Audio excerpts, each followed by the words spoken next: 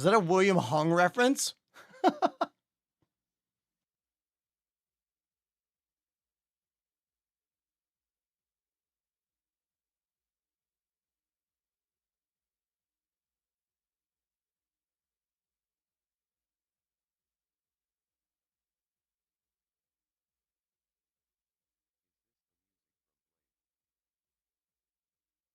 It sure is.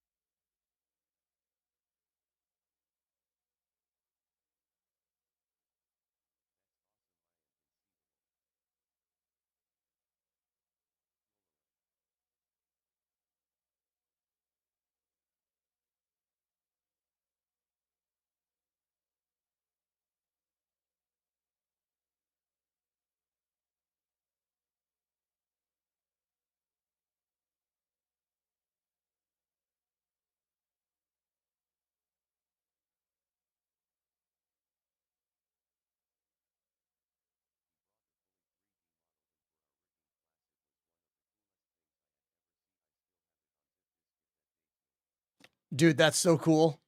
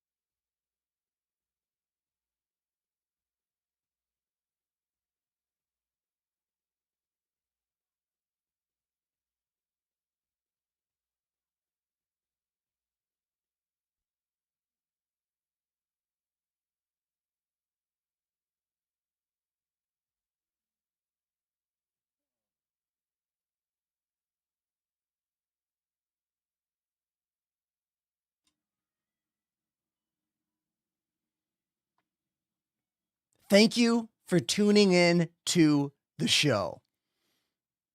I'm your host, Ender. Hi. We are live and direct from my beautiful studio here in Brooklyn, New York. I'm just getting into everything. I'm running a little bit behind today. Sorry, but I'm here, all right?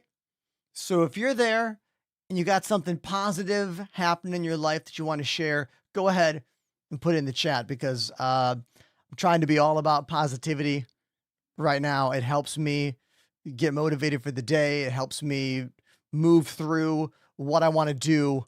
And it's just really important. It's easy to focus on the bad stuff. It's easy to focus on the negative.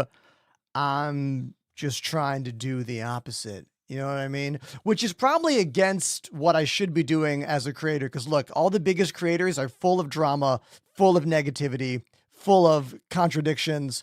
Maybe I'm doing this wrong, but that's a talk for a different time. Thanks for being here. The Corsair giveaway is still going on live. This goes until Thursday. So if you want to win this super ultra light gaming mouse from Corsair, the link is in the bio and also in the chat. If you know what to type,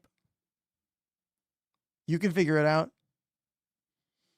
Also, to the literally no one watching on YouTube, I finally fixed the YouTube streams. So that's good for the no one that's there.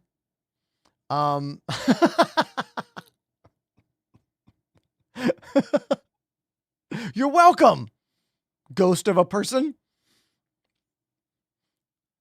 Would you say salvage is more fun or combat? Well, Jojo, that depends on you. What do you like doing? Do you like pew-pewing other ships?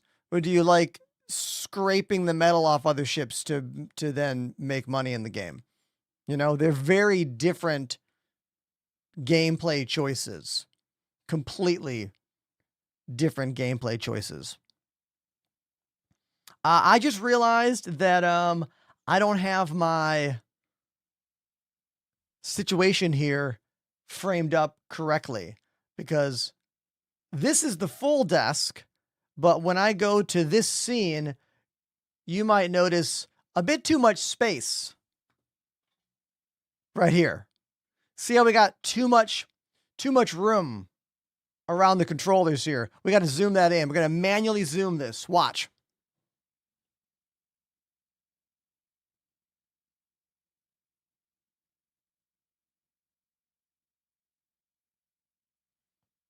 There we go. See? Manual zoom to get it nice and tight on that brand new Corsair Galleon 100 keyboard. Great question. Well timed. Mr. Reaper says, how are you liking the new Corsair keyboard? Do you think it's worth the price tag? I do. I do think it's worth the price tag because think about what you're getting. A Stream Deck alone is $100 to $150. And a high quality mechanical keyboard with hot swap switches and all the bells and whistles is also going to be around $150 to $200. So put that together and this thing costs $350. I think it's fair for what you're getting in this very unique, very niche keyboard. It's not for everyone. The comments I've been getting online about this keyboard are, frankly, ridiculous. I get everything from, whoa, I want that keyboard, to, so instead of pressing in, I press a different key. I don't get the point. But like anyone that thinks like that is an idiot or is too smart for their own good. Like maybe you can memorize hundreds of different keybinds, but I think the majority of people cannot. I think the majority of people would want a keyboard that allows them to take the keybinds they can't remember, like Alt-H or right Control L or whatever, and put them on little macros on the Stream Deck. But I get wild comments about my videos about this keyboard. Like, They're hilarious. Sometimes I read them and I'm like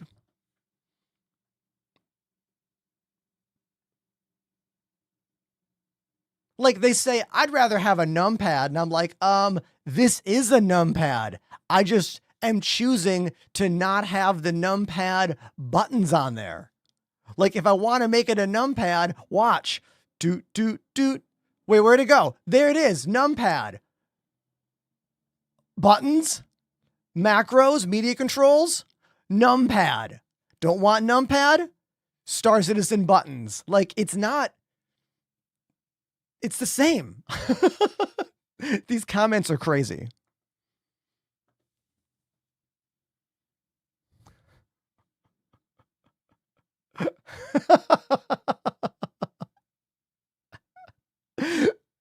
Great comment here. What's the point of a numpad anyway? There's legit numbers on top of the keyboard. Exactly. Like these are the kinds of brain dead comments I get on videos online. It is wild. It's wild.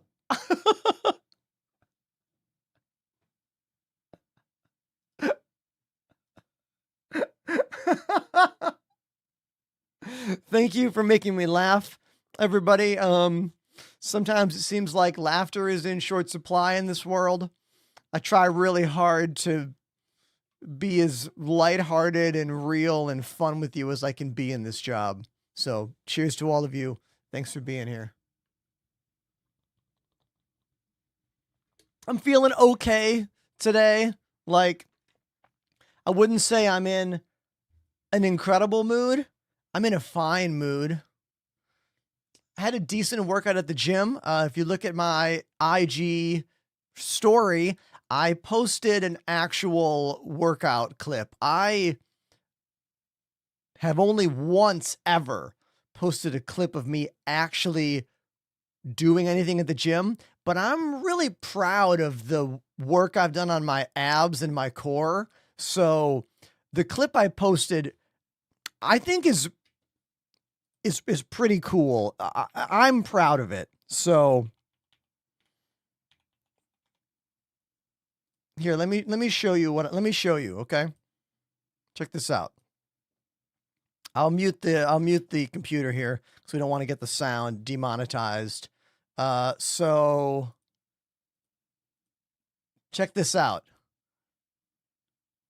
These are to work on the upper abs, the hanging, and you go all the way up. I'm really proud that I can do this so successfully without swinging. So I do 10 of these. And then when I finish these 10, I go right down to normal hanging. I'm sorry, normal like leg lifts like this. Right here to the normal ones. And again, trying to not swing, try to not have too much momentum to help me. This is more the lower abs. So these are upper abs and lower abdominal workouts. I can do these hanging as well. Takes a lot on the arms though. Look at my face at the end here. Look at my face. Look how happy I am. I wanted to share with you. So thanks for watching. And what's this?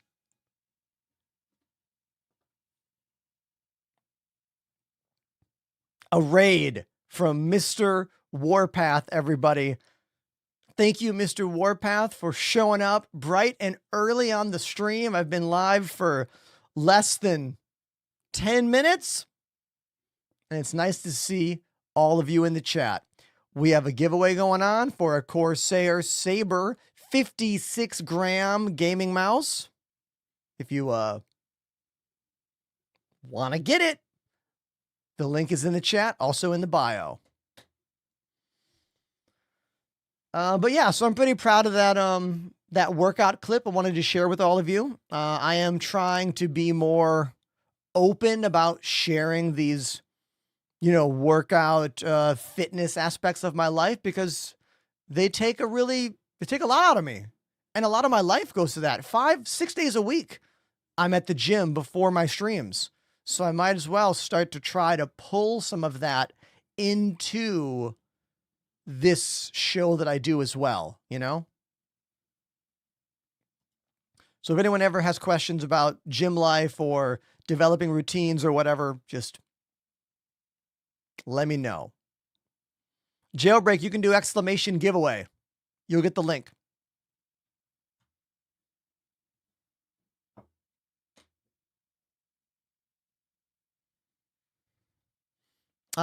So this is day 3 using the Corsair Galleon 100 keyboard.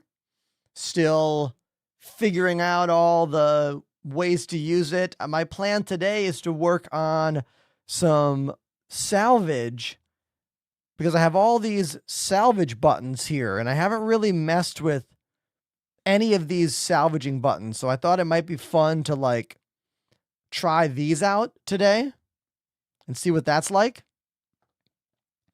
So that's kind of my fan. Oh, Mr. Warpath was a personal trainer for 5 years. Oh, I had no idea. Warpath, did you see my clip right before you rated me? If you didn't, as a collegiate professional trainer,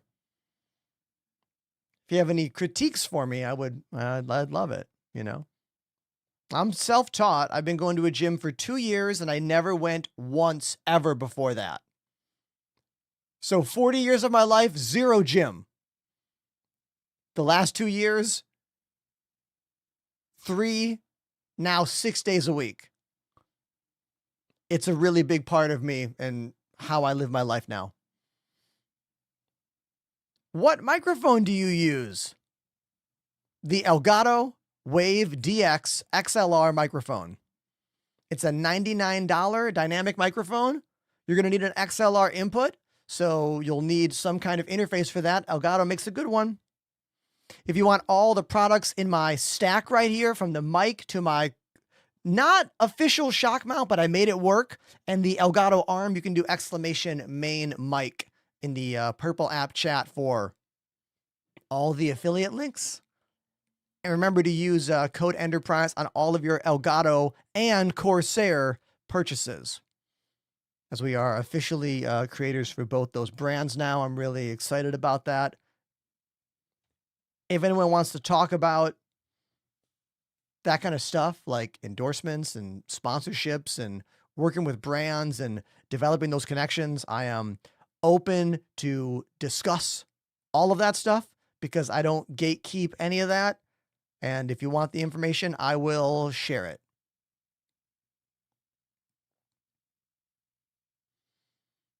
I am not from Brooklyn originally.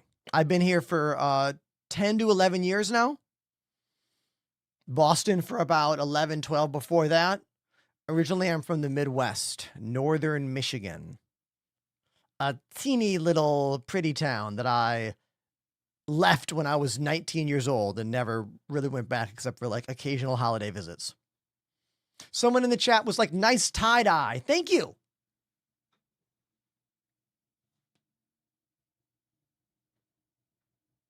When I went to the LTX Expo, Linus Tech Tips, a couple years ago, they gave me this shirt and I got to make this custom screwdriver with my custom color scheme. And it was a really fun time. Got to meet Linus and the whole crew, and I got to tour all of their facilities, and it was really awesome to like be in the place where some of the biggest YouTube videos for tech content have ever been made, you know? It was a really good opportunity. I hope I get to go back there one day. I'm actually going to be reaching out to Linus Tech Tips and all the crew there soon, because if you did not hear my news yesterday, AMD and I are going to be working on an exclusive, incredible Threadripper based streaming computer system for my channel. I don't have any details yet. I'm still in talks with them, but I'm feeling very, very confident that it's going to happen. And once some paperwork is signed, once it's happening, I'm going to be reaching out to LTT to see if they're interested in doing some kind of video with me about this computer, about why I want it, because it seems like the kind of high level stuff viewership from Linus Tech Tips would want to hear about. Like drummer, Star Citizen streamer in a Brooklyn, New York apartment building that has 12 cameras upgrading to a Threadripper system. I feel like they would care about that content, you know? Like I think it would be good. I think there would be good collaboration there. But I don't know. I'm getting ahead of myself. We got to wait and see what happens. I just realized I didn't turn on one of my lights. Look at this. See how dark that scene is? On the right-hand side, you can see one Elgato Keylight Mini illuminating the bass drum. TikTok, sorry, you can't see it. But the left side is completely dark. I'm going to go turn on the other Elgato Stream Deck Mini. Watch this. I'm sorry, Keylight Mini. Pardon me. Keylight Mini.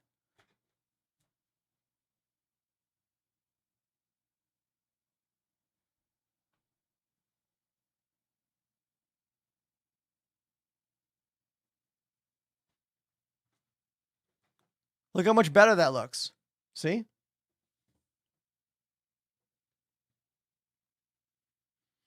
The YouTube stream is working. I fixed it.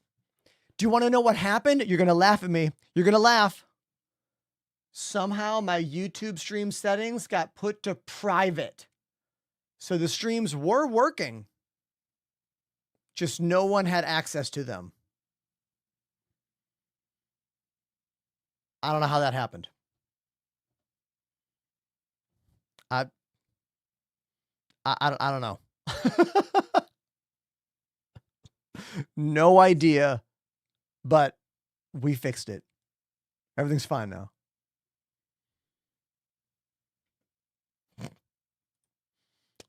So I guess we'll just hop into Star Citizen right now. Might as well.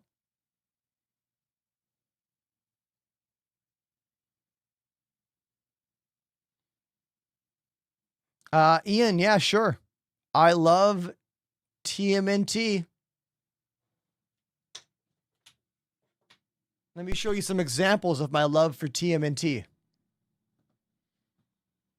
Wait for it. Wait for it. The screen, sometimes this happens. Sometimes this happens. Give it a second. It's going to fix itself. I know it. I know it. It's going to, don't, just keep waiting. Keep waiting. It's going to fix itself. I know it. Come on. Come on. Come on. No.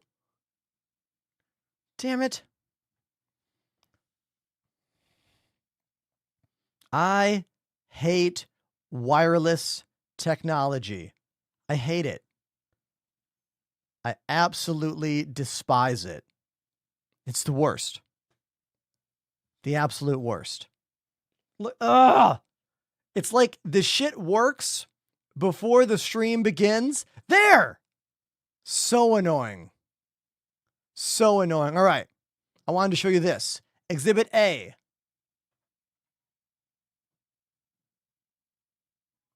This amazing turtle statue diorama I got at Comic-Con last year. Exhibit B. My gigantic Ninja Turtle from my childhood. This is like from the late 90s. My Leonardo 5-year anniversary still sealed in box golden figurine.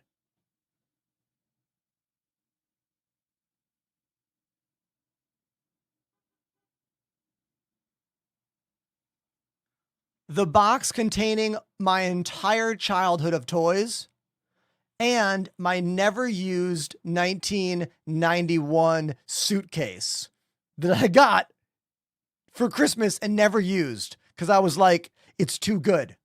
It's too good. I'm going to ruin it. Oh, and then this bin down here, this bin is all Ninja Turtle comics. That entire green bin is full, and the top are all comics I haven't read yet.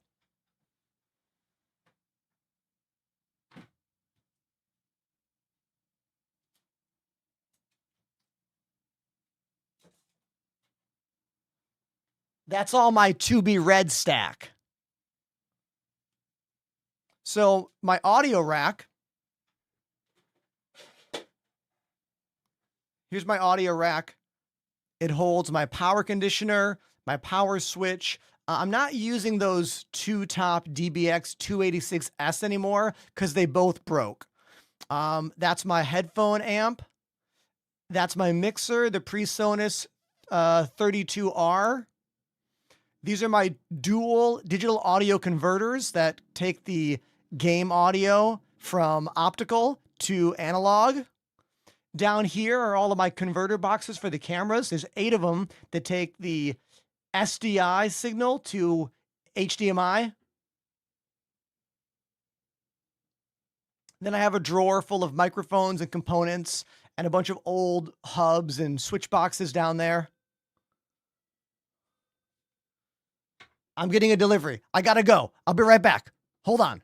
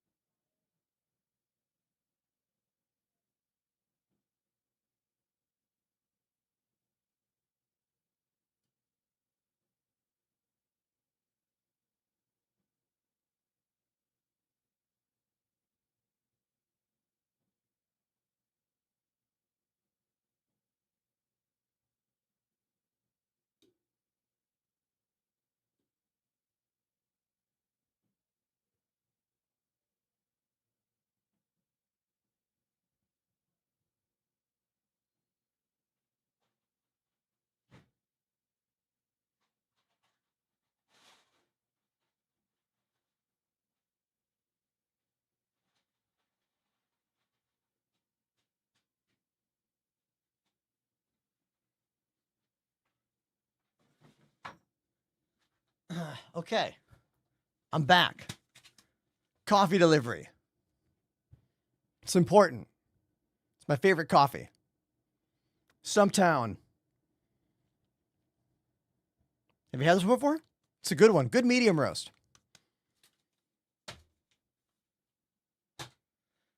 Did I get a donation? I did. No way. Toy Soldier. Thank you. Thank you so much, man. What did they ask for? They say, "Sup, everyone. Hope your day/night is going good. Would you still be there by Of Mice and Men?" I toured with Of Mice and Men in 2010 when I was in Far From Finished. We were both on the Skull Candy stage. So we played before or after each other many times for that 2-month tour. I can't remember which song this is, but I can definitely go play it for you and give it my best shot. Let me cue it up.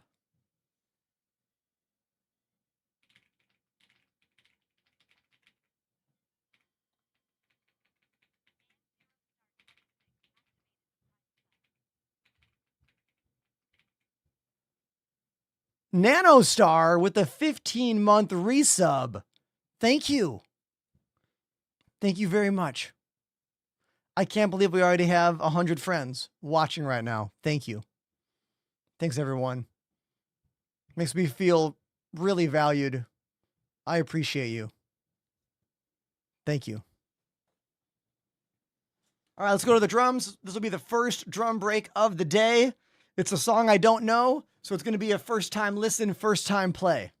It's for Toy Soldier. If you want a song after that, exclamation request to learn how.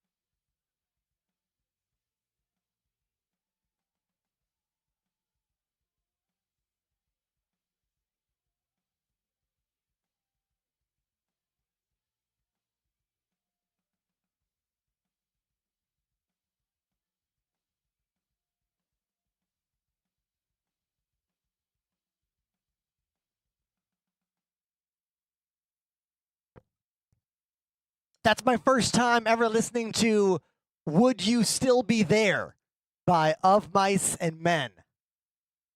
There was a lot of very tricky kick drums in that song. Like when I was listening in the beginning, I was like, man, I can't figure out what this is. Am I going to get it? I just decided to not try to get what was on the song and just like feel the vibe and go for it. But listen to all these bass drums here. I'm gonna rewind. Let me rewind.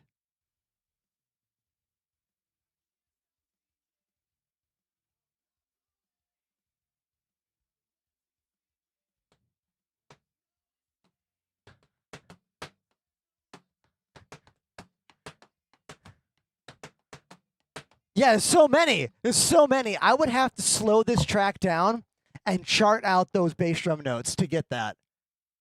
Like, the only way to learn that song and learn that groove is to listen over and over and over and over and over and over and over and over and over and over and over again. Or slow it down and notate the bass drum parts, find the patterns. If I had to play it tomorrow at a show, that's what I would do. There's this great app called Moises. It's like the word noises with the letter M at the beginning, and it lets you take any song and then slow down or speed up without changing the pitch. It also lets you adjust how loud the instruments are. It works incredibly well. I used it a year or so ago when I had to play those shows with Chad Smith from the Chili Peppers. If you don't know about this, I did 3 shows with Chad Smith on drums. I was playing keys. Exclamation Chad Smith in the chat to see a music video from that. But I had to learn like 15 or something songs in like 2 days. And that Moises app is the only way that I was able to pull that off. Absolutely. Otherwise, I wouldn't have been able to do it. And it was on keys, too. I suck at keys. I'm way better at drums. There we go. That's the end of the story. Once again, go watch that video with me and Chad Smith. He played at the Grammys the other day for the Ozzy tribute. How amazing, like, I know. All right. Exclamation Chad Smith in the chat. Let's go back to the desk. If you want your song, it's exclamation donation in the chat.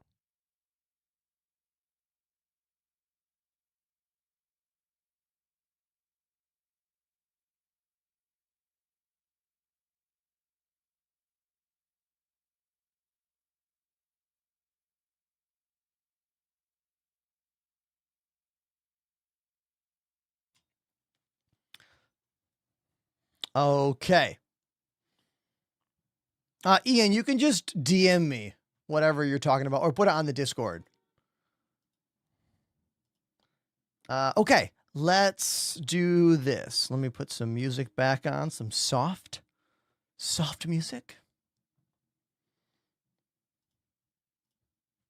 There we go.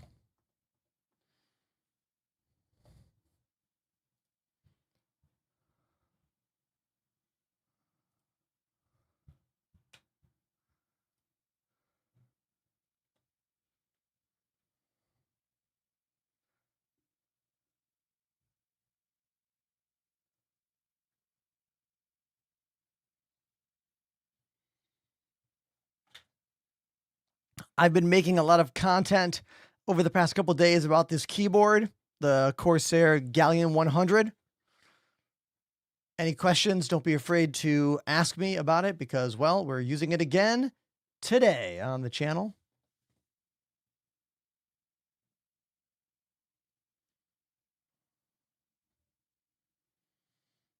So the reason I was excited about the coffee that came in the mail today is I have a new coffee maker in my living room, or rather in my kitchen. And it's without a doubt the swankiest coffee maker I've ever had. Does anyone else out there on the channel have one of these? Hold on. Anyone else have one of these babies?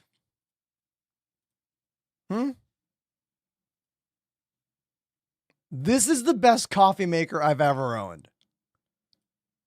It's by Fellow. And this is not sponsored. They didn't pay me. I had to buy this. Like, it's so convenient and so delicious. What I like about this coffee machine is that when you click on the little face right here, it says, how many cups of coffee do you want to make? From like half a cup all the way up to like what? Like 8 or 9 cups or whatever. And then it gives you the precise, to the fraction of a gram, weight of that coffee. So literally, I just go from hitting the button on the coffee machine to the scale and then right into the grinder. And then it makes perfect coffee every time. I got this grinder as well. The granularity on the grinder is also really impressive. Like, it can do everything from espresso to like French press, AeroPress, normal coffee. Like, it's very impressive. Yeah, it's a little expensive, but for the taste you're getting, I think it's worth it. So that's my new favorite coffee company. They're called Fellow. They don't know me at all, but I know them, and I'm really enjoying what they do. So any follow-up questions, you can let me know.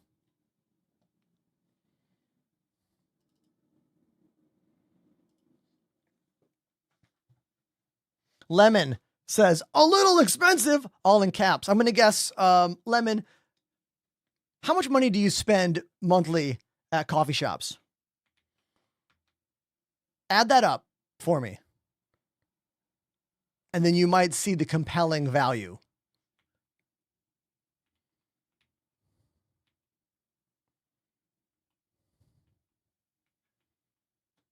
Cooking, do you have one?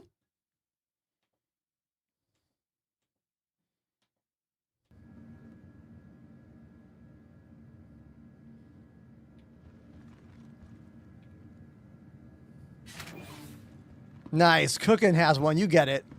You get it.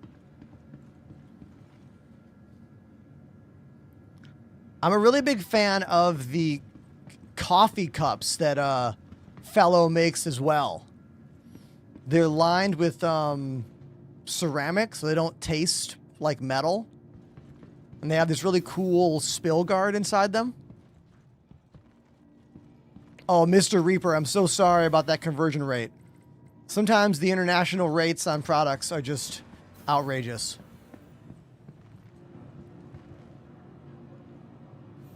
Yeah, Lucian's right. If you spend $5 per day on a coffee cup, it's like $1,800 a year. Now, granted, most people don't go every single day. You know. What would you recommend for RAM in this game? 32 gigs. 32 gigabytes of RAM is what I would suggest.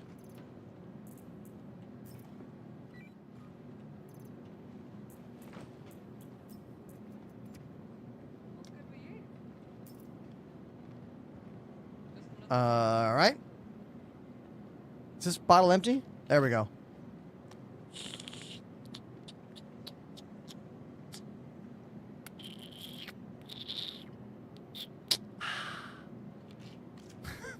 That joke is so dumb, but I refuse to ever stop.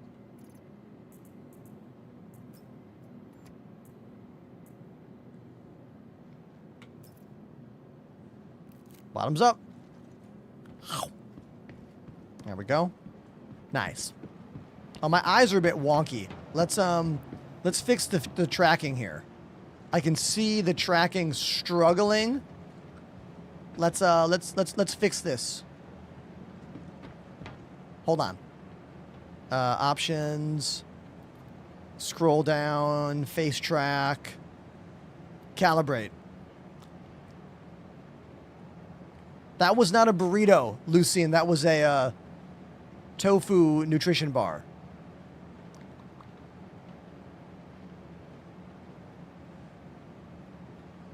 All right. There. Much better. See? Okay.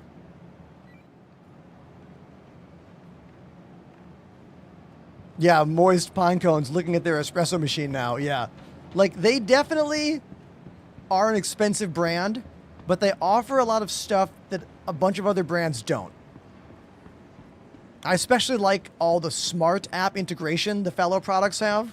Like, you can start brews from your phone or, like, time brews daily.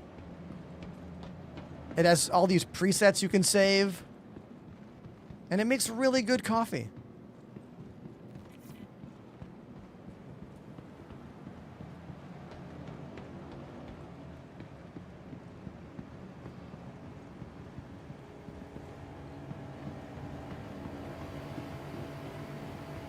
Infested Steven, did you know there's a selfie button in the game?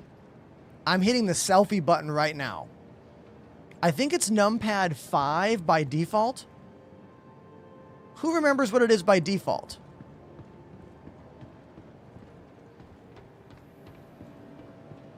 Yeah, Moist Pinecone, if you're looking for a coffee pot and grinder combination. To the ASOC vehicle retrieval system. The fellow stuff is really compelling. Like, there's a lot of wonderful reviews online too from like legitimate full-on coffee channels, like channels that are only about coffee, which is not what I do. I am not a coffee channel.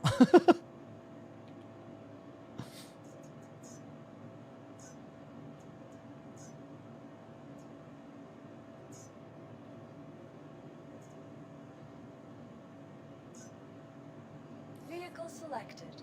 Stand by. Your vehicle has been delivered to the following. I mean, I drink coffee.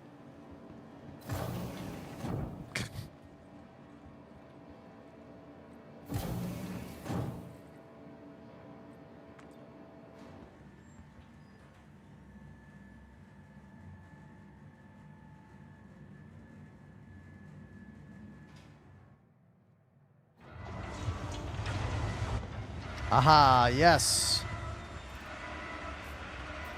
The Vulture, everybody. Thought we'd do some salvaging today for fun.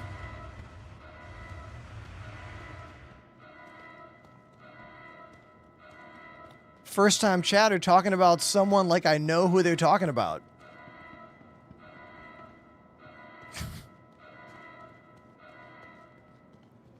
Are you the person you're talking about? If we're going to name drop anyone, it's got to be someone that everyone knows in this game, like Chris Roberts. Or, I don't know.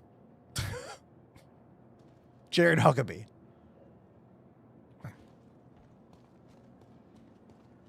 Oh yeah, mining. I might do some mining today too.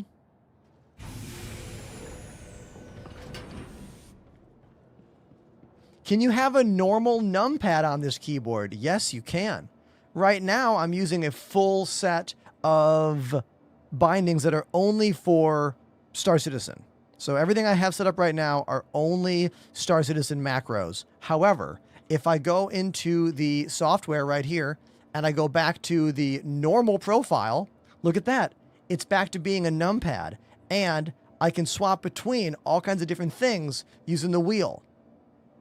If I spent the time to do it, I could make it so that I spin the wheel once and go from my Star Citizen buttons back to the numpad. I just haven't done that yet since I'm only using it for Star Citizen. And if I need a numpad for me, I just use this, a legit numpad on my desk. But you could make that a numpad with one click of the dial. The Corsair Galleon 100 keyboard.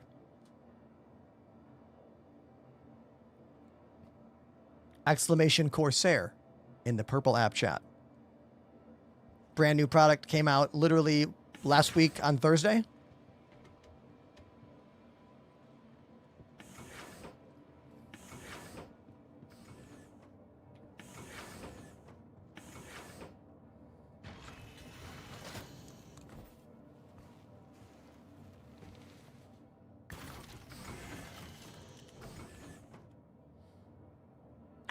Okay, so Zarius, that's your name? Zarius? Yeah, learning how to avoid unwanted PvP can be tricky in this game.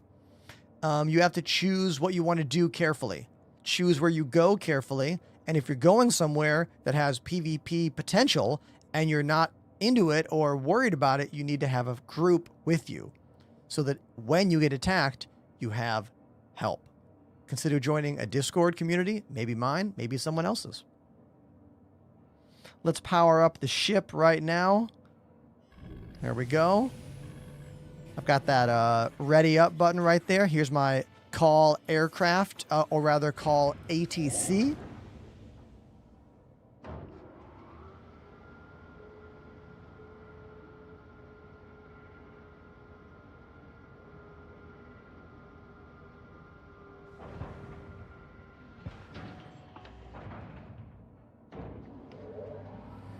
Zarius, I don't know if I really like your vibe here. Like, do you want to be a part of this channel? Like, I don't get you, dude. Either way, have a good day, I guess.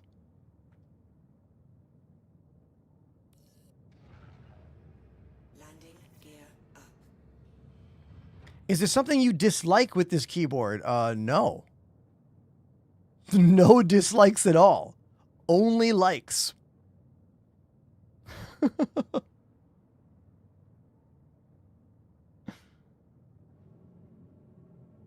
I think our friend, I'm going to use the word friend in quotations here. Our person talking to us, Zarius, is dealing with their own inner conflict and inner turmoil about this game, and they're choosing to take it out a bit on all of us in the chat.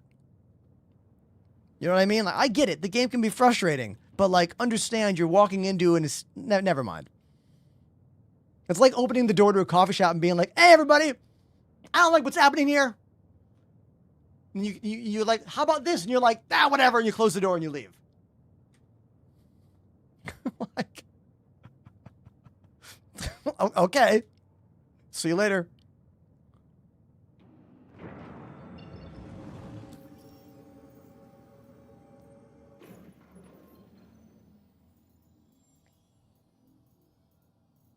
You know how many messages I read in chat every day for the last 6 to 7 years? A lot.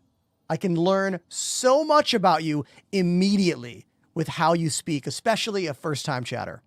Now, I'm not saying there's no first-time chatter redemption stories. Those exist as well. They do.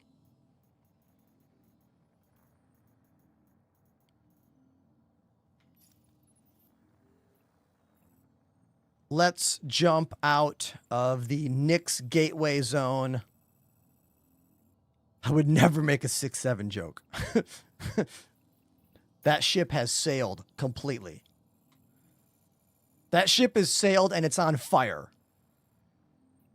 You know what I mean?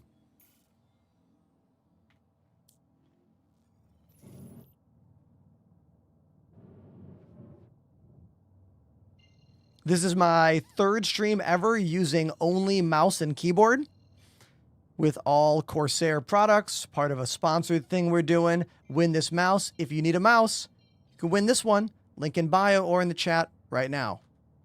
It's a 56-gram, super lightweight, wireless gaming mouse from Corsair called the Saber.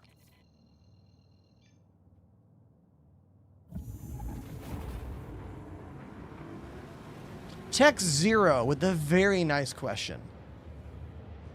Wait, is that Vertigo saluting? Yeah, okay. They say, "How are you and your wife doing?" We're doing pretty good. She's working a lot right now. Her job has gone from work from home for the past 4-ish years back to in the office. So she's definitely transitioning back to go into office life, which has got to be challenging. Anyone out there ever go through something like that? You know what I'm talking about.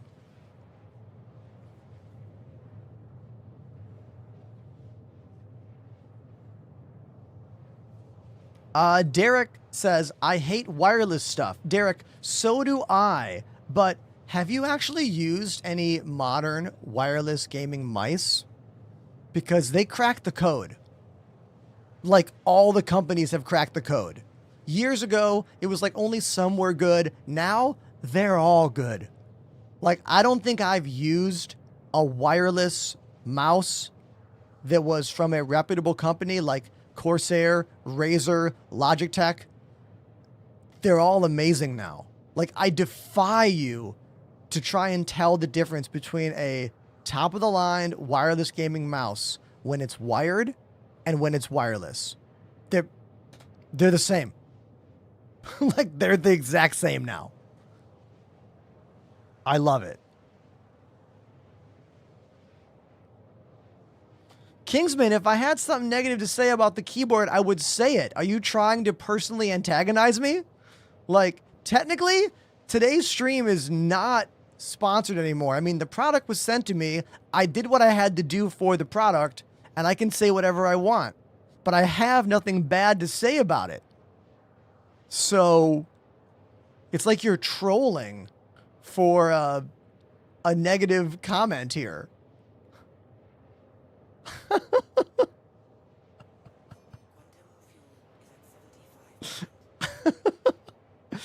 You want to hear something negative about this game, Star Citizen? Holy shit. I could talk for the next hour straight about negative things about this game if I wanted to. But I don't want to.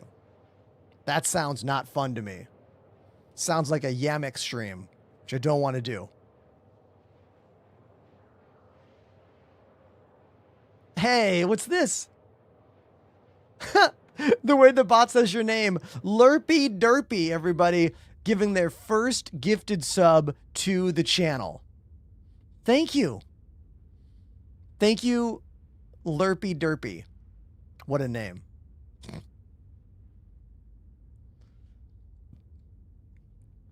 Should I buy the Anvil Asgard or a different ship for my day-to-day PvP against players and NPCs? Well, the Anvil Asgard is a great ship in this game. It's basically a big upgraded version of the Drake Cutlass Black. To have its full firepower, you are going to need a second person to man that gun at the bottom. Its main purpose is to take things places, like vehicles or cargo.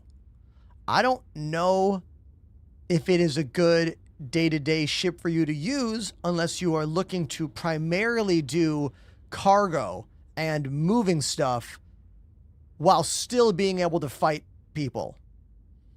If you want a ship that is just for, as you say, day-to-day PvP against players and NPCs, I would think a more combat-focused ship could be a better choice for you. Like an F-8C Lightning, or a Super Hornet, or, I mean, hell, even an Arrow or a Gladius are really good PvP ships.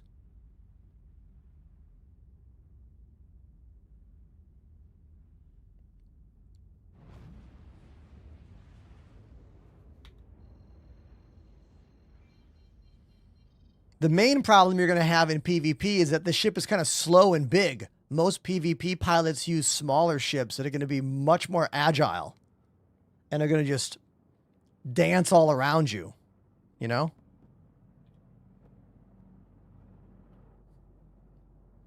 Kingsman, if you're going to get this keyboard, come to the purple app and use my link, !Corsair. Does the Shiv have about the same as an F7? What do you mean?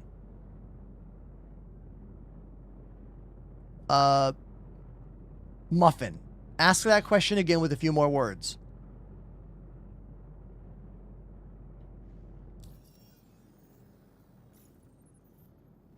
Scorpius is one of the best two-person combat ships in the game. That and the Hurricane. Like, literally can't go wrong with either of those ships.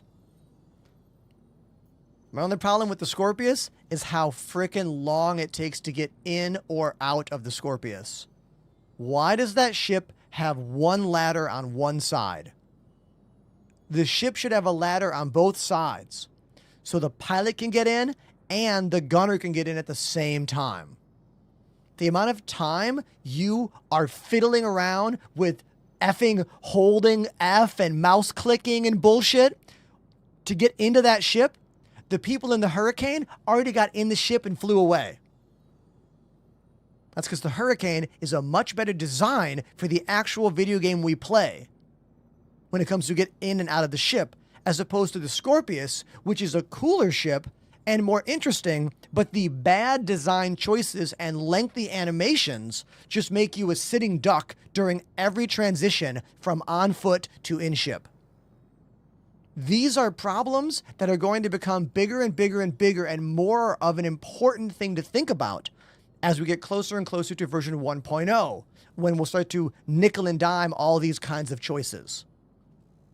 It's that difference between design and functional gameplay.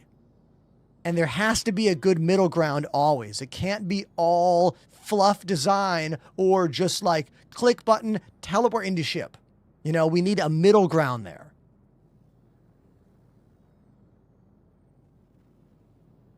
Thank you for listening to my speech.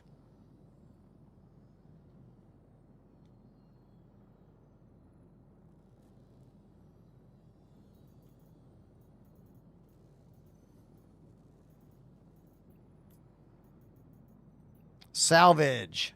Let's do it.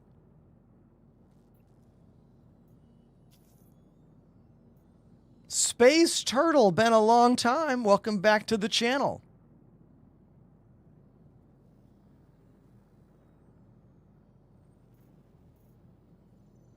Where can I get the Scorpius? Type exclamation search in the chat. That's my favorite site for looking up that kind of information.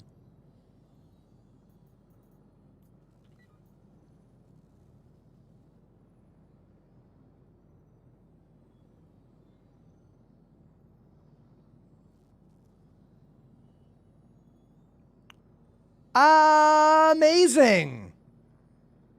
You are the first new Prime sub of the day. Not a resub, a brand new Prime sub. Thank you for clicking that button and subscribing for free. Appreciate you. Hey everybody, Salty Mike just posted a video about me.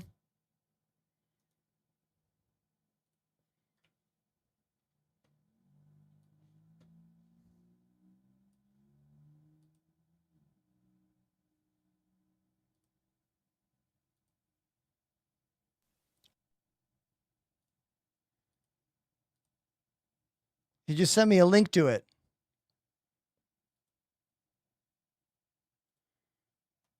Hold on.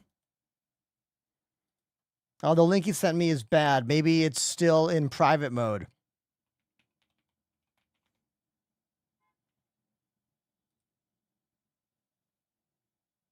Yeah, I think it's still set to private, so I can't show it to you yet.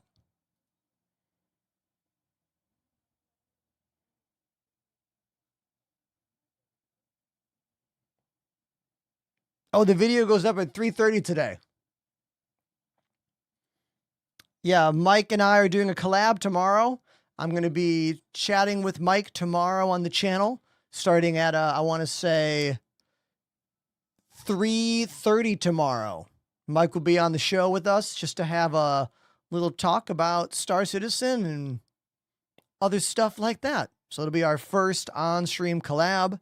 If you don't know who Salty Mike is, I would say he's one of the biggest YouTubers for this game, Star Citizen. We have very different takes on broadcasting, very different takes on entertaining. We are incredibly different individuals just in general, but we both happen to love this game.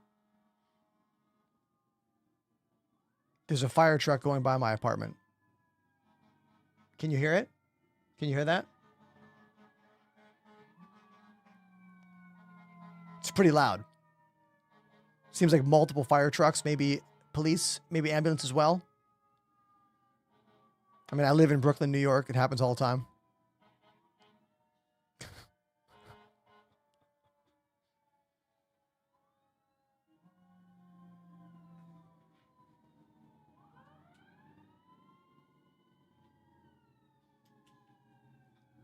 So, yeah.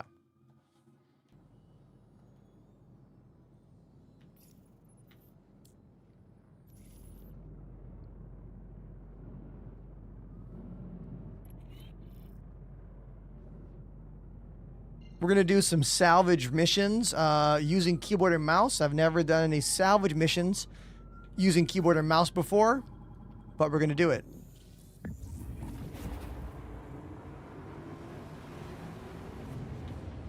Stop the jump. Go into the wrong place. Right there. That's where I got to go.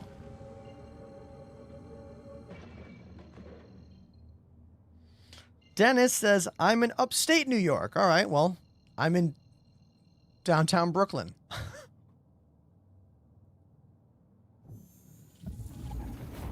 No offense. You got to love any comment that starts that way. No offense.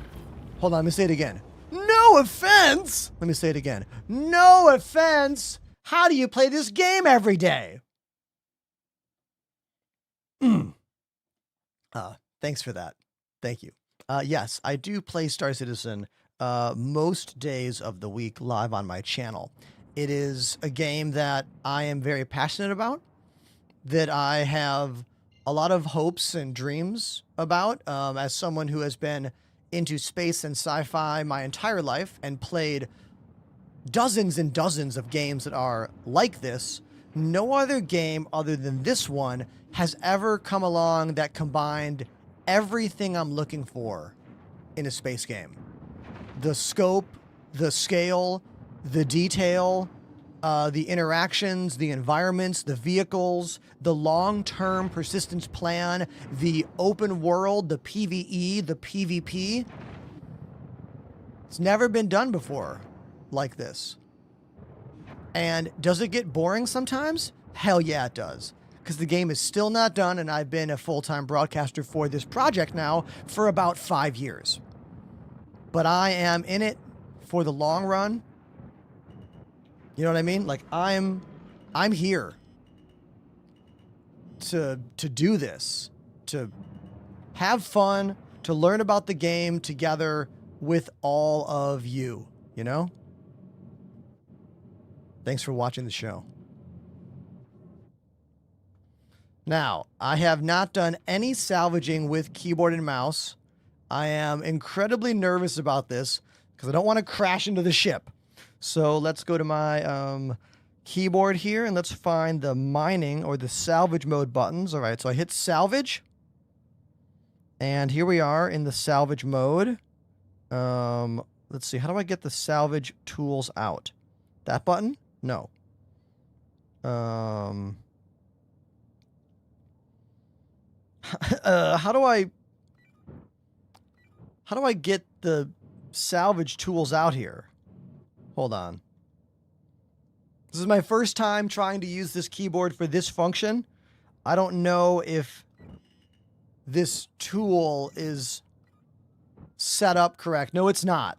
So whatever is supposed to be happening here, let me look at the bindings. Let's look. Because again, I didn't make this. Someone else made this, right? So it looks like I have gimbal mode, G. I have toggle fire left, toggle fire right, salvage all heads, fire fracture, disintegrate.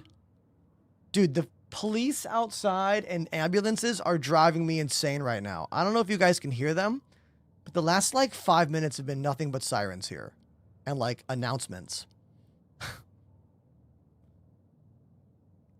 My headphones are open back, so I hear everything. All right, looks like there's no button to actually start the salvage mode here on this, which is something I would change. I know the button is M, but this is my first flaw that I have found in this Icon City Star Citizen pack that I downloaded on the Elgato Marketplace. This top button should just activate the mining mode, or rather salvage mode. So I will do that manually. And now that these are out, I'll hit left click.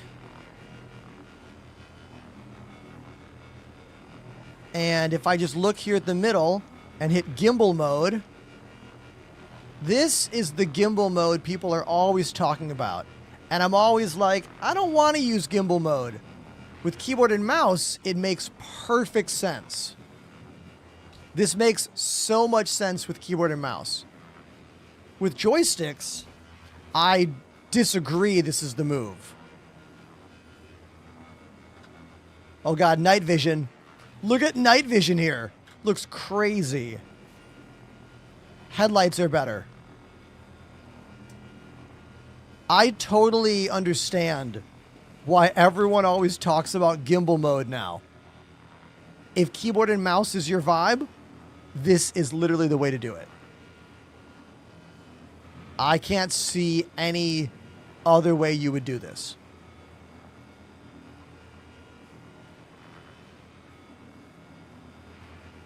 Do you remember buying the game and playing for the first time? I do. It was September of 2021, and I called it Star Citizen Timber. I played every Monday night in September. because I was playing Elite Dangerous as my main game back then. And in fact, my first week of streams, I have a compilation of those clips on my Twitch page right now. It's still saved. You can still go back and watch those clips. The comedy is that some of those glitches are still in the game.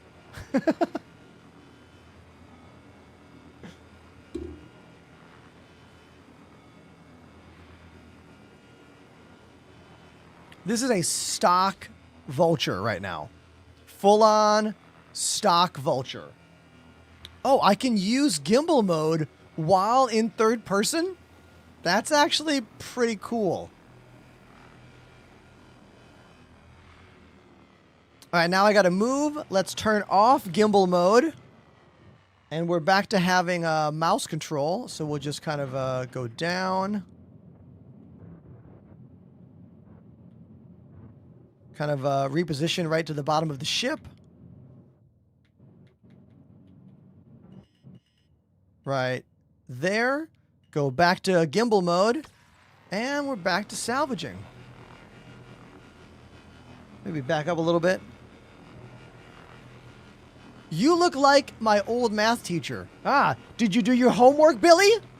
Did you do your homework? 2 + 2 = 4. That's right. Good job. Great job. Your mom's going to be so proud. Is that what they talk like? Is that what they did?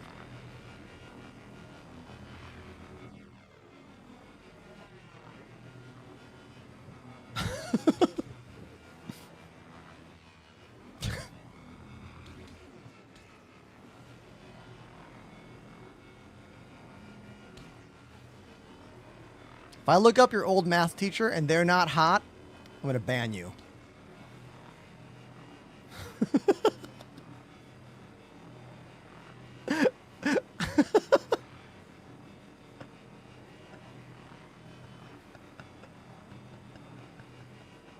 Oh, damn. I was in Manhattan the other day, and someone asked me if like a random person, I was at a show. It was actually a Broadway show. I was seeing Keanu Reeves and Alex Winters in Waiting for Godot. Very cool to see Keanu Reeves and Alex Winters, the original Bill and Ted crew on Broadway, right? But I'm waiting for the bathroom, and this guy walks up to me, and he says, "Hey, do you write for The New Yorker?" And I was like, no. He was like, "Oh, I thought you were one of my favorite critics. They write for The New Yorker." And I was like, "Oh, that's cool." And then I asked what their name was, and he told me the name, and then he walked away, and then I looked up the guy. This was a 60-plus-year-old man with an all-white beard that is just huge and crazy. And I was like, do you not see me? Do you just see bald beard man and think we're all... Never mind. It kind of pissed me off. I'm not going to lie. Kind of rubbed me the wrong way. Like...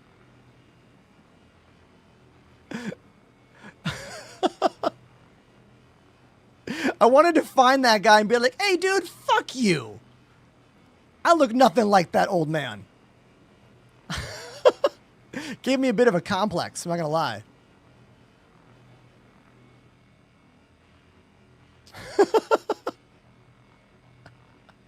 But I would never do that. I'm too nice.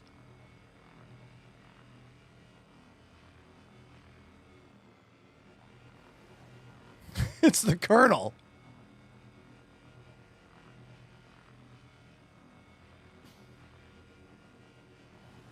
I wonder if I can find this guy. Hold on.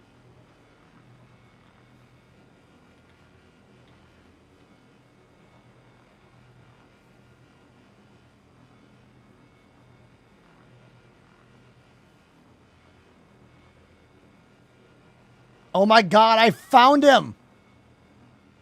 I found the guy that he was like, "Oh, you look like this guy." Wait until you see this.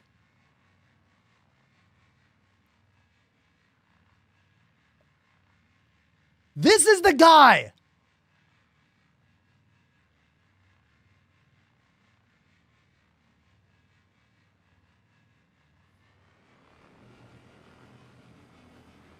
Can we all collectively just say fuck you to the guy that thought I was this dude? God damn it. Am I still annoyed by it? Yes.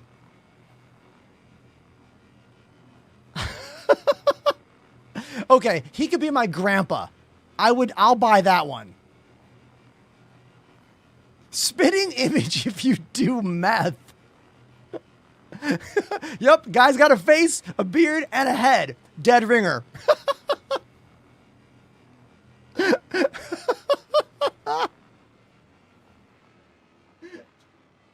Oh man.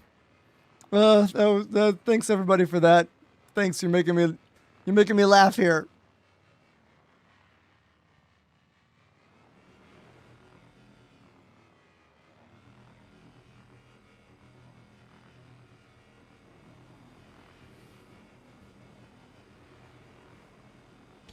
All right, let's move into disintegration mode.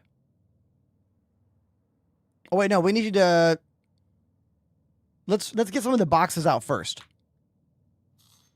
Okay.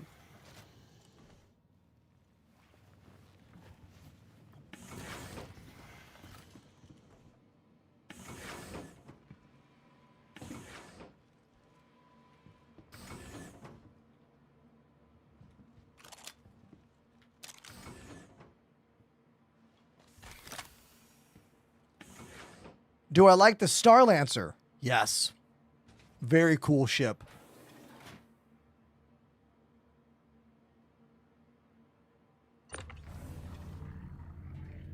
In terms of in-game functions, the Star Lancer TAC might be one of my favorite ships in the whole game. But the regular Star Lancer is also a really cool ship.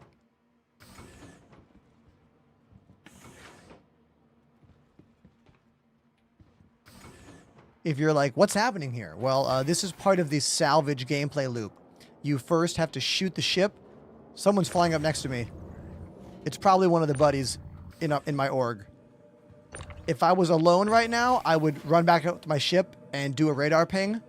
But it's probably one of my buddies, since I'm in a group with them. So I am not concerned.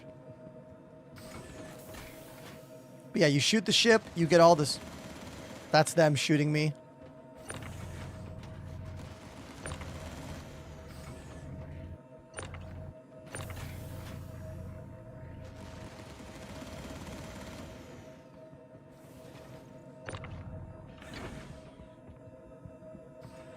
That's Fireball, everybody.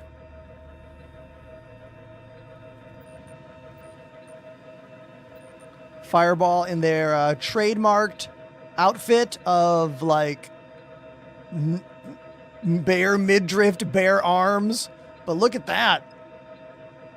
Look at that Skeletor helmet. Till we meet again. Right? That's a good helmet right there. I'm working on my Skeletor. It'll get better, okay?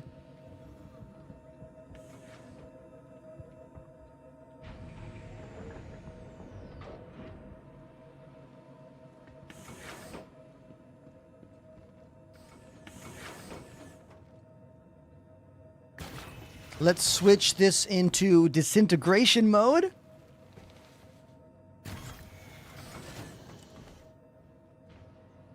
Like this.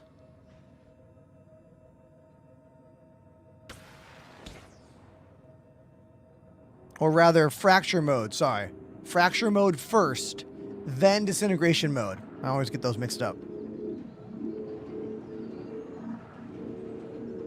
The lore here is that I am vibrating the molecules of the ship, so much so that they're going to spontaneously combust.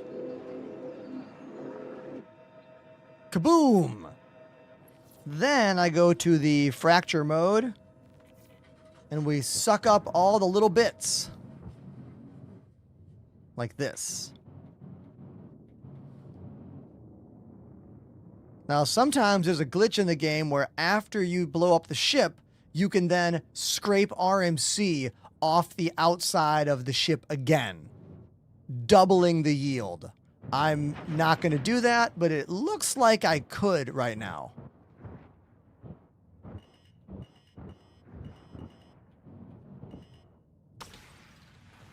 Yeah, literally. I can see it coming off. Right there.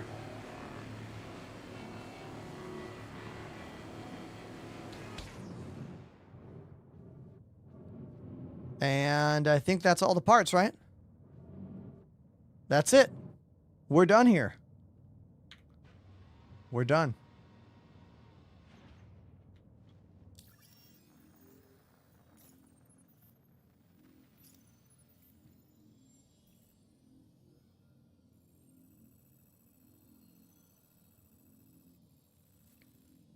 Let's get back to Origin. Actually, no, let's do another one.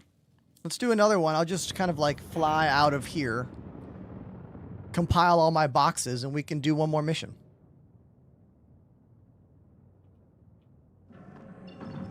I just want to fly away a bit.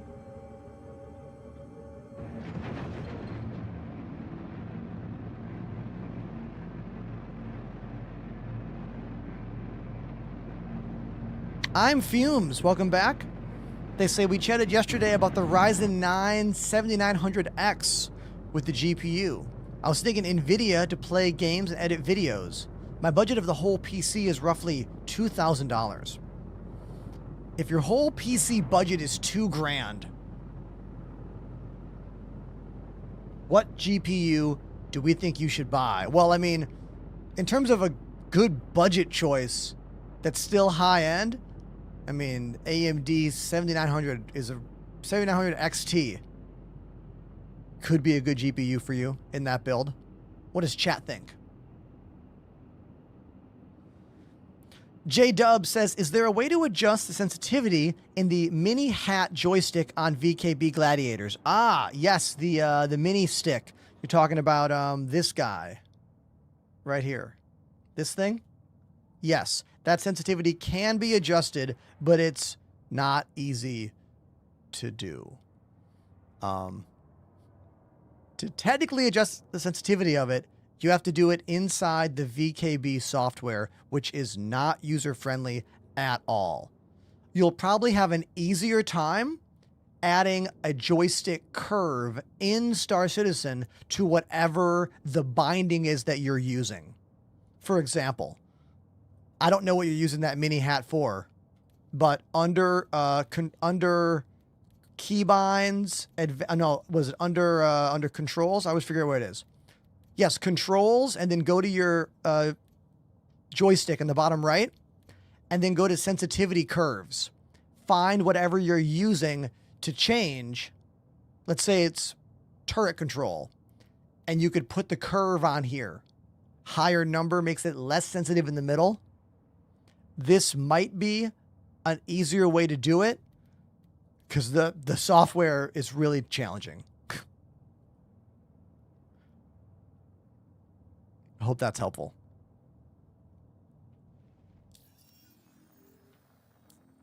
Let's get downstairs and get the rest of these boxes out.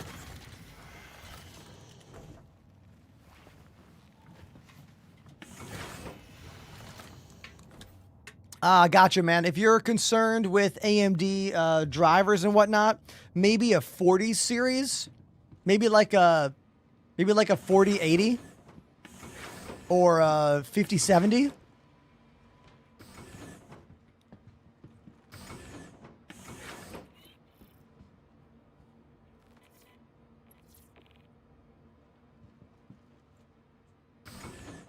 It's really hard in a vacuum for me to suggest what GPU for you to use. I'm not really a PC build focused channel in general. You know what I mean?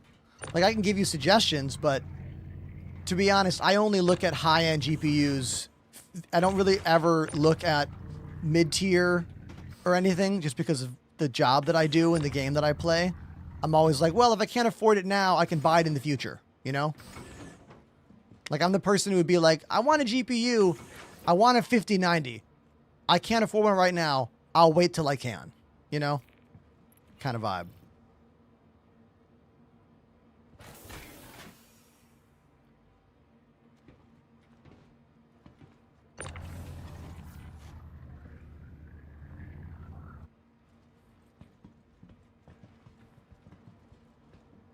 That's it?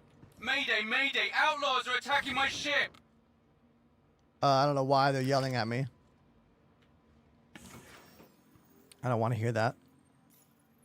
I will only listen to Enterprise for my PC advice. That's sweet of you, but listen to other people too. LTT is a great resource. My buddy DePoets, great resource. I like Bitwit Kyle. I like Paul's Hardware. Jay's 2 Cents. These are all great channels for tech and PC computer content.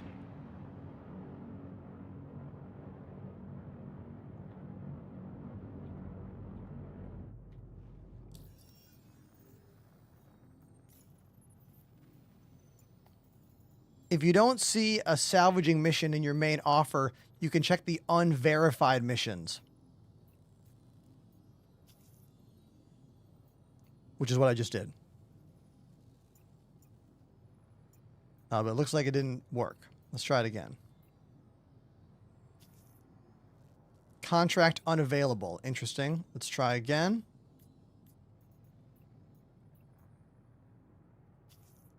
Okay, I think that one is glitched out. Let's try a different one. How about this? Prospector cleanup? I'm gonna jump somewhere and try this all over again. I can see it being kind of bizarre. Hey, DePoets, did you hear me talk about you? It just did. And yes, Mike sent me a link to his reaction video about 15 minutes ago, and I was just about to talk about it. So, yeah. Tomorrow on the channel, Salty Mike will be joining me at about 3:30. We're going to do a little round table conversation because I've never really talked with him before. Ever. But it looks like Mike did a reaction to my recent video from last week entitled Star Citizen Burnout, a topic that a lot of us have something to say about because loving this game ain't easy. It is frustrating AF to love this game, right? It really is. It really is. So why don't we take a look at this video? Why don't we check it out? It's a 34-minute video? Bro farmed 34 minutes of content off of watching me talk about SC for 7 minutes?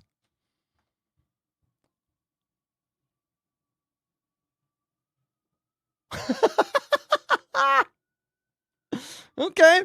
Well, let's check it out, shall we? I don't like to revel in anyone's misery in this game. I really don't, I swear. But I said this a few minutes ago because apparently somebody said Enterprise was burned out and he made a Star Citizen burnout video. This, number one, this was the risk with the way they developed last year.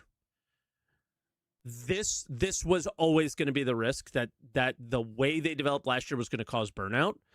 And I definitely felt burned out at points last year because it was just like constant patches. But like, hold on. If you don't know who Mike is arguably one of the biggest YouTubers for this game. Yes, Mike and I both make content for this game. Yes, we are both critical of this game, but ultimately we are completely different kinds of entertainers. Like one look at my room here And one look at Mike's room there lets you know that we are different people before anything else even happens. And I know he's going to be critical of some of the things I said in ways that I predicted. Because I think about everything I do. Like everything I say, I think about the way someone could misconstrue it or change it or alter it. So I'm going to be very curious to hear what he has to say to me here. So let's keep watching. None of them really, truly felt like they were moving the game forward. I think where Star Citizen always breathed life back into itself was talking about doing big things and then doing 10% of that big thing and everyone being like, well, it's going to be really good when they actually do it, right? Like that kind of thing. But I always feel some sense of vindication because I've always had so much negative pushback towards me about being frustrated by the priorities of Star Citizen and the company and not putting the game first, putting everything else first. Now, I think they are putting a game first. I just don't think they're putting Star Citizen first. And I wish they would. I totally understand why they don't, so on and so forth. We don't need to even get into that conversation, but it doesn't mean it's not frustrating. But regardless, we have a video from Enterprise titled Star Citizen Burnout. I don't think I've ever reacted to an Enterprise video before, so let's throw the video in there. He's a really great guy. He's reached out to me a number of times through like other people about collabing and playing, and I'm always like, I'm free, just let me know when. And then just he would never hit me back up. So I was like, oh, okay. I'm always down to play. Like typically, if you ever want me to like come on your podcast or something like that, I'm always down to talk Star Citizen. I think it's really, really good. One of the hardest things in the world of streaming is actually making collaborations happen. Everyone that does a job like me is incredibly busy. You might think we're just, oh, I'm on camera, now I'm off camera. No, it's hours and hours on camera and hours off camera, posting videos, managing everything, getting the equipment to stay working on brand deals, emailing. It's a lot. So that's why I never actually wrote Mike. I've never actually written him and been like, hey, let's do this, because I'm so freaking busy. For the reason that I stated earlier, I think I get very misunderstood sometimes because people will see a clip of me being really upset about the game and then make that like my whole existence to them. And anytime I've come on like a podcast and just talk about the game, it's usually a somewhat more balanced take, and people are like, oh, okay. So anyway, Enterprise is burned out. Let's hear why and what's going on. Wait a minute. Icon City is in my TikTok chat.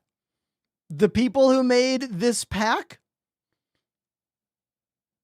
Welcome, Icon City developer. You know why I chose this pack?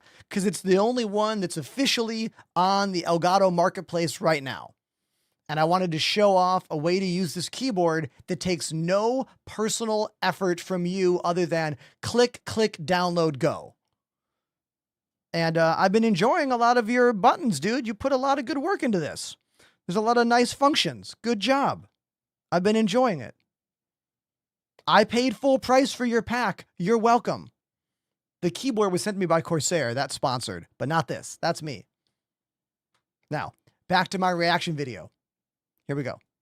Loving Star Citizen is incredibly exhausting. Let's talk about that. Yeah. I have a lot to say.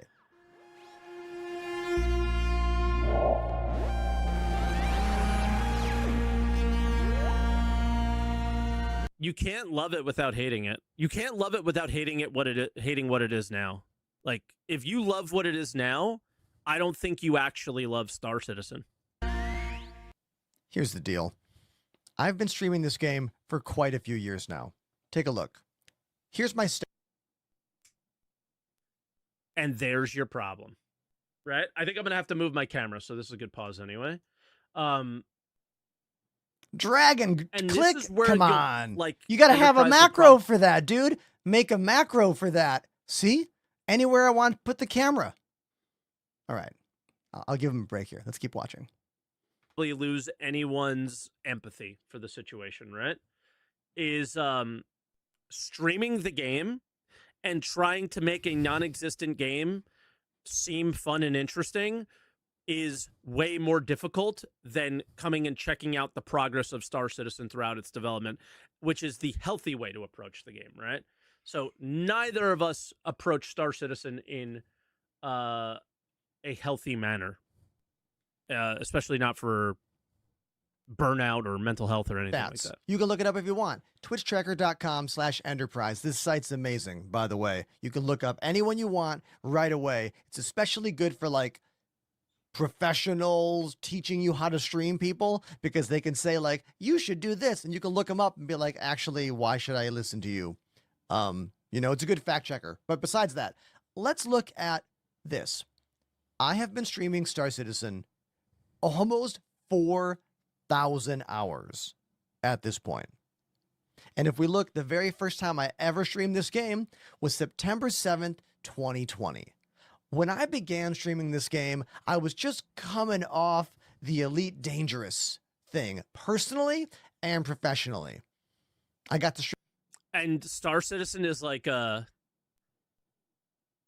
pretty big step up in the like, if I liked Elite Dangerous and they had this level of like walking around your ship and landing on the planet and all that stuff, but then they do the bare minimum, which is what I was doing in Elite Dangerous, I would have so much fun. Right? In that game on the front page of Twitch for 30,000 people. It was insane, but my love for the game had vanished, and I was looking for something new. And Star Citizen was that thing in the back of my head for years and years and years.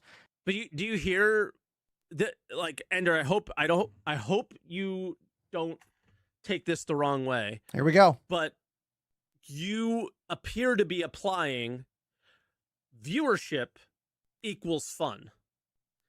And as a streamer, that makes sense. But to the audience who you're trying to communicate to, don't give a shit about that. It's true. Right? And having a lot of viewers is fun. But streaming itself and streaming Star Citizen has to be fun before the viewers make it fun. Like, you have to find the way to enjoy yourself doing that. Well, duh. And that's why I made the video, because I'm not having fun playing the game. I love talking about what I love about playing games, and I also... I like this comment. Mike's stream isn't fun and we love it. Yes, this is what I mean by like Mike and I approach this very differently.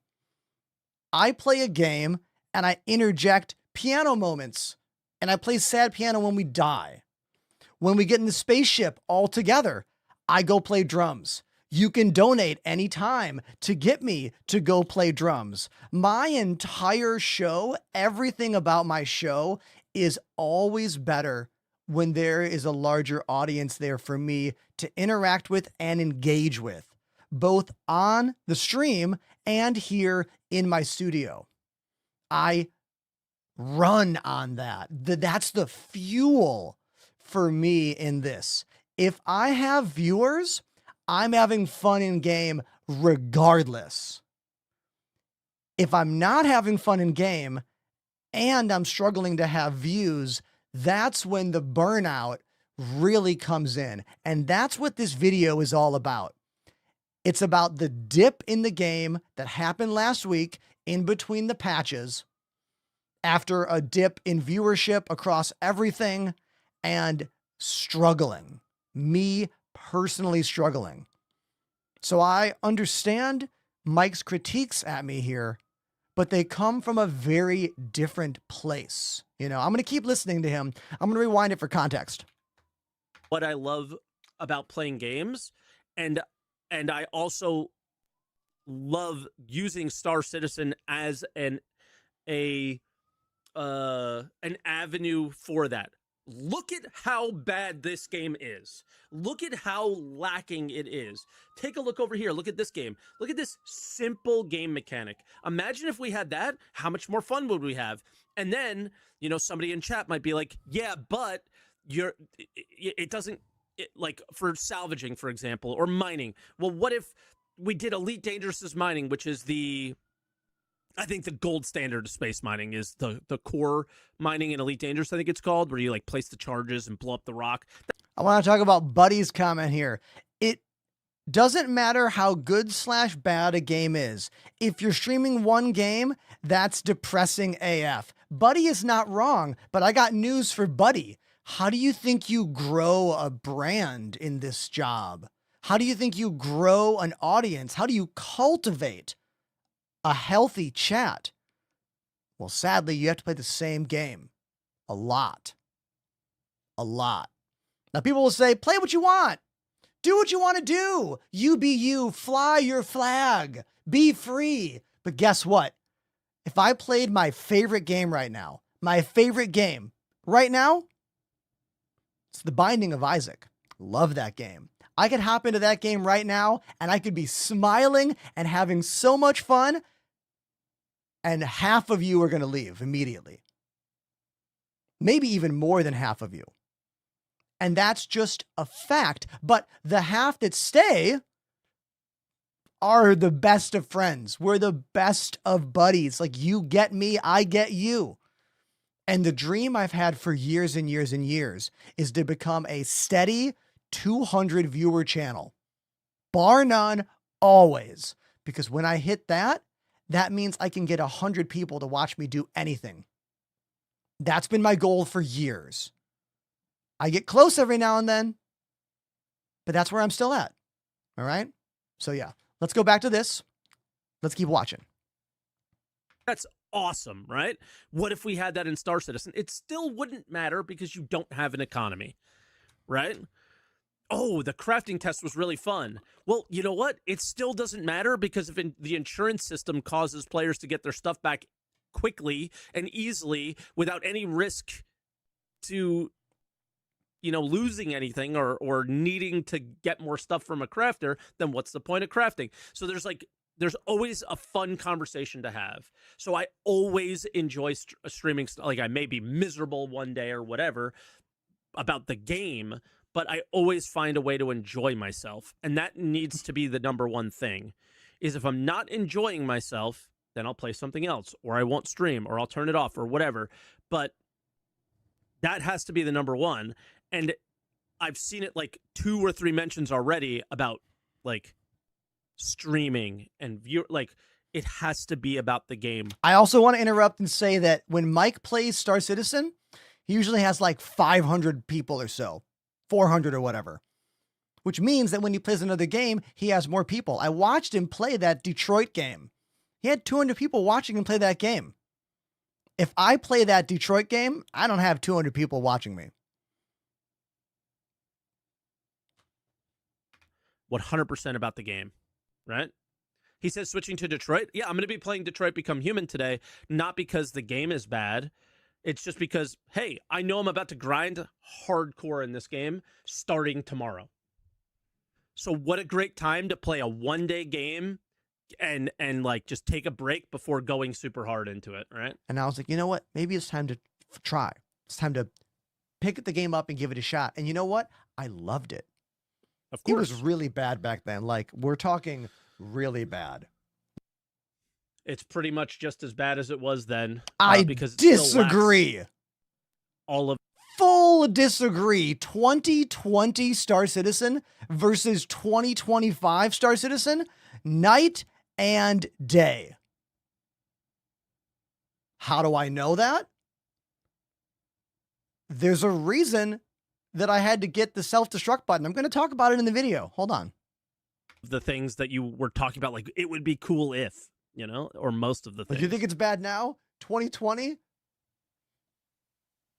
There's a reason I got this button on my desk that is literally my delete key. This was gifted to me by Nargo from the Walkers of Sigma so we could backspace our character, because we had to do that all the time back in the 3.0 days and around that. So linked to backspace. The game, like, Mike didn't know that about me. Like, I've made so many videos about that button. This is a great example of how, if you as a creator or you as an artist do something and make something, it is never going to hit critical mass, you know? Like, I thought that was kind of synonymous with me and my channel because I use it so much. But here I am talking about something that is 4 years old, and it got a laugh out of Mike. He's never heard of it. He's never seen it. You know, it's a good reminder that anytime you have something about your show, about your work, about your art, about your shtick, whatever, if it's something good, share it again. Make a video about it again, because people still haven't seen it. It's like bands that have to play their hit songs from 30 years ago still all the time.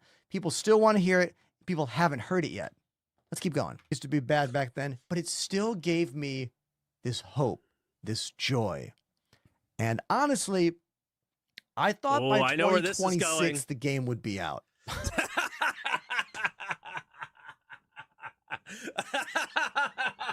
I don't think it's that big of a laugh moment.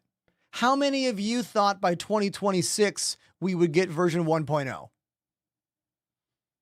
I really don't think it's a big laugh out moment. But I'll let you decide.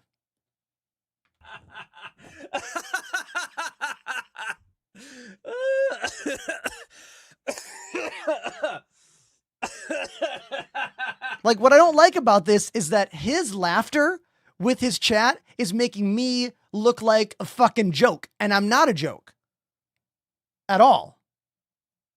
I'm serious as a goddamn heart attack. I thought this game would be out by 2026 version 1. I really did back in 2020. I did. And I don't think that was a laughable idea in 2020. But let's keep watching. Let's hear what him and the Peanut Gallery have to say about me here. That's a bad phrase. That's my dad phrase. Fuck that phrase. Delete that from your mind. Let's keep watching. Oh my God. That's the only reason I bought this shirt, is because there's a big reason of why you don't have it. Sorry, I think I scared the dog by laughing so hard. He's laughing too, right? I know there's some people in the chat right now who are like, hello, what first launch date was 2018 or something like that. But look, we all know what happened, where we are. The game is still not out. I still have a lot of love. But right now, I should be live on stream. Normally, streaming the game, having fun. But the views are eviscerated right now. Stop talking about views. Nobody fucking cares. It's my video. I can talk about whatever I want. Thank you for this resub. Thank you so much. Thank you. I want everyone to know right now, I'm getting heated. I can feel my blood pressure rising right now.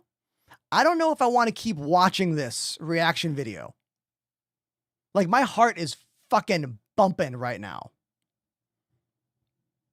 But I'm going to keep watching. That's the, like, dead ass from any, like, any advice for somebody who has survived.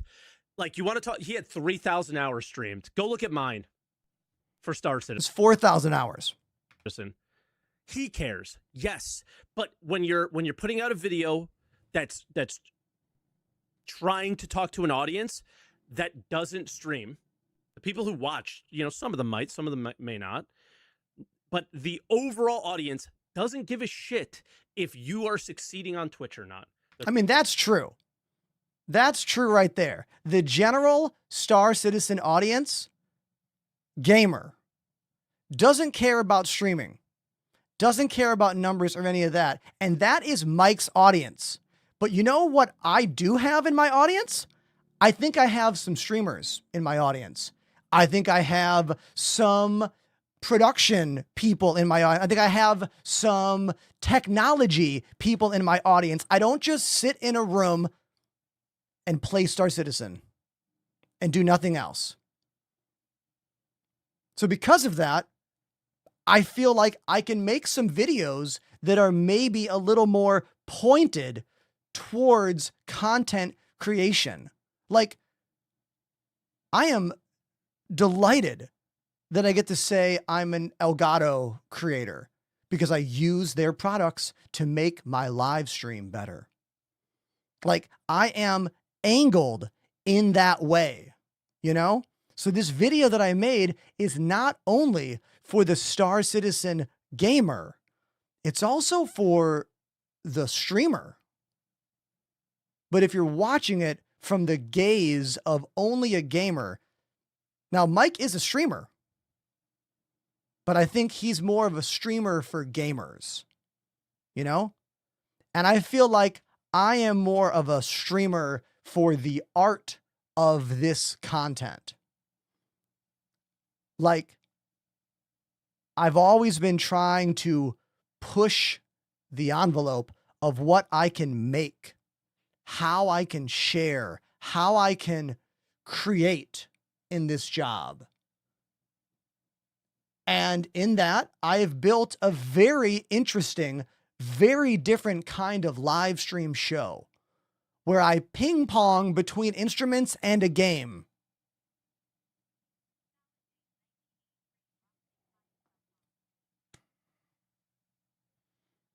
Salad Days, thank you. Thank you very, very much for the 5-pack of gifted subs. I am getting a little heated watching this reaction video, and seeing this in the chat is really wonderful.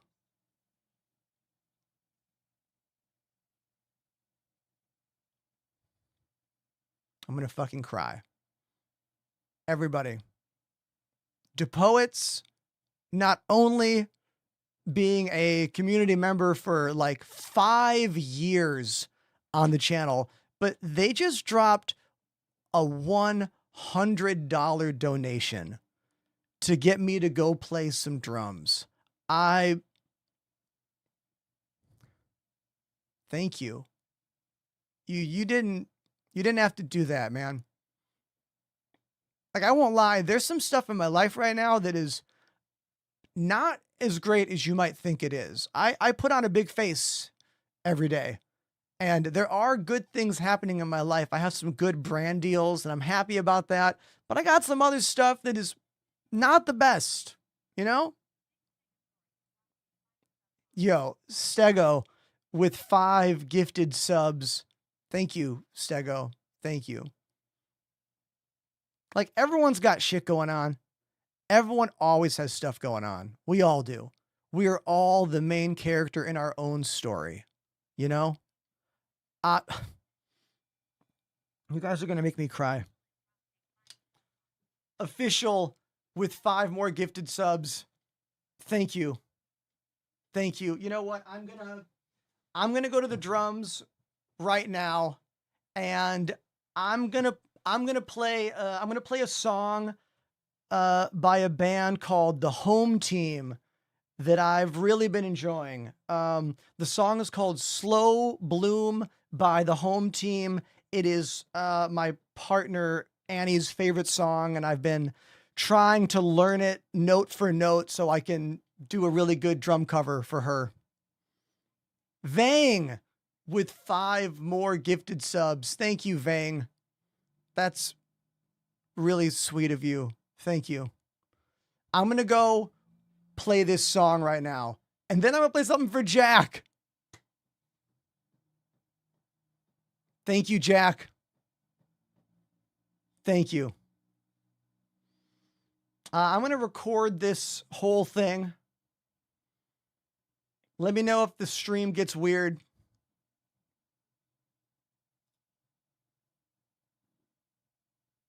Hopefully this works.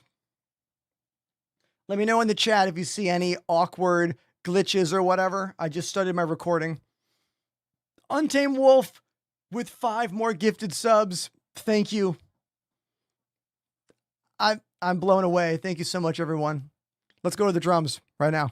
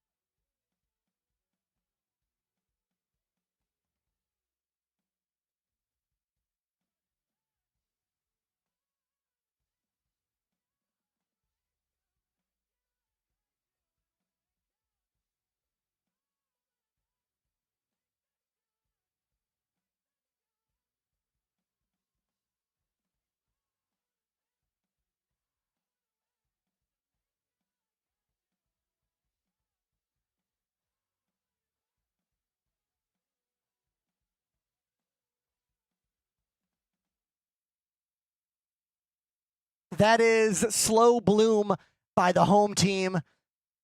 I'm still working on those transitions. I got most of the beats, but some of the fills are tricky. Some of the transitions are hard. There's lots of rhythmic hits in that. I'm trying to make that a like note for note cover. I'm working on it. I think I listened to it at the gym today like maybe 10 times in a row. I got a bunch of gifted subs once I got to the drums. I got to say thank you to Stohove for 10 gifted. Thank you, Stohove. Thank you, Untamed Wolf, for 5 gifted. Vang, 5 gifted. Officially D, 5 gifted. Stego, 5 gifted. And of course, DePoets with the big, fat $100 donation. I am still struck by that. So thank you. Let's play some more drums. Jack 101 wants some drums, so let's play a song for Jack. How about, hold on, let me find a good one. Let me find a good one here. How about I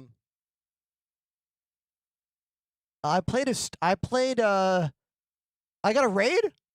Oh, I didn't even see that. Captain Deadwake, thank you. It's a lot going on, man. I'm so sorry. Thank you very much. Let's play a Turnstile song. What's the one I want to play? I forget which one is it? Is it this one? No. No, not that one.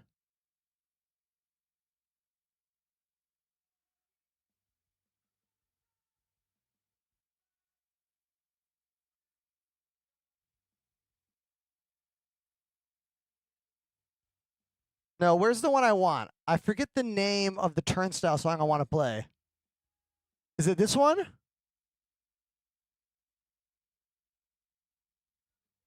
Oh yeah, it's this one. It's Birds. Yes, this is the one. Okay. Okay, it's a fast one.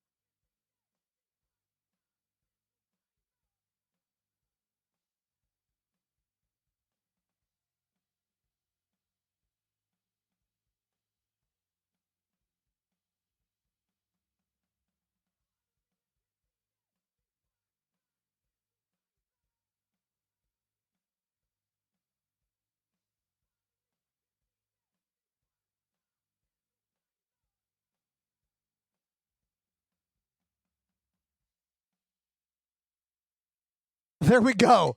That song rules, right? Love that one. I'm going to play one more. One more track. Maybe I'll use the wheel. Any songs on the wheel?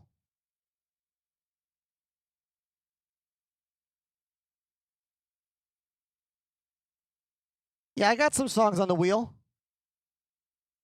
Let's get it on screen. Show me the wheel. There it is.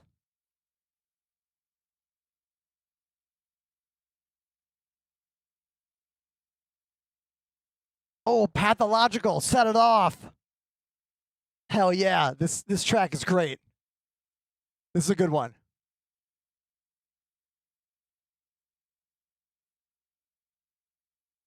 I saw this band sold out show at Gramercy Theater with my partner Annie a few months ago. I did not know the band when I walked into the show, and when I walked out of the show, I was a fan. And I listened to the albums immediately. I think if you see a band live and don't know anything about them and you walk away a fan of the band, they're a good band. Should be obvious, but not all bands are like that, you know? A lot of bands have great production and you get to the live show and they're all flat, not fun. This band's real. This band's fun. Here it is. Pathological, first track of the brand new album by Set It Off.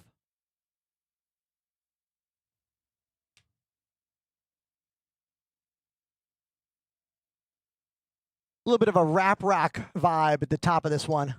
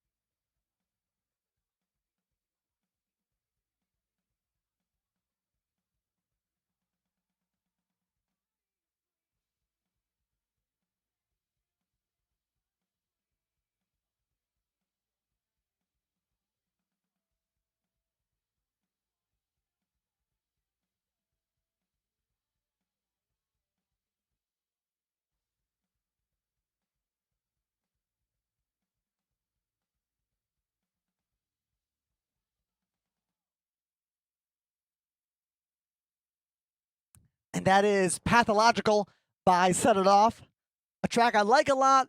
I need to learn more of it. Again, a lot of tricky parts in that song. Great track, though, for sure.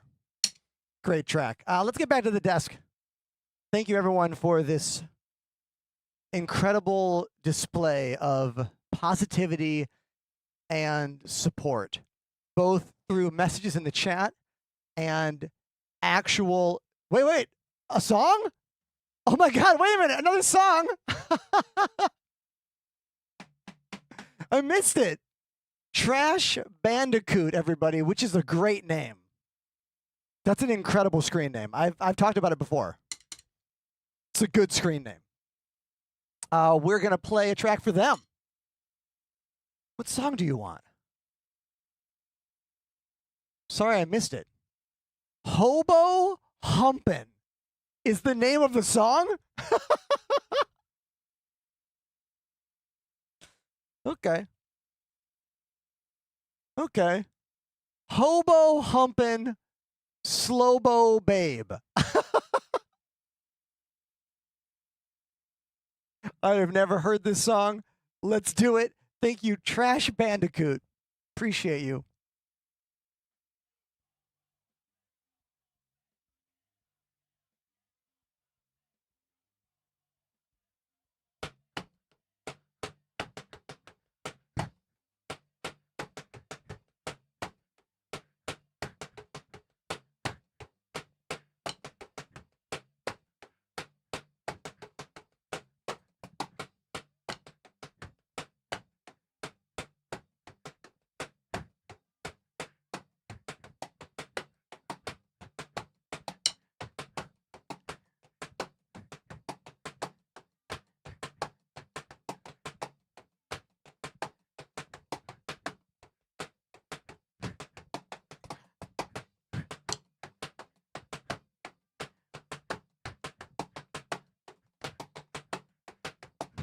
Ha! I'm playing it like Chad Smith would.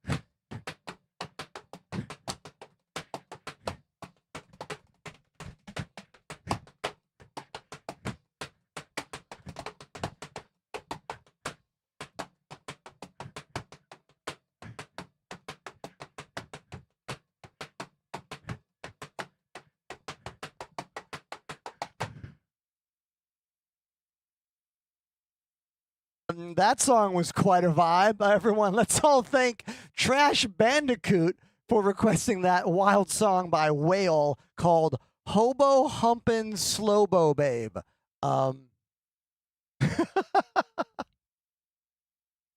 Thank you. Thank you, dude. And thank you to everybody for being just like so supportive of me right now. Thank you. Let's get back to the desk and see what happens next. Because you truly never know in this job. You never know.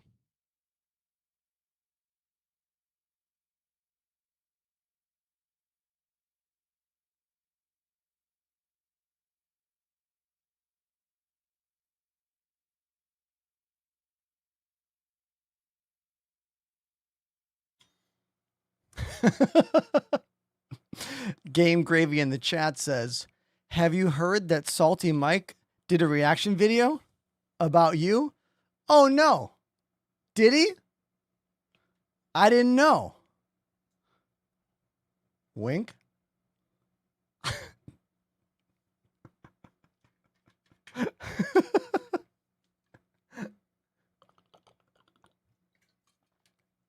We are 1/4 of the way through Mike's 34-minute reaction video to my 7-minute video. There was about 2 minutes of setup to the video, and now we're watching my video, and he's been pausing it to talk about it, and so far, I understand where Mike is coming from here.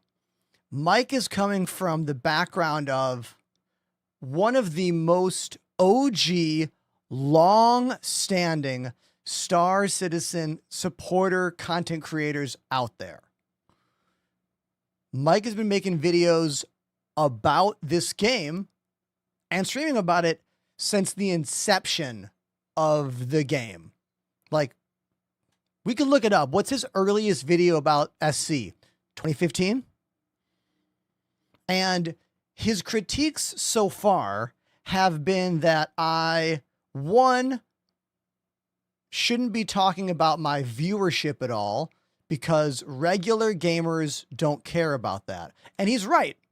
But I don't think I make videos just for regular gamers of SC. I do think there are people in the world of production and streaming that watch me as well, because I do a lot of things in that vein that attracts that kind of interest, right?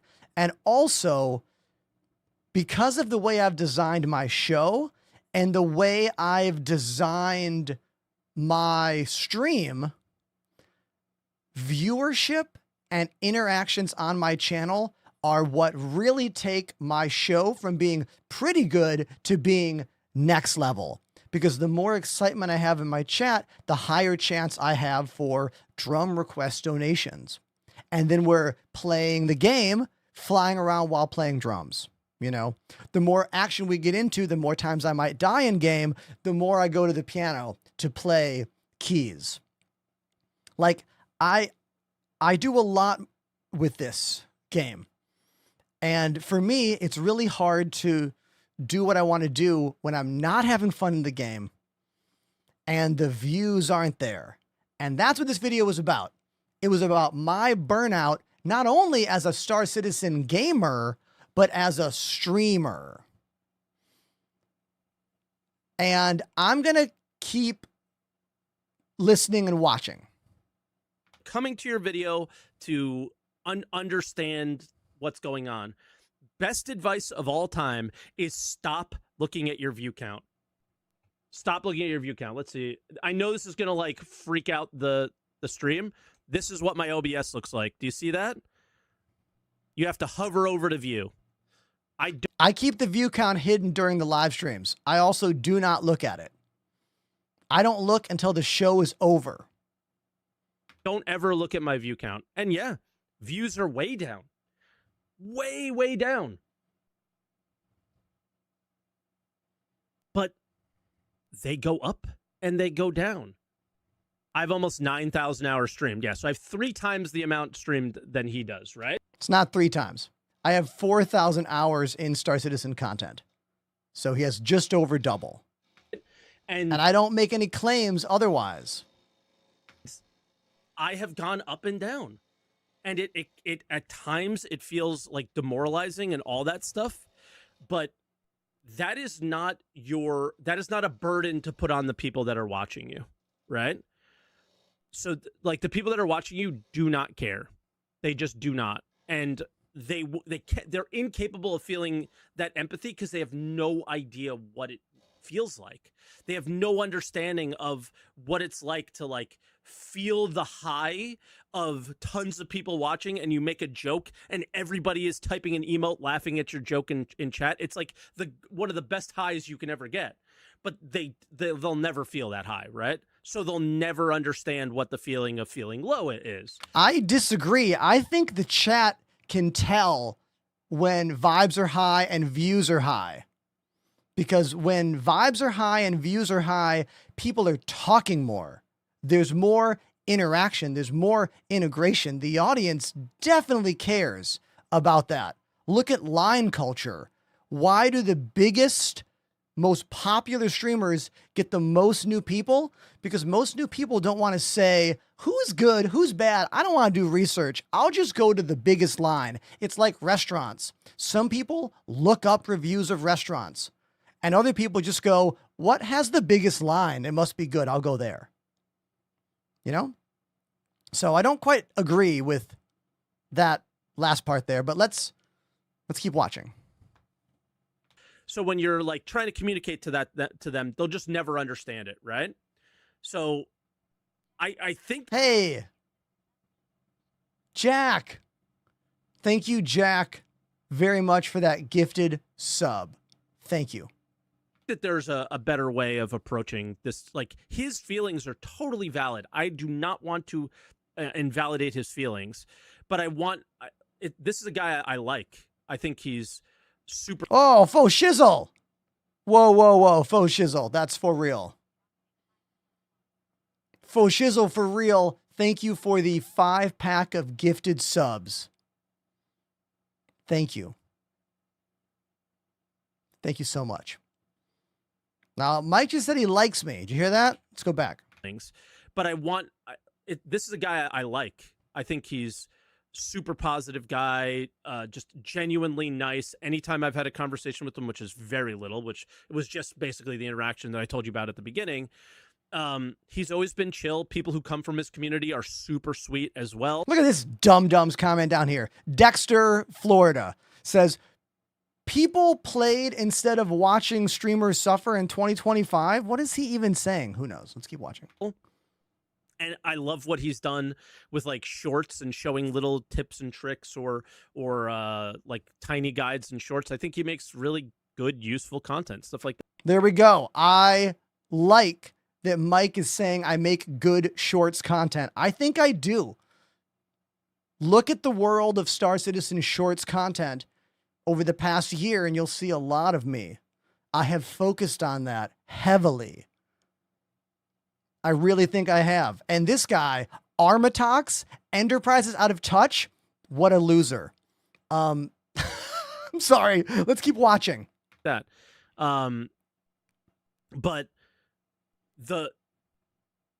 this, I don't mean that. Armatox, I bet you're a beautiful individual with a lot of qualities about you, with loving friends and family, and I bet you're just swell. I'm just emotional. So shut up. this feeling of burnout is not the game's fault. Respectfully.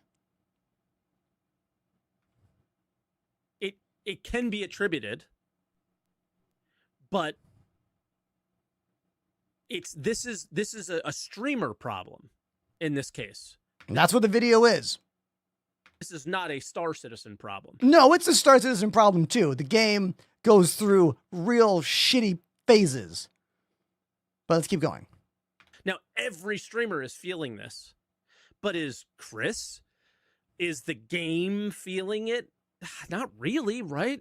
We're in the barely 2,000 people online. None of my friends are online, really. Like, the point is, continuing to love this game is... This is more relatable. Go look at your friends list. How many people are playing Star Citizen right now versus a year or two ago, right? It's probably dead. I see like 2 people on my friends list usually. This is a very dead time. That's way more relatable. Is difficult. No matter how you slice it. You can try to focus on the features, but then you get upset when they're not released. They're not there. You can look towards the future, but then you're like, I want to play a video game. sometimes it feels like there's just no win in this. But there's no winning in Star. Remember when people would complain that, like I would complain and people would Pay like, to but win. there is no winning in Star There's no Citizen? win.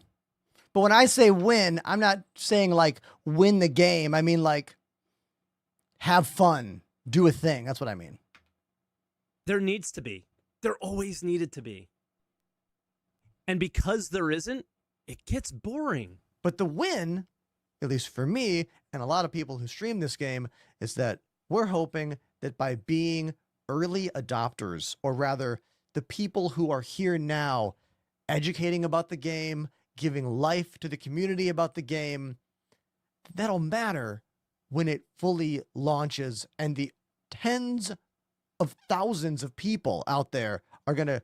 Then you need to be relatable to the average person, and talking about streaming is not relatable to the average person. Check this game out online. And I think people like me and I'm choosing not to jump on that one. Let's keep watching. Zero and Salty Mike and Burks and so many others who have been streaming this game for years and years. Space Tomato, I can't even list all of them, right? You know who I'm talking about. Yeah, everyone. Everyone's feeling it right They now. have to feel the way I do, that we. Okay. Ender, take a minute. Guys, nobody listen. From me to you, I feel the exact same way you do. I sat down on the kitchen table with my wife, and This free stream of me is awful, by the way. Cover up my own face. had a breakdown because I didn't know what I was like. I don't know what to do next. I don't know how to make content for this game right now. I don't know what to do. Sitting at, did I say on the table? At the table. I don't know what to do. So do you know what I did? What are other successful people doing? What type of content are they making? What inspires me? What do I enjoy watching? And then within 5 days, I had a 1 out of 10 on YouTube and then a 1 out of 10 on YouTube. Pick yourself up. Stop feeling bad for yourself and figure it out. And that's the way you figure it out. What type of content do you enjoy? Why do you enjoy it? And why are you not doing that? And hey, there was a lot of content that I looked at and I went, I can't do that in Star Citizen. I so badly want to do that. That's what I was like breaking down about. It was like my wife was like, well, why don't you do that? You like watching video. I can't do that. Why don't you do this? I can't do that. Right? He's right. There's a lot of stuff people do in other games like Grand Theft Auto that I would love to do in this game. Role play streams in SC. I would love to do role play streams, but we can't. The game engine and community and it doesn't support it yet. You'd have to find a way to lore explain all the glitches and all the problems into your character. It would be exhausting. Because the game isn't there to allow for that. Yeah. And that is the frustrating part. It's like, you can't do that. But then I found, I actually got inspired by other Star Citizen creators, like Captain Foxy Loxy and like SC Haulers. And I was like, that's something I can do. And that's something I will enjoy doing. Boom. And then I picked myself up and got my ass out of that shitty feeling, right? Got a couple good videos that did well and was like, all right, I'm not dead. It's not dead. I just had to wake up a little bit, right? Now, the stream was horrible. Something very surprising to me, but it makes more sense when you think about it. The day after the crafting Evo, I would have thought my stream would have been popping off. It was just normal. Because nobody cared because they couldn't see it.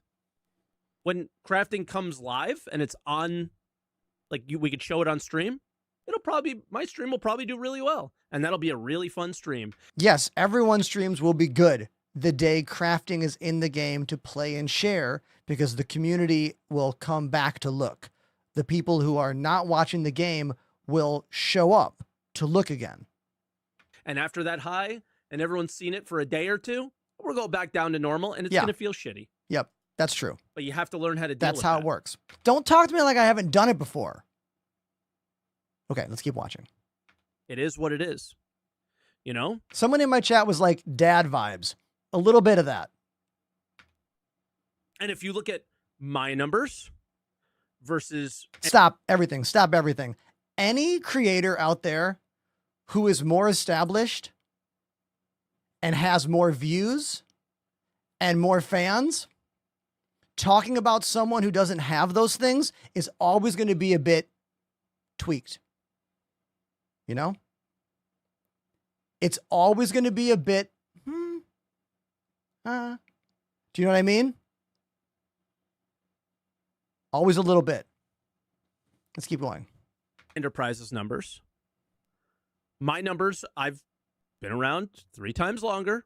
My numbers are a bit higher. And let me tell you something. No matter what you do, Mike, they're better. No matter what you do. Day and age, with how much things cost, it's hard. It's hard. So yeah, I live in Brooklyn, New York. This apartment building is in Brooklyn.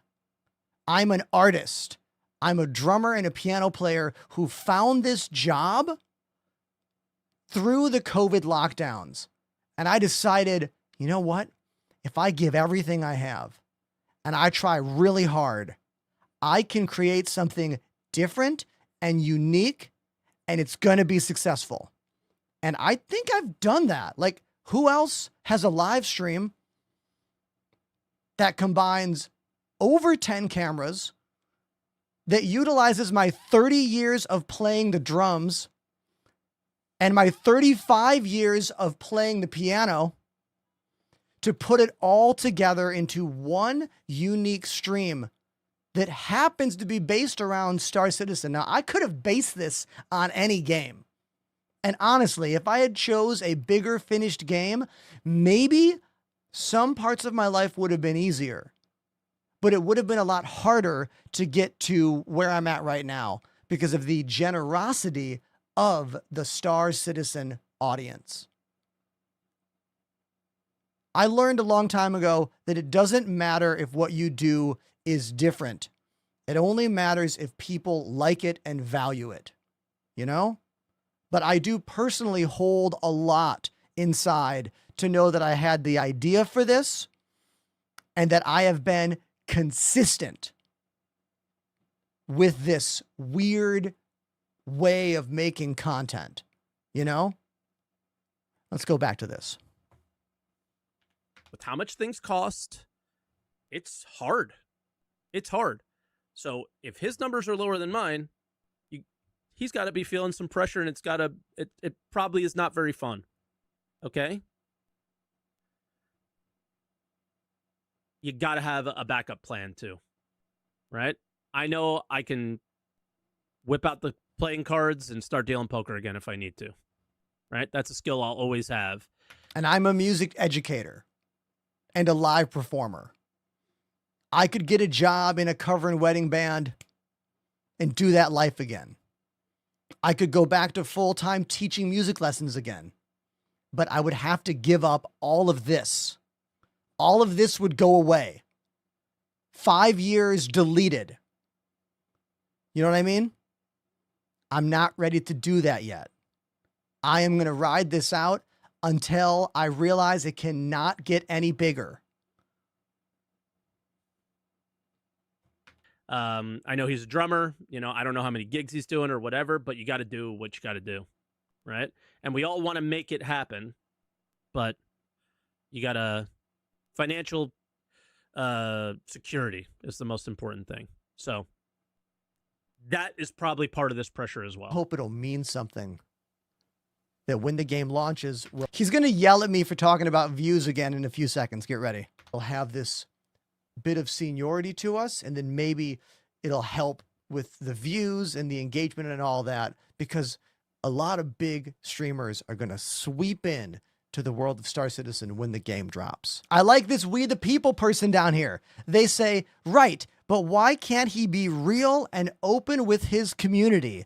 not begging for subs or anything. He is just laying it out. No, I like this person. Hey, we the people, come watch my show. You've got a good head on your shoulders here. Thank you. Like when the game. Yeah, like he's talking about like, oh, I hope that, you know, I'm here first. That really only works on YouTube for the most part. Big streamers are going to come and then they're going to leave, right? But yeah, this is all streaming issues. This isn't the game necessarily. Game releases, all those people who have thousands of views, tens of thousands of views are going to stream this game. Okay, and their value is strictly entertainment. What's your value? What value are you going to provide? How, when they leave and go to the next big game, how are you going to provide value to them? What value do I provide? I am a longtime fan of this game who offers a lot of educational background on the game. Look at my shorts content. It's almost all teach you to do something. I'm also the only streamer on the entire planet to mix live music content with Star Citizen. Now, I know that's super niche and you might not give a shit about that, but that is something I do. That is the crux of what I do in this job. And I think it has intrinsic value. I think it is interesting and liked by a lot of other people. Like, I am very proud of the brand deals I've been able to get in my short 6 years or 7 years streaming this job. And I think it's because of my uniqueness. I think that's why brands like Elgato and Corsair want to work with me.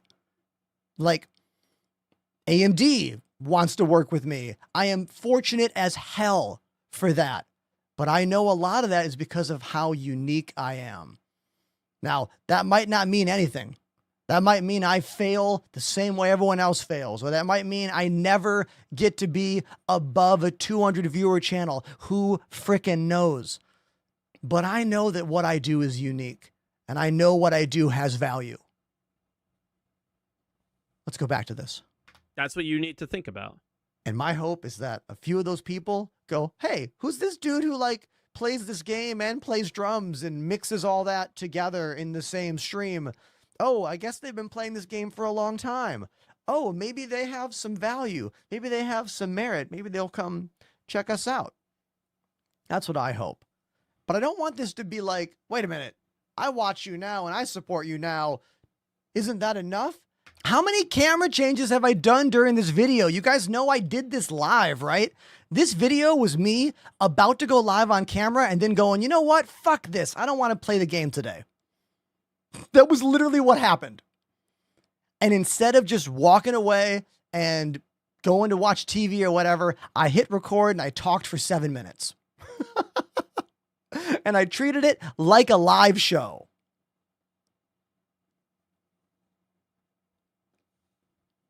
Doesn't that have value? Hold on, let's just keep watching here. Yeah, of course. But if it's hard to pay the bills, is it enough? Of course not. Yes. Like overall, it is important. And the only for you as the individual, it's just enough that you come in and hang out. Right? Like, obviously. The reason I have this job as a streamer and an online content creator is because of the type it, chat. Type it, J Omega Lol B. People who love Star Citizen so much, even though the game is flawed and still in development. Razor in the chat says, never trust a guy with a soy beard of his caliber, guys. What a trash panda. God. Get bent. Who wants to guess whose cholesterol is lower? Who's in better shape?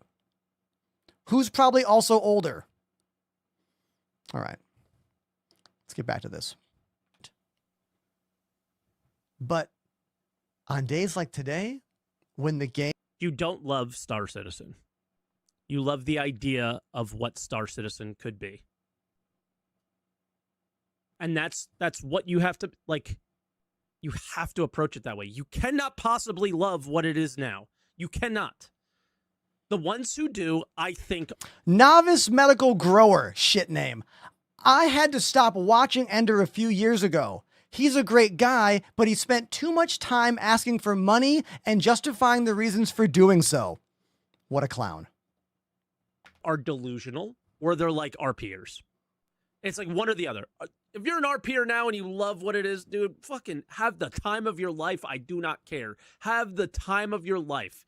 But it is still just an idea. It is not a game. It is not... You cannot love what it is now. You can love an individual ship. You can love maybe mining or cargo haul. Like, you can love a piece of it.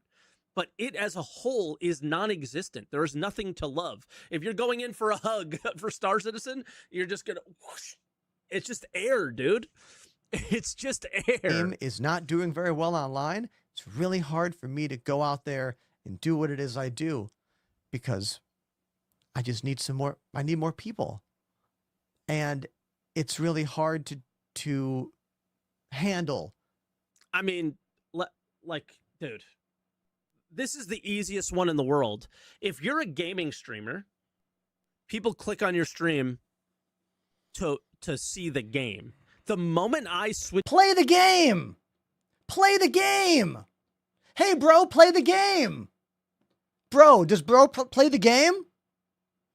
Can you play the game? Hey, can you use that keyboard to play the game? Hey, can you play the game from the drums? Hey, can you play the game? Yeah, I fucking know those comments. I get them all the time. All the time. Okay, let's go back. Look at this freeze frame. away from playing the game to just doing anything else if it isn't like not react content necessarily, but like a conversation like this, everyone leaves. If I play a different game, everyone leaves. If I walk away to go take a break to go to the bathroom, or just like go outside and feel the sun on my face because I'm in this room all day, everyone leaves. Right? Yeah, that's a fact. Because they came for a specific thing. So that's something that you like also need to recognize as well. That like if they came to see Star Citizen and you're playing the drums, they're probably going to leave. If they came to see the drums, that's true. That is absolutely true. The reality is that when I go to the drums, every single time there is a viewer drop. Every time. It's sometimes very small, but it happens, and I've learned to be okay with that. If you don't like me talking and playing a video game and playing drums, you're not going to like my show. But guess what? Every other streamer just plays this game and talks about it. Is there another main focused Star Citizen content creator out there that has some other overall shtick theme thing about their show other than play the game? Because if there is, and they've made something out of it, and they have established something out of it, meaning they're a partnered streamer, they do this as their job, tell me who they are, because I want to collab with them. I want to talk to them about that reality. You know what I mean? Because I knew that when I got into this game, I couldn't just play this game every day.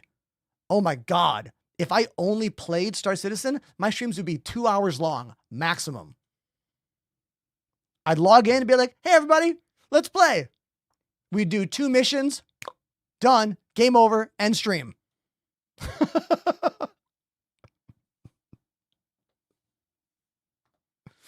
drums and you're playing Star Citizen, they're probably going to leave. Right? So like putting the two together while like, dude, are you the most unique Star Citizen streamer? Probably. Not probably. 100%. Again, send me the links if you disagree.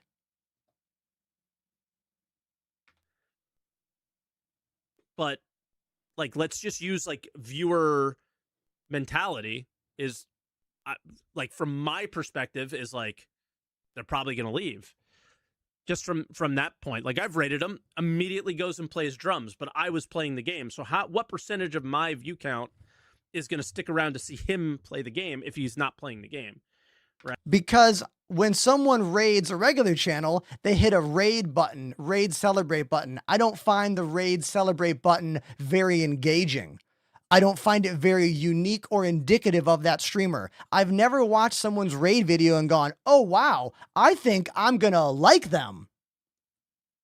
Never.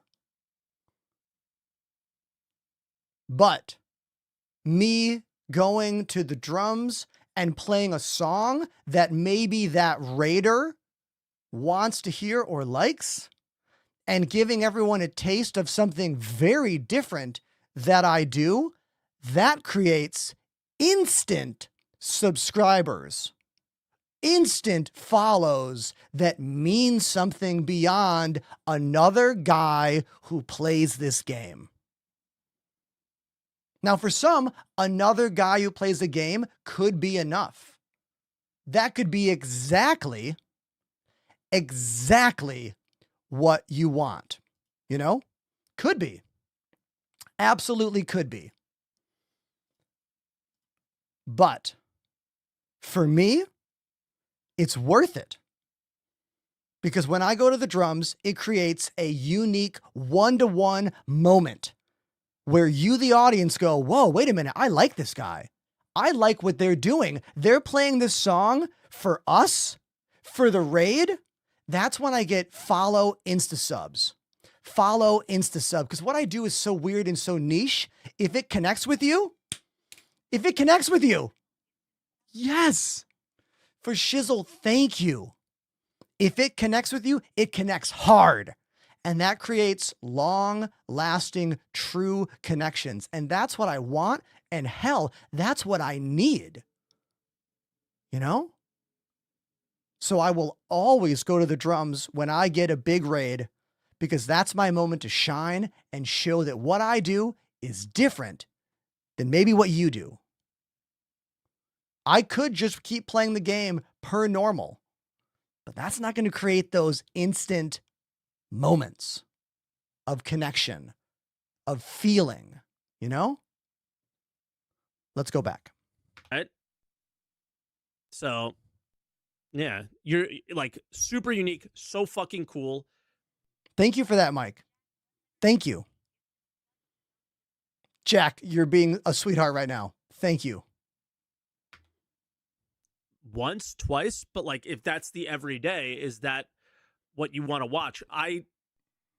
Just from my perspective, is that's not the content I would watch. I like watching Let's Play streamers, right? And then like you see a couple people in chat say, you know, I don't care for the drumming, whatever. It's a niche thing. Thank you, Durr here, saying he is niche, but he has an audience. Thank you. Yes, I do. And I think the audience I've cultivated likes what it is I do. Thank you. Right? And you have your core audience that love you, I'm sure, Ender. But like you're saying, I wish there was more. That's going to be hard to do because you're taking a niche game and a niche category on Twitch, which was like music. Yes, the Venn diagram, if you will, of Star Citizen likers versus drumming fans is a narrow window. I know what I signed up for. And drumming and stuff like that. Trying to put them together and making it even more niche, right? I feel like just from the outside perspective is like, dude, you're playing this game on hard mode. This emotional roller coaster of where Star Citizen is at in a both professional and personal level. Because professionally, when the game is not doing as well in views, it's like, well, that's okay. Just roll with it. It'll be fine. But then emotionally, you're like, wait a minute, the game is not fun right now. And if I'm not having fun on camera, the game has been fun. Yo, Jack, you don't have to do that again. Thank you, Jack. Thank you. TikTok fans, I'm sorry you can't see the full thing. We are watching a Salty Mike reaction video to a video I posted last week, then it's not a good show for anyone, not for you or for me. And ultimately, that's what this video is about. It's the perspective of me, Ender, hi, streamer who's been broadcasting this game for 5 years and waking up and seeing incredibly low views across all platforms. Whoa.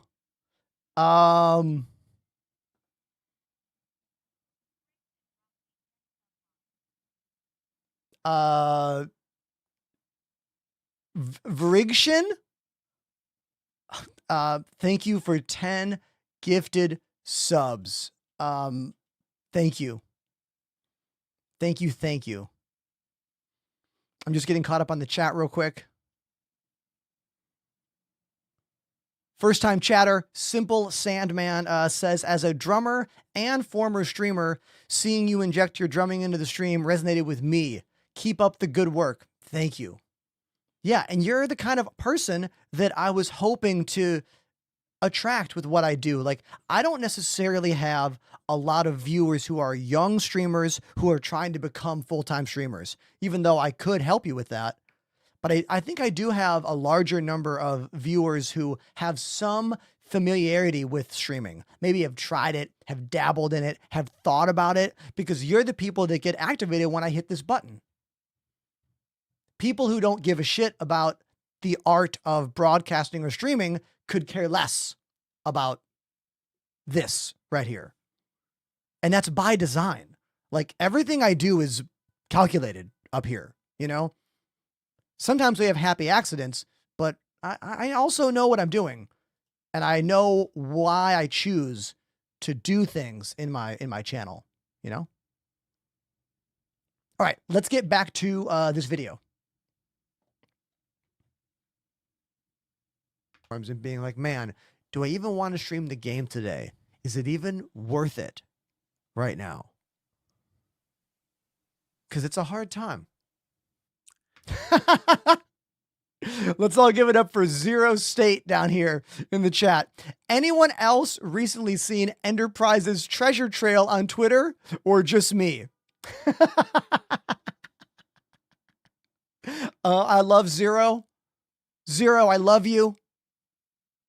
We have been casual acquaintances for years. We were on the same Elite Dangerous org, the Federal Reclamation Committee, in 2016. Did I post some topless pics of my gym gains on Twitter and Instagram stories? Yes, I did, because I'm really proud of what I've accomplished over the past 2 years of my fitness journey. Let's keep watching. You are not streaming a game. You're streaming. You're streaming. You are pressing the go live button, and you are looking at the people in chat, and you are responding to the people in chat. Johnny, 10 months.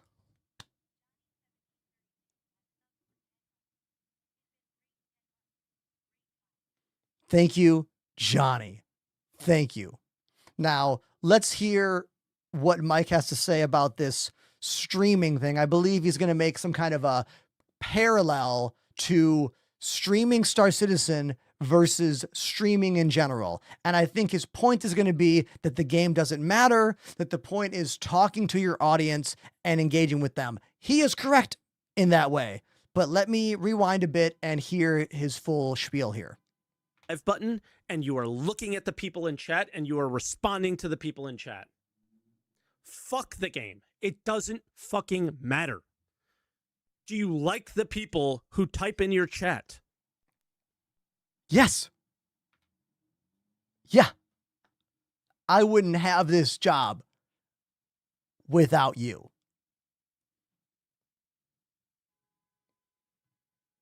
Bottom line. I would not have this job without you. I know that it is rare to have multiple members of your community who have 4 years subscribed when you are not a huge streamer. I'm not. I'm not a huge streamer at all. In the greater world of live streaming, I am a tiny drop, you know? But if you look at how many people subscribe, how many people donate, how many people watch consistently, and how many have years on the channel, I think it's a higher percentage than a lot. And that's because the Star Citizen audience is very loyal and very dedicated to this weird niche game. And I also think you, the audience of Star Citizen, are a bit starved for content creators who go a little bit further for you, that have more for you than just guy in the chair. It's not that guy in the chair is a bad way to do a show. I mean, how did Ninja make millions upon millions of dollars? By being guy in chair who play game. That is a time-tested strategy. But I told myself from day one in this job, I was never going to make it as guy in chair play game. I knew I had to do something different. And I think being different is what helped me get noticed when I was playing Elite Dangerous. That helped me get partnered. And then I just leveled that up year after year after year after year until we made the show that we have now. And those of you who like what I do are very supportive of me and are very generous. And that's why I have this job. So thank you to all of you who are watching. Thank you. Now, let's hear what Mike's final... There's so much left of this video. He's going to talk for 10 more minutes. Holy shit. Okay, let's keep watching. Then it's worth it. And I know the answer to that question for him is yes. I don't like all of you. I'm going to be honest. Some of you are fucking annoying. Right? But for the most part, I love clicking the go live button. And I know he does too. He just needs to get out of this circle that's going through his head. For this game. And that's the end of this video. Thanks for listening to me. Yeah, I think he just needed to get that out of his system, but he has to learn from what is going through his head. No right? Snappy ending. That's just the end. Yeah, that was all about views. That was all about streaming, all that stuff. And you gotta get yourself out of that, because this is the start of the spiral. And when you end up here, there's some ways where like you're never gonna hit the go live button again, or you're never gonna stream this game again, even though you believe exactly what you said, that like getting in early, blah blah. He doesn't have the mutual hatred with his community that Mike has. Pretty funny comment right there. Pretty funny.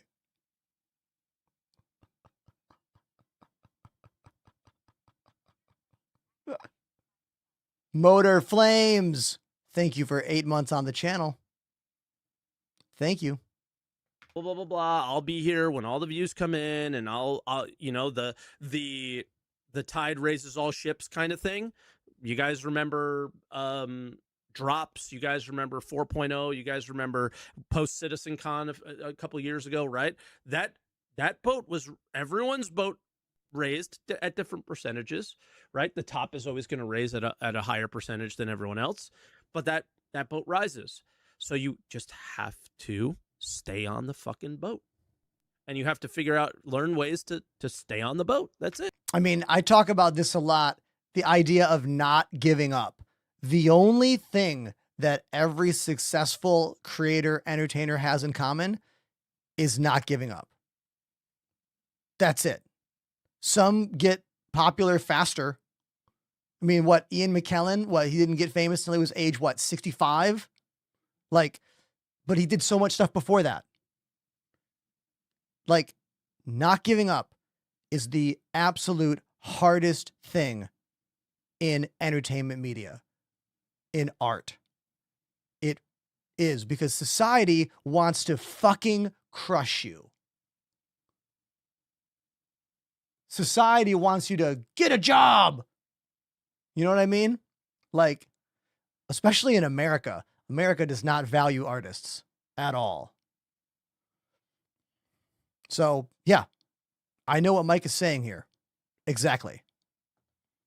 And I have not given up. I made a 7-minute video complaining about how I was feeling down. That's it. Oh, America does not give enough respect to the truck drivers, Jack. Like, how do you think your packages get to you? Magic? No. People. Okay, let's keep watching this. And it cannot be about the game. You know, that's what you sign up for. The game is Luminaire says, everyone follow Ender and tell him you want to be inside his beard.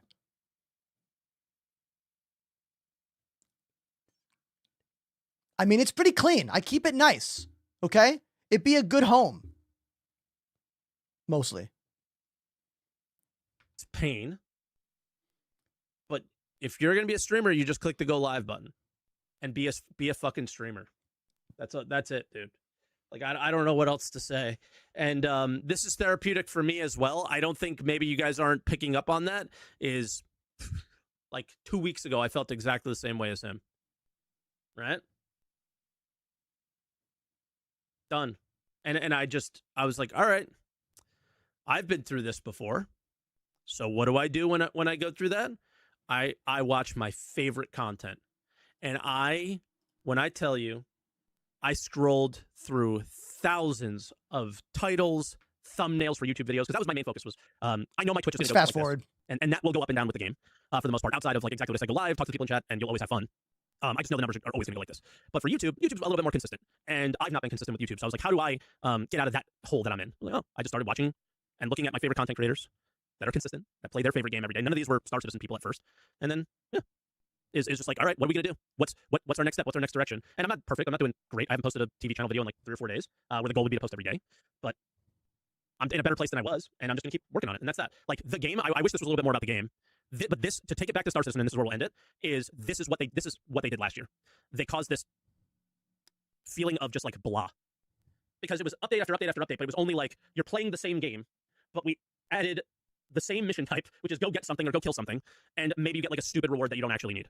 And it works, but it only works because like you want that thing, so you can have that thing that is only exclusive to this time.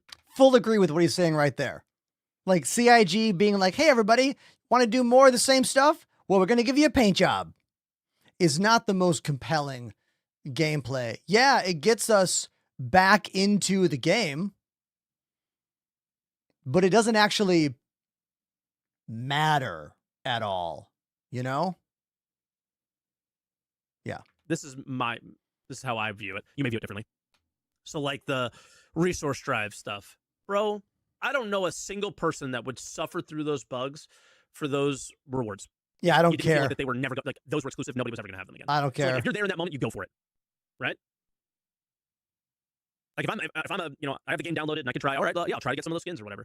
But that was really all the year was. Like there was like Hathor that was super cool, very buggy. There was a Worm, super cool, but not as much of a raid as you would hope it would be. Like there wasn't really no mechanics, right, or very little. So like you did that experience once, and visually it was like a movie for a second, and then when it was a game, it was like okay, it's lacking. It could be better. And like when it's content that you have to repeat, it gets worse and worse and worse each time you play it. The other thing is he started in 2020, right? Lots of people came in, were super positive. This was like the height of the negativity towards me too. It was around that time, and like the people like not understanding my perspective. So 2020 was when Elite Dangerous failed. The reason so many people got into Star Citizen in 2020 is that was right after Odyssey dropped. Supposed to be the biggest update, supposed to make Elite Dangerous so much better, and it didn't. It just gave us an awkward bullet spongy FPS, and it made it weird that we could walk sometimes, but not walk other times. And people were unhappy. And a lot of people were so unhappy that they decided to play a very glitchy alpha game called Star Citizen. That's when I switched to this game. But by the way, if you still play Elite Dangerous, guess what? There's a base in the game named after me.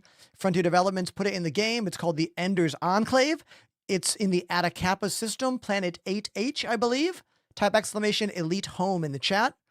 And it's still cool. I'm still happy there's a piece of me in a video game. I just lost my love for it. You know what I mean? Like, my love for the game got, what's the word? Evaporated? Yeah. But I still have historical love for Elite Dangerous. So much. And if you've never played it before, it's still a good game. All of my complaints are for someone with thousands of hours in the game. I started playing Elite in 2015. All right, let's keep going. But they didn't have anything developed really at that time. And I kept telling everybody, the more they develop this game, the more you're going to realize that you don't like it. And the ideas that you had in your head, when they don't become a reality, because CIG just allows you to put those ideas in your head, you're not going to enjoy the game. And I think that that's what's happening now, is that as CIG is actually developing closer to its 1.0 and finished product, and people realizing that these are the things that they're going to be doing while playing the game, they're realizing that they don't like it as well. So this is also true. I say a lot that the people who play the game now are not necessarily going to be the people who play the game in the future. Because as we get closer and closer to version 1.0, more and more things are going to become blatantly obvious that you have to do, and maybe you don't want to do those things.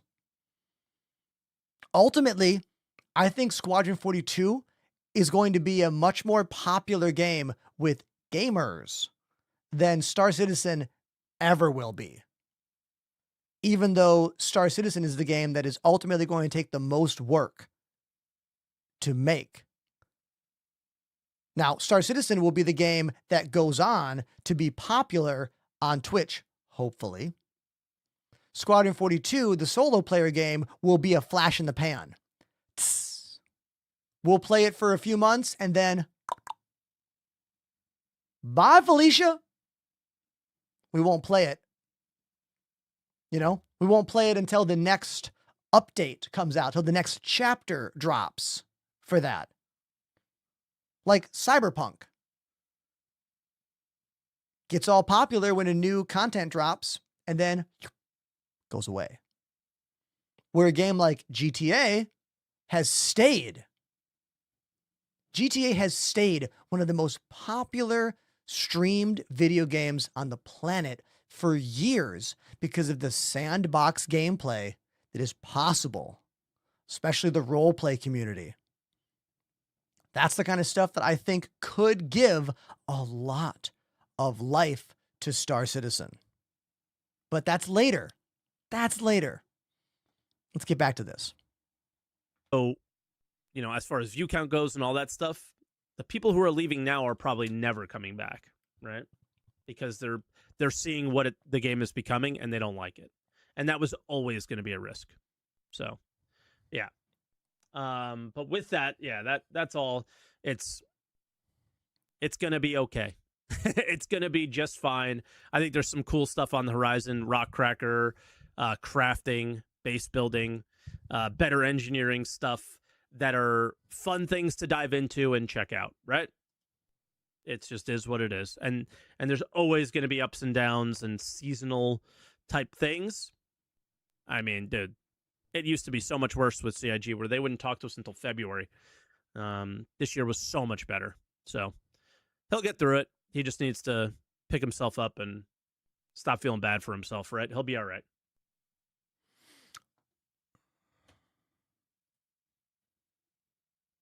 So that's a 34-minute reaction video from Salty Mike about a 7-minute video from me talking about what parts of Star Citizen I am having a hard time with from the gaze and the standpoint of a full-time live streaming creator. That video was not made for gamers, although a lot of you gamers had really nice things to say in my comment section, that instead of picking apart everything I said, you just got the gist of what I said and hopped in the comments and are like, yeah, I know, loving the game is hard for me too right now. Or, hey, I've watched you for years, I've never commented, but this struck a chord with me. I want to say thank you for what you do. Like, the comment section on that video that I have has a lot of wonderful things. Very few people are choosing to chop up and nitpick at the things I'm saying or the way that I'm saying it. Now, Mike is also a creator, has to generate interest. He does a lot of reaction-based content. I have been very, very hesitant to create reaction-based content. And do you know why? Because in my mind, reaction-based content just stirs up drama. Now, is it easy content to make? Yes. I could put on anyone's video in the world right now and just sit here and watch, pause, say what I want to say, unpause, keep watching. And you know what? I could get a bunch of views doing that. Fuck, I could probably get a big YouTube channel out of doing only reaction content. But guess what? I don't want to do that. I don't want to do that. I would much rather make my own thing. I would much rather do something with what I've created here than watch someone else's video and react to it. Now, am I saying I'll never make a reaction video? No. I probably will one day make a reaction video, but like, that is not something that I particularly really like doing a lot. And that's something that Mike does a lot of. He does a lot of reaction content. Like, I'm pretty sure he has a whole category on his channel called Salty Mike Reacts, right?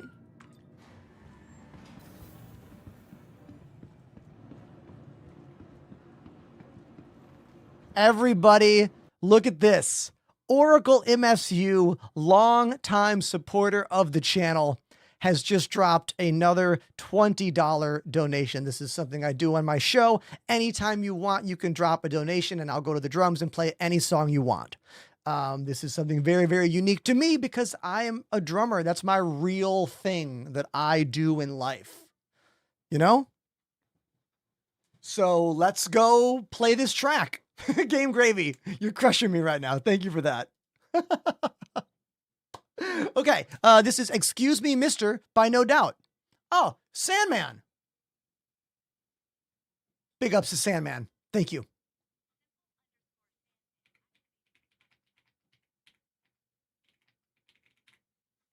Excuse Me, Mister by No Doubt. Let's go. Is this off Tragic Kingdom? I think it is, right? Here we go.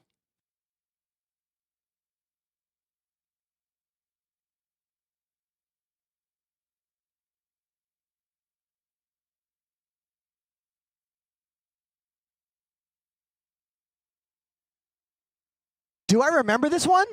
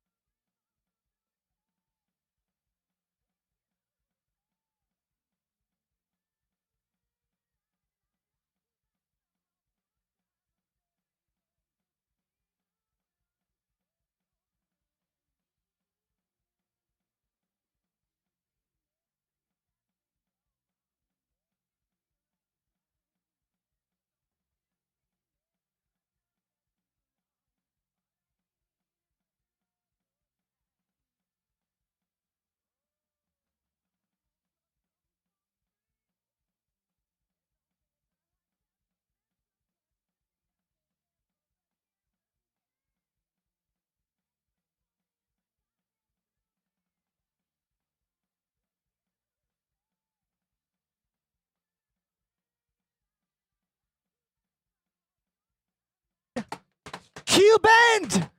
Yeah! Ha ha!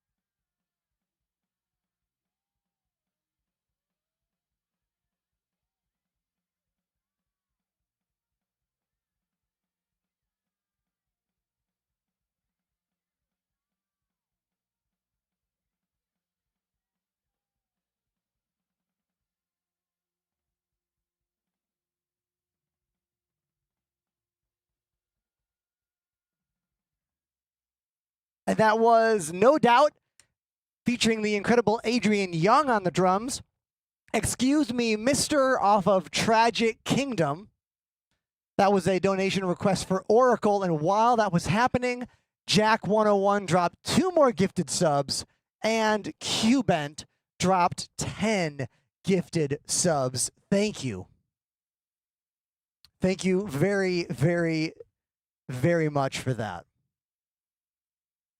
I'm not going to lie, I'm kind of really emotionally affected right now after watching Salty Mike's 34-minute reaction video to my 7-minute Star Citizen streamer burnout video. Perhaps in the description of the video, I should have put in all caps. This video is about streaming Star Citizen, not playing Star Citizen directly. It kind of is, but mostly not. Mostly about streaming, not really the gaming side, but you gamers can watch too. Maybe that should have been in the description of the video. Could have cleared up some stuff. But let's get back to the desk after I say thank you, Foxy Balboa, for the Prime sub. Thank you. Thank you so much.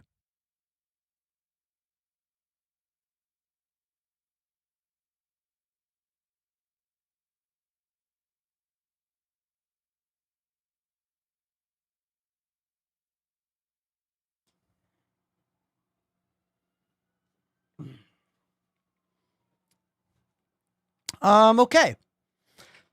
So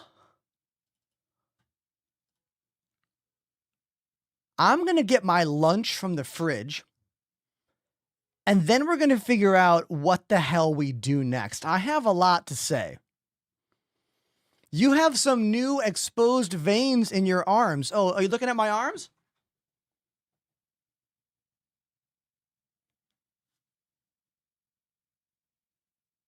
Yeah, I'm proud of myself. All right. 2 years of working out, things happen to you. I'm really proud of what I've been able to accomplish. I actually posted a little part of my ab routine on Instagram today. So if you want to go to my Instagram page, take a look. It's in the stories. Don't worry. It's safe for work. Okay. I'm wearing a shirt. I'll be right back. I'm going to go get my lunch from the fridge, and then we'll figure out what we do next. Okay? Okay, cool.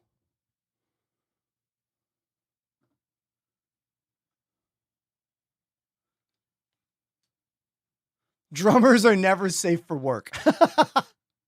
Mukul! 50 months!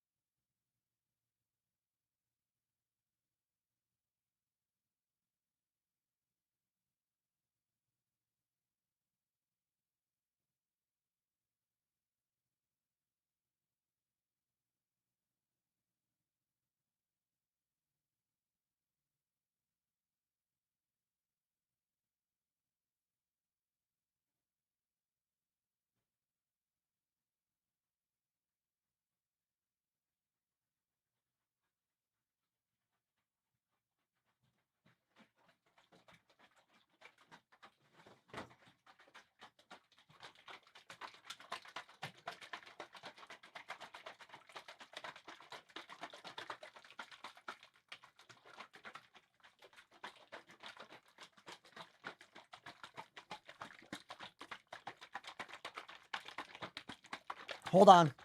Hold on. Almost got it.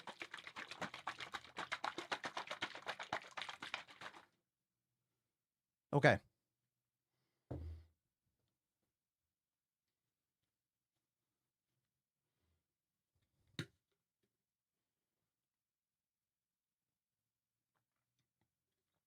More shaking.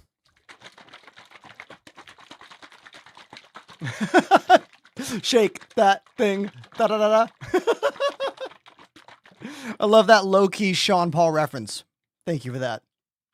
Oh!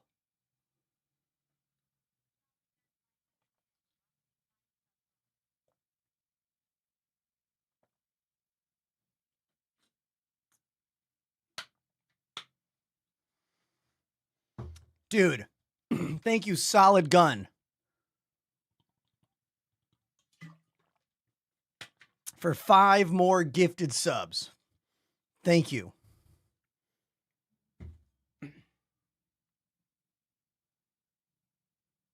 I gotta shake it some more. Sorry.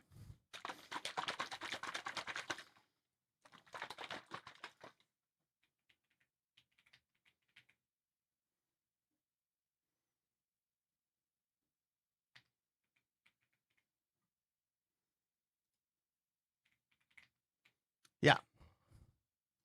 Can we get a shake cam?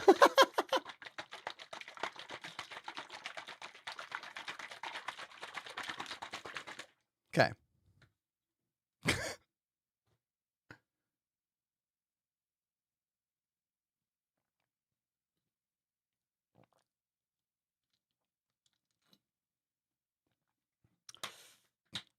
Oh, I forgot something. I'm so sorry. Hold on.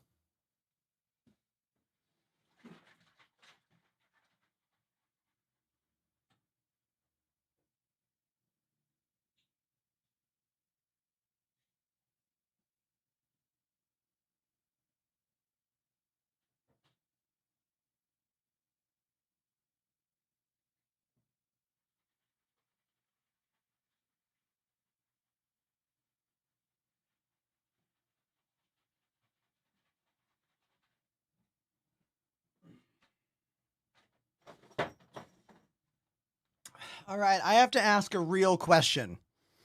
Here's the real question. How many of you in the chat watched that entire Salty Mike reaction video with me? Don't lie to me. I'll know who was here and who wasn't. Who watched it with me? This question is only for the people who watched it with me.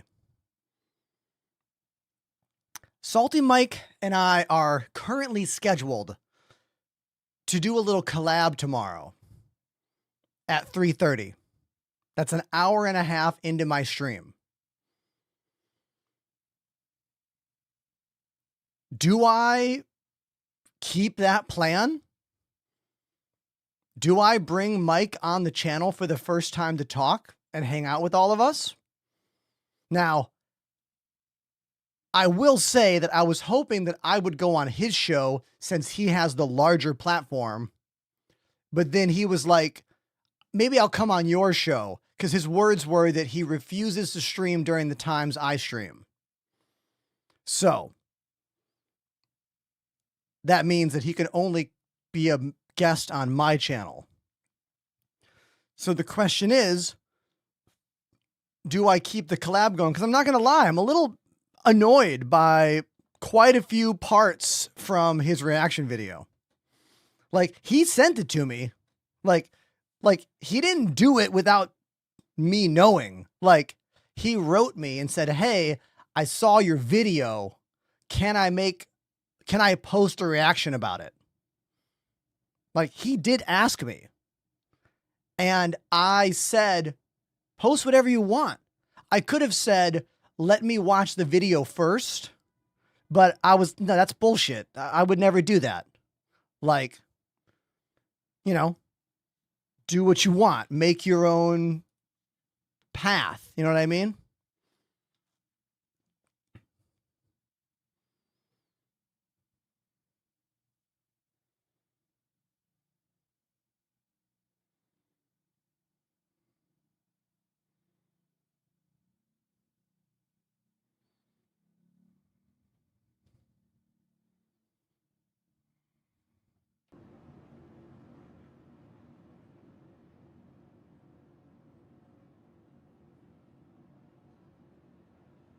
I'm kind of thinking about it like, you know how how many times have we seen on TV, usually like late night shows or like news shows, where someone interviews someone that maybe has a bit of animosity between them, or there's a little bit of like rub, you know what I mean? Sometimes those videos and those moments can be really interesting to watch and to discuss. You know what I mean? That's nuts.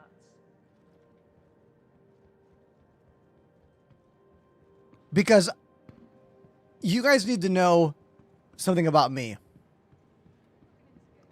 I try really, really hard to not be catty and vindictive and jealous. I think we all struggle with these things, but I know I struggle a lot with them. When I was younger, I was kind of a prick in a lot of music circles, you know, like if your band had a bad drummer and they thought they were good, I'd be like, your drummer is not very good. Like, I would say shit like that. Not very cool of me, you know? Like, I have spent a lot of my life over the past 15 years trying to be nicer in general. And I still F it up. I still struggle with empathy all the time. And like watching Mike's video nitpick so much of me, because let's be real, this show is me. It's got all the things that I have passion for, from games, obviously, to music. Music is me. Drumming is me. The most real me you will see is the me right there hitting those drums. And the most honest me you'll see is the one playing piano. That's when I don't give a fuck about anything other than emoting. Drums, I'm putting on a show. Look, I'm a performer. I'm putting on a show over there. But over here, It's usually more real, usually more raw. So my show is a combination of all the things that are me.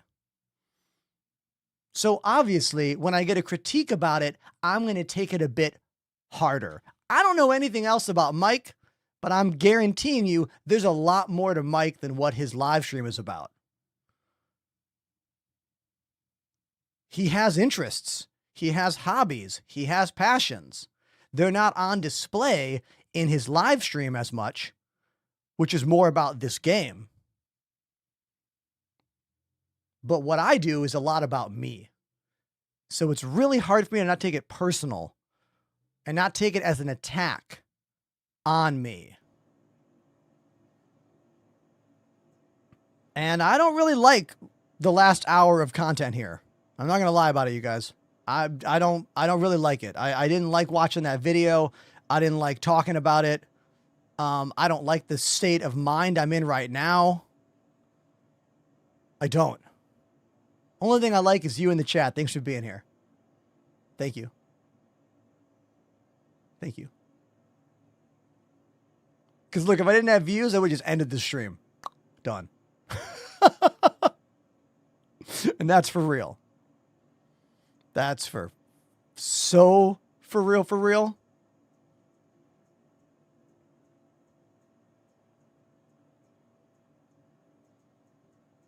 Yeah. So, yeah. I guess I fly. Like, I don't even want to play the game right now. Like, I don't even want to play. Like, I have, like, no interest. Like, I'm so in my own head right now, you know? Like, I'm in my head right now.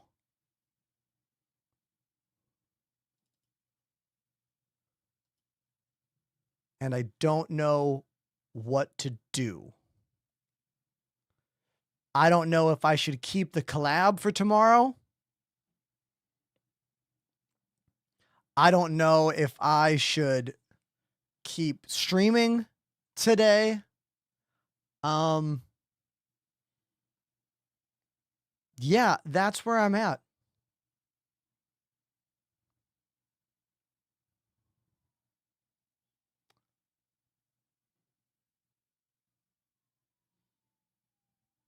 Follow your heart.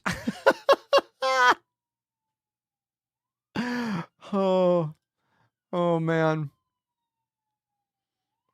Hey, the giveaway is happening still. Thanks for that reminder. Want this mouse? It's the Corsair gaming mouse. It's the Saber. It's super light. It weighs like 56 grams. Whoa, that's light.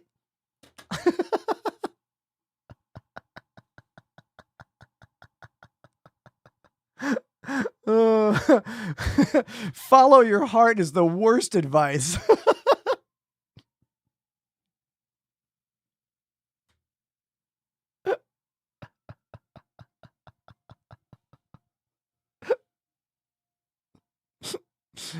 Hey, Swanson, thanks for being nice. Thank you. Thanks for choosing kindness.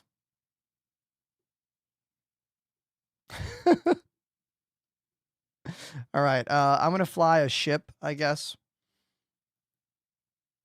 But I don't know what ship to fly right now.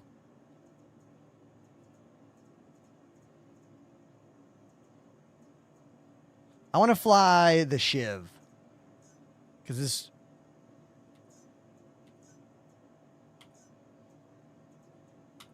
Vehicle selected. I like the way the Shiv rattles. Vehicle has been delivered to the following please visit us again.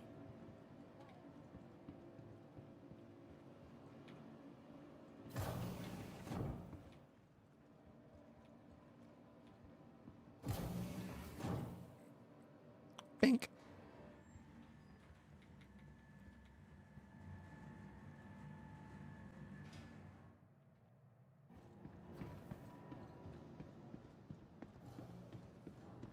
That sound was loud. Let's turn that sound down. That's the sound I have when I like make the source toggle on screen. Let's turn that down some.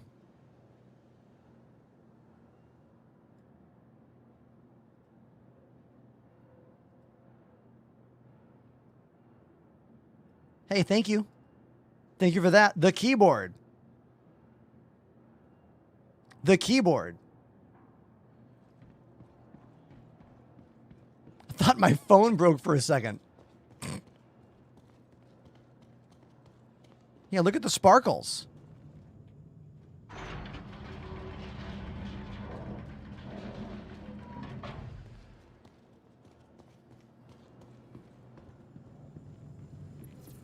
I like these handles a lot.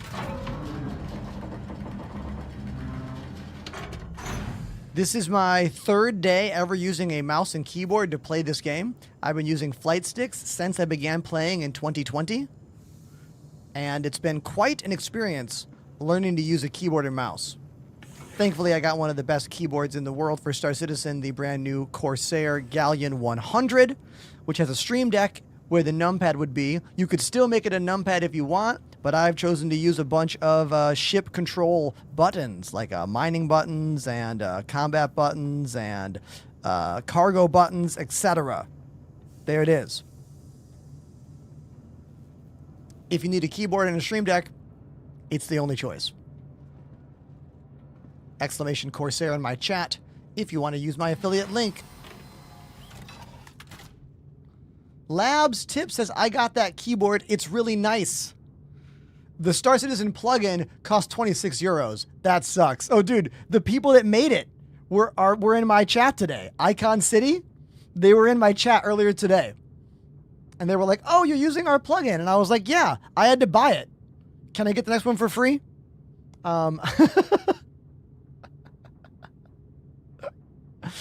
Jack, thanks for reminding me. I have another really good piece of news, everybody. After 4 years of working with AMD and asking them to help me build a Threadripper system to replace my streaming setup, they finally said yes. Now, this does not mean it's going to happen yet. There is so much to talk about, so many meetings to have, but they said yes. AMD is going to help me get a Threadripper gaming streaming system here in the studio. Simple Sandman, thank you for the gifted subs. Thank you. And if you don't understand what Threadripper is, it is the highest tier CPU that AMD makes for standard Windows-based computer systems. It's going to allow us to take everything I'm doing in terms of the camera quality, in terms of the number of cameras, in terms of the effects on stream, and put them all up. Everything about my show's visual quality is going to go up. And this machine is going to be like a $10,000 machine, if not even more. I am blown away that it's finally going to happen. Like, this has been a dream of mine, literal dream. And this is something that most streamers do not give a fuck about. Hear me when I say this. Most streamers don't care about this. Only streamers that do stuff like this. Production companies are going to be excited about what I build. Live streaming companies are going to be excited about what I build. Those of you with an eye and an ear for what is different and what is more than average are going to be excited and interested. But guy in the chair streamer is not going to care about this. And this is one of my biggest problems. I think everyone cares about things that are interesting or different. But the reality is people are very particular. What is amazing to one person is lame to another. And I struggle with that. I think too much about what went into something. Like when I watch someone stream, the first thing I think of is, am I enjoying this? It's, how unique is this? How much work did this take to do?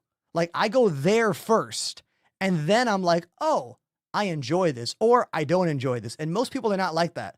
They watch something and they quickly say, yes, or no in their minds and then go from there. And I think that's because, I don't know, I think differently, maybe. I don't know.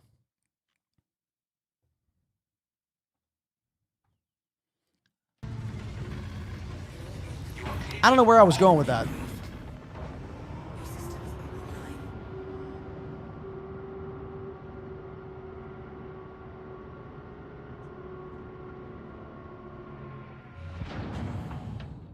The reality is that the biggest streamers on the planet have very simple shows. Tim the Tatman, Ninja, Shroud. The only streamer out there who is humongous and does more than just play a game in a chair are the worlds of IRL streamers. Like, IRL streaming has exploded over the last couple years. And that seems to be where the majority of the viewership is. Either standard game streams, one scene in a chair, or live, out there in the world stuff like Kai Cenat, you know? Those are some of the biggest things happening out there.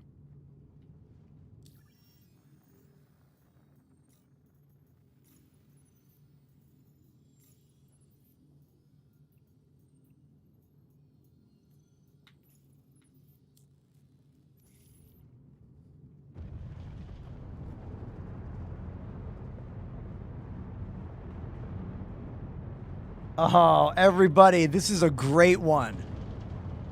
Untamed Wolf with a great request. Paramore, that's what you got. Was it that what you get? It's one of those. I know it. I know it. Let's do it. Thank you very much, Untamed Wolf. Let me get a better view of the ship here. A little more cinematic. There you go. That's better.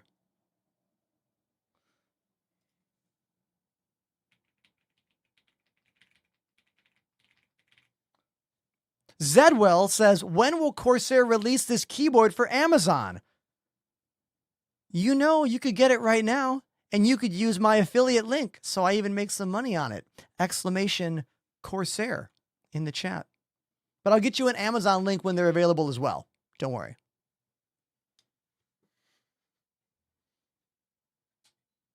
Now, it is time for more drums. Untamed Wolf wants Paramore. That's what you get.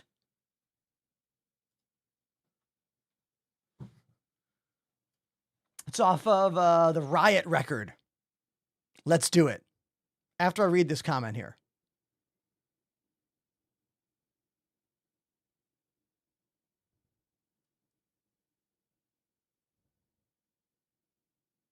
All right, let's do it.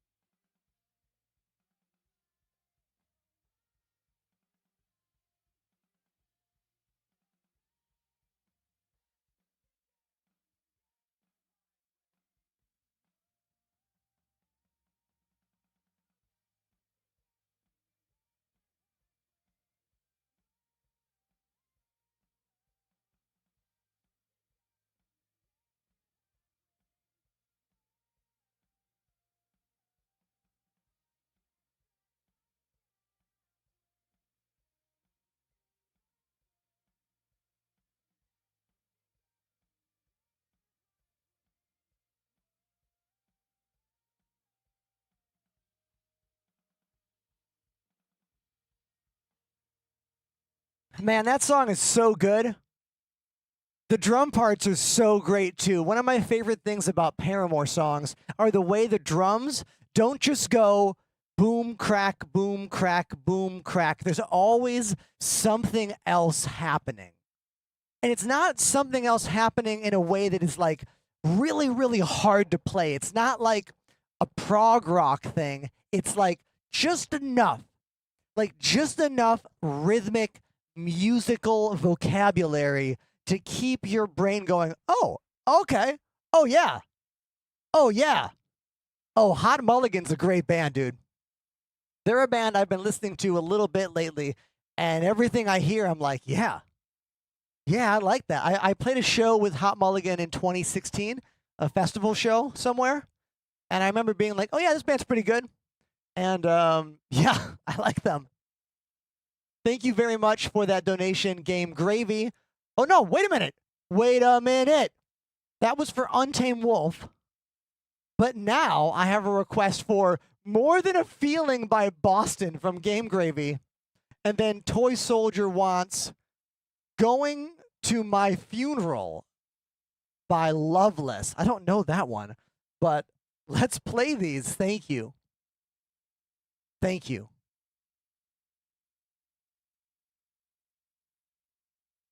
Oh, I didn't put my AFK timer on. Hold on.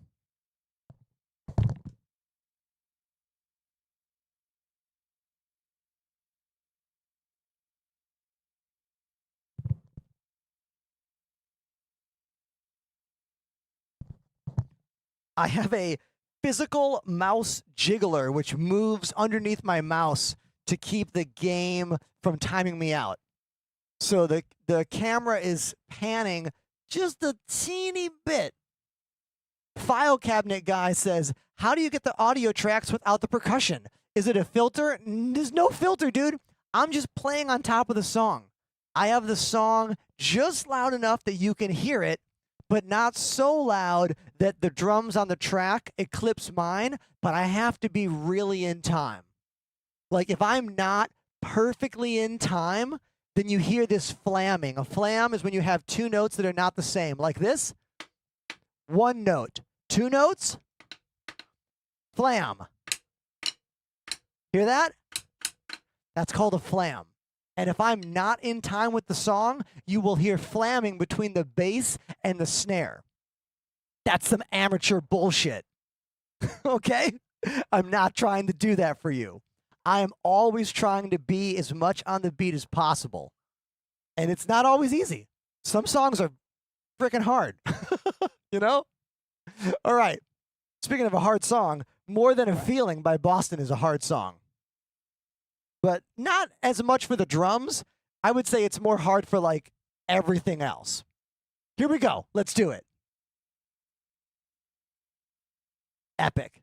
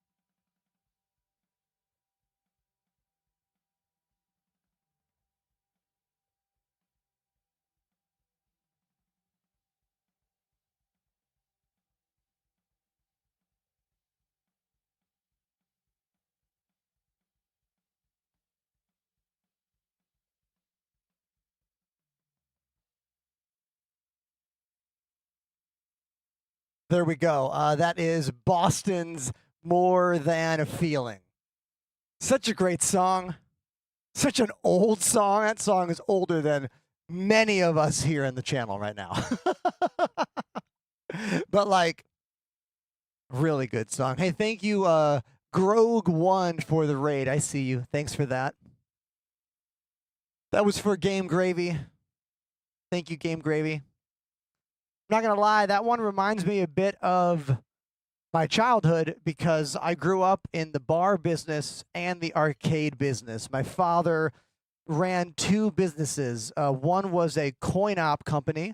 So he was the dude who owned all the arcade games and pinball games and jukeboxes and pool tables and brought them to bars and arcades in northern Michigan, where I'm from.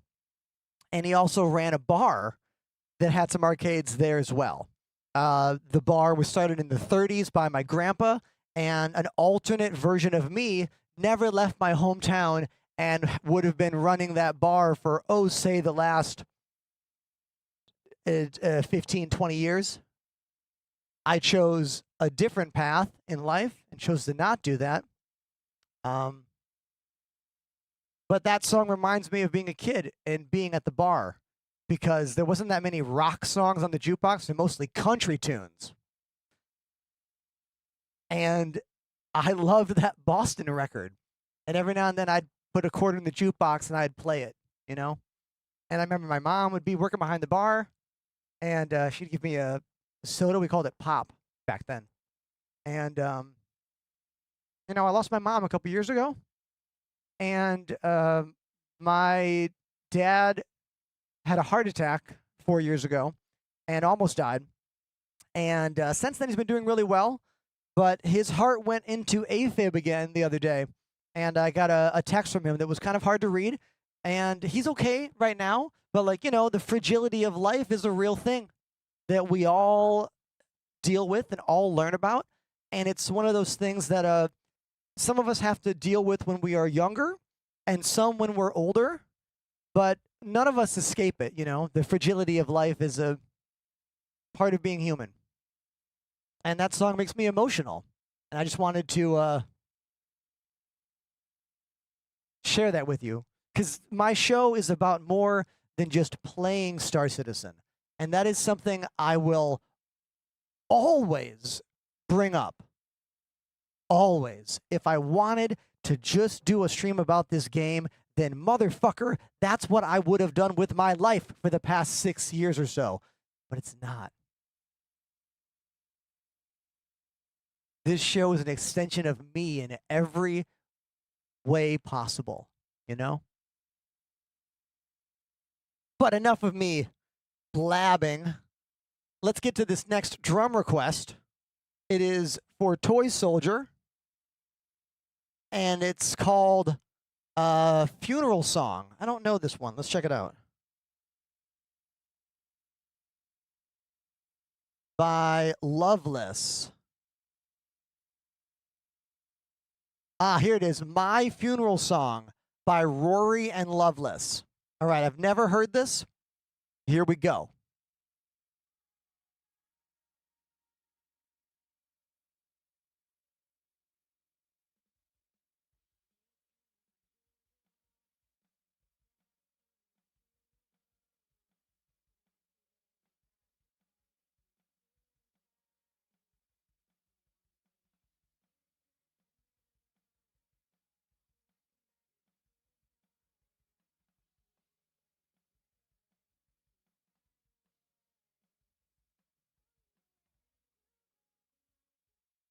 Hold on.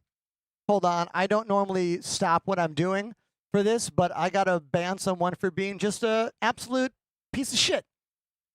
Love that. I love the power I have to ban anyone I want at any time. Hey, streamers, if someone gives you a bad vibe in the chat for any reason, just ban them. You're right. You get to. You know what I mean? Now I'm going to start the song over.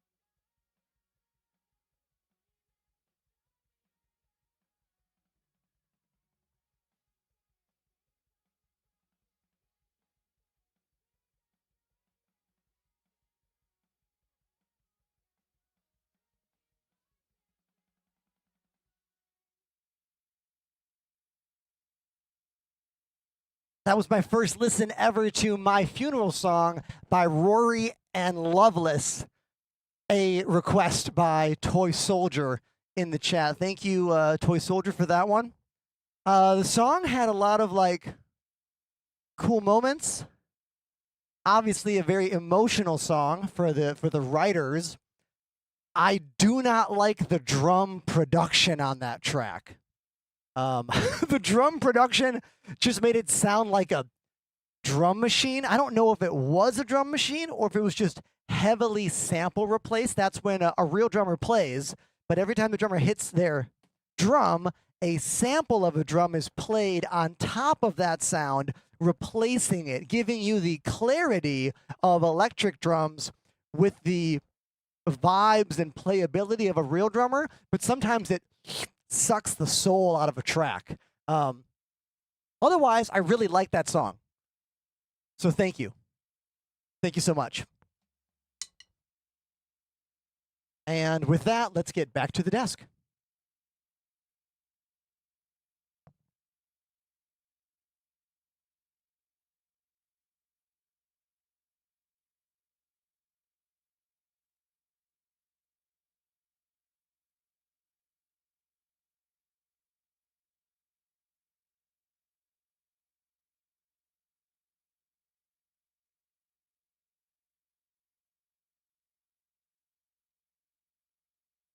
Had a bit of a wire tangle mess over there. I got it. We're good. Spaced out. You're never going to guess why the YouTube streams went offline. And why I was like, why aren't they working? Everything should be working. You're never going to guess what happened. Somehow, in my YouTube settings, all of my streams got set to private. And none of you had permission to watch them.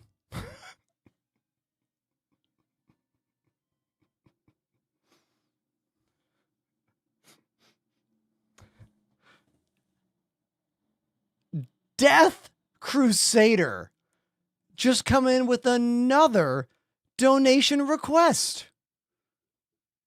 Thank you, dude. Let me get a sip of my lunch and I'll go play that for you. Hold on. Thank you. I love this comment from Pongi, who is watching on YouTube, which is not the platform for my show. I stream there just because. Come to Twitch, come to TikTok, you'll hear all the music. Copyright is really bad on YouTube for artists. They say, watching silent drumming is oddly cool. It makes you look at the artist more. And you truly are an artist. I can see the joy and passion in all of your movements. Well done. Thank you, dude. Whoa. Death Crusader also just subscribed. I got to get a photo of this chat. This chat is so cool.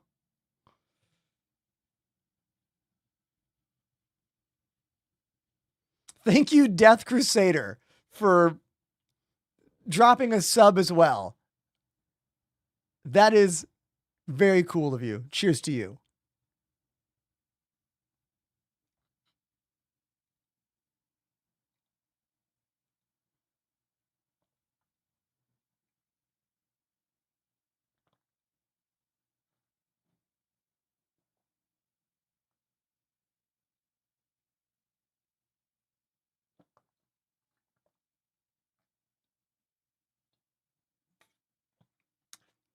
If I don't drink this now, I'm never going to drink it. It's going to be like 7 at night and I wouldn't have had my lunch yet. Hold on.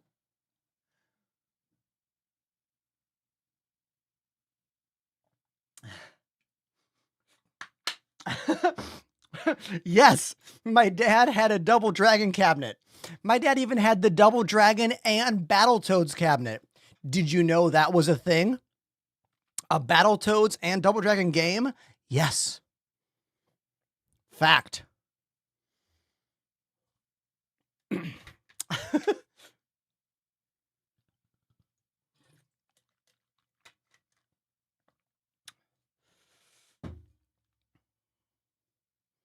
Audio, thanks for commenting on my drum fill predictions. All right, let's play this Nirvana song for Death Crusader. I don't think I've ever played the Apprentice song before. Yeah, I have never played this song before. Let's do it. Thank you very much, man. I don't know the song, so everyone in chat's going to find out that I don't know how to play this one. True. Sorry, Dave Grohl.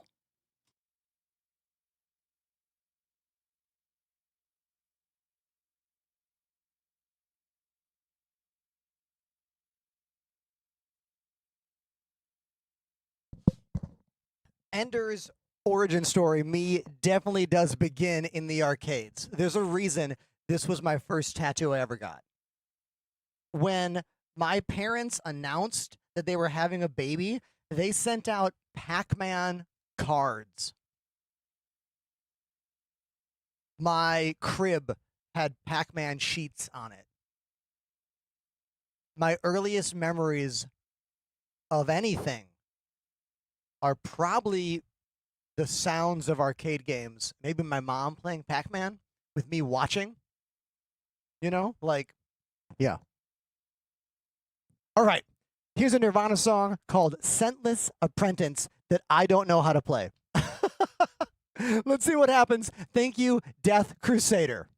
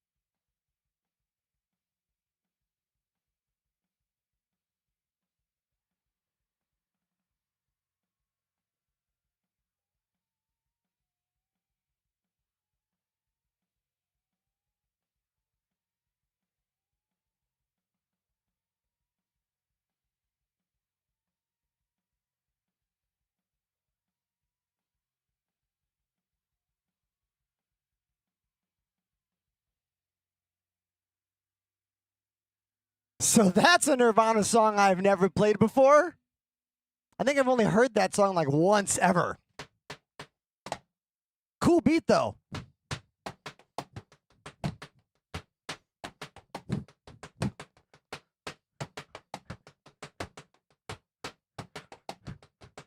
There's some cool production stuff going on in the track as well. I can hear this like extra flam or delay on the snare drum.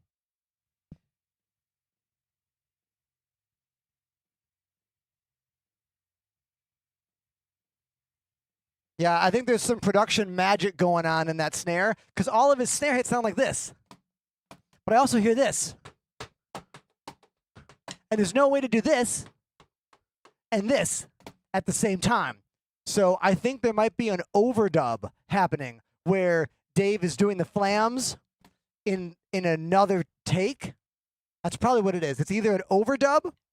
We can look this up. This is one of the most famous albums ever. We can literally look this shit up. It's probably just the Dave overdub on the drums. The 3 sticks, says Lucian Galaxy.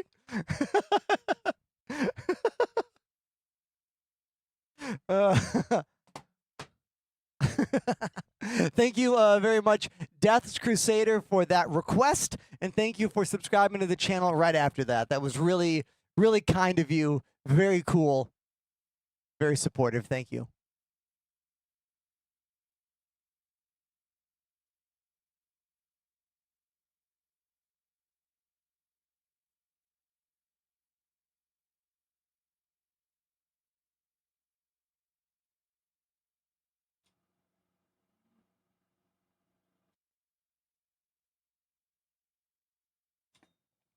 Little bit of housekeeping for everybody.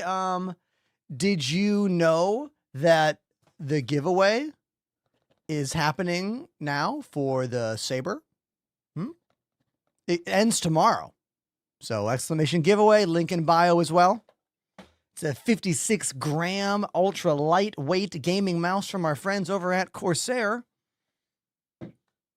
Because Elgato sent me this. Elgato sent me the new Corsair and Elgato combined product called the Galleon 100 keyboard. It's a stream deck that lets you do anything, any macro, any button press, any combination, whatever, and a full mechanical keyboard.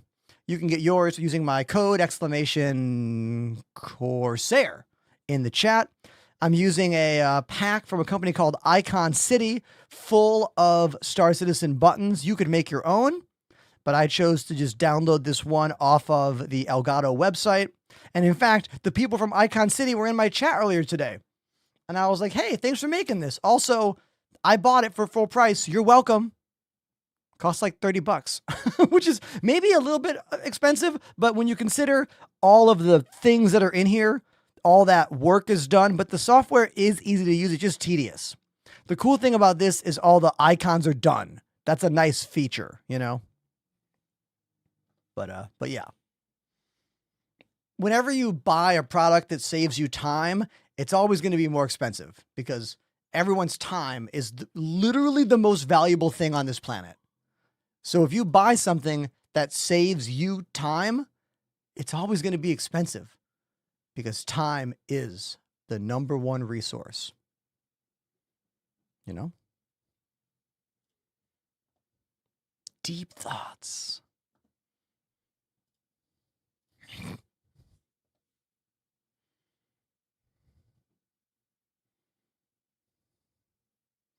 If you're going to get one spaced out, come use my code. Exclamation Corsair.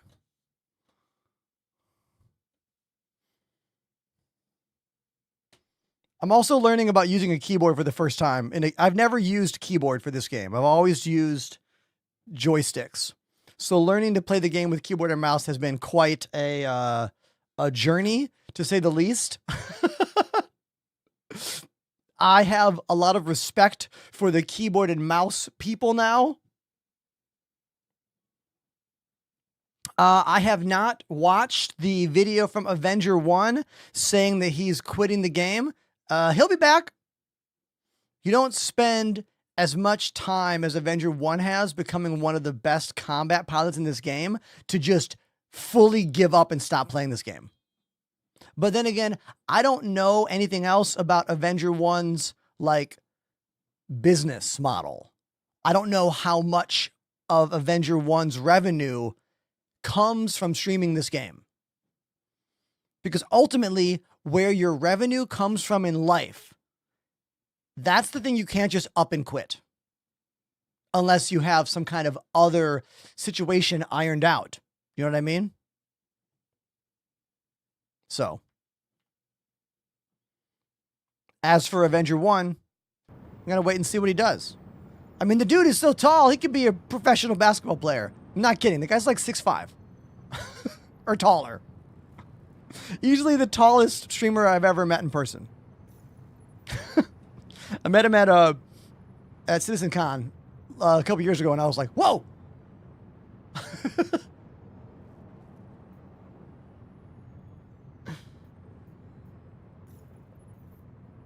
Hey, you little birds out there. One of you flew on over to Salty Mike's channel and told him that I was upset by his reaction video. Snitches get stitches.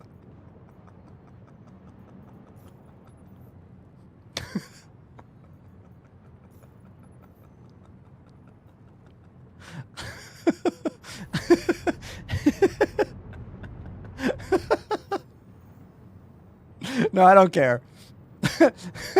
Loose lips sink ships. No, he just wrote me and said that he heard I was upset and asking if I still want to chat tomorrow. I'm still going to chat with him tomorrow. We're not canceling it. We're not going to cancel it. We're still doing it. Why? Because I think it'll be good for the channel.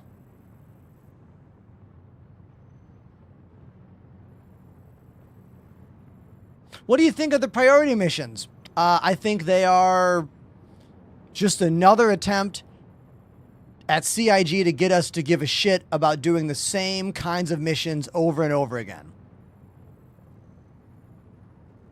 By giving us a shiny carrot that is get in-game item.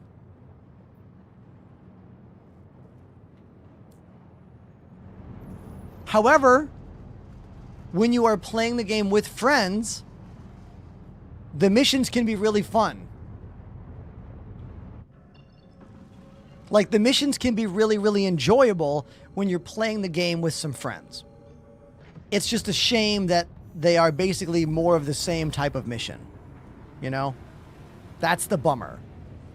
Fuzums, thank you very much for the 2-month resub. Appreciate you.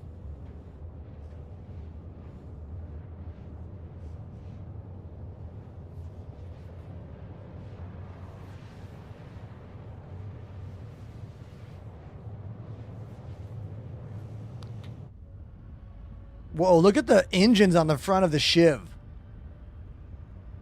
I like how the front engines on the Shiv are literally like shooting out flames. You see that? It's like an oven. It's like a kiln in there.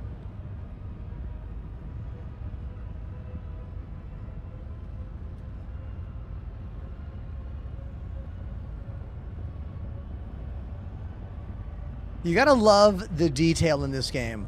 Like, you can zoom in so much and still see so much in this game. Yeah, a lot of other games work better. Duh. But graphical fidelity in Star Citizen has ruined other video games for me. I just can't forget about the things I get to see when I play this game compared to when I play other games. It's challenging, you know? It really is.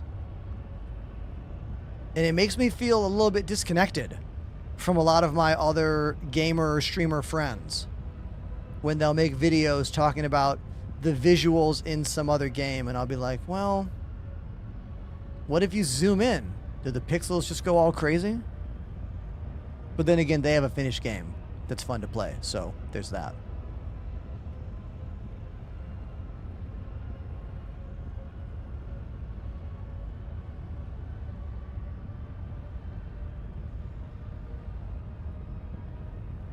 The Dude, welcome to the chat.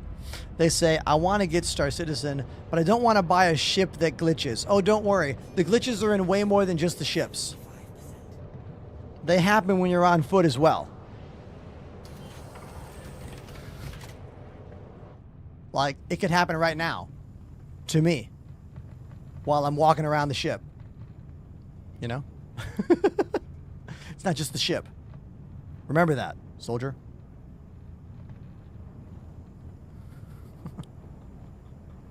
Let's do a little tour of this ship. It's called the Shiv. Here are some wires. They're not connected.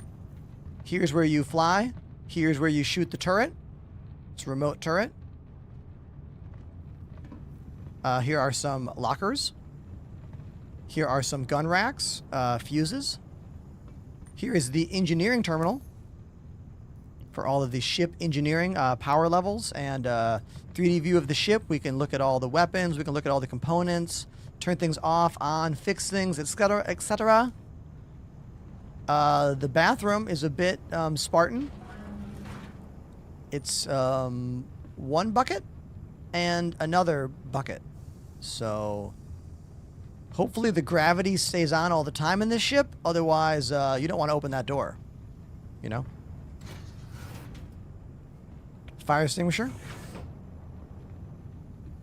Here's the back of the ship. Just, that's it.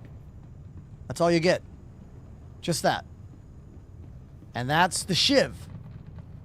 A ship based on the Drake Cutlass Black with a handful of other things kind of worked into it. I like knowing that if I want to, I could just whoa, yeet myself right out that window and I would be literally lost in space. We'd have to backspace to the menu or ask a friend to come save us. But if you want, if you're a Chaos Demon, you could do that. You know? Remember, you get to choose what you do in this game. All right?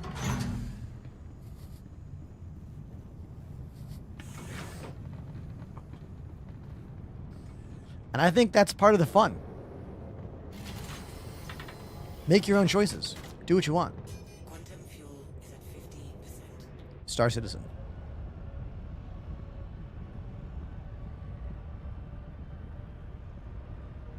Can you turn off the jump drive via engineering when you're in QT? I'm pretty sure I can. The same way I could turn it off from the cockpit here, pretty sure I could do that from the engineering terminal as well.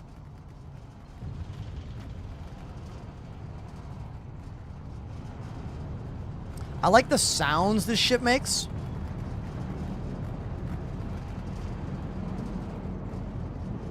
It's always kind of cracky, you know?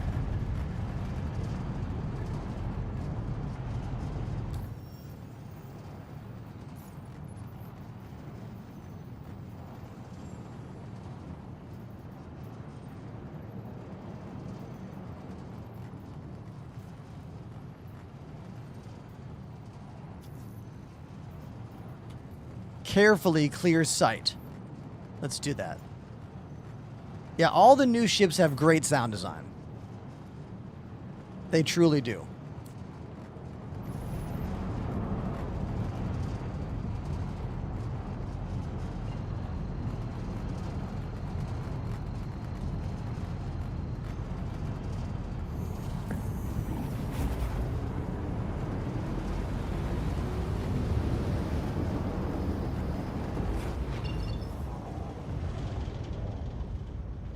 Even that little crackle right there was cool.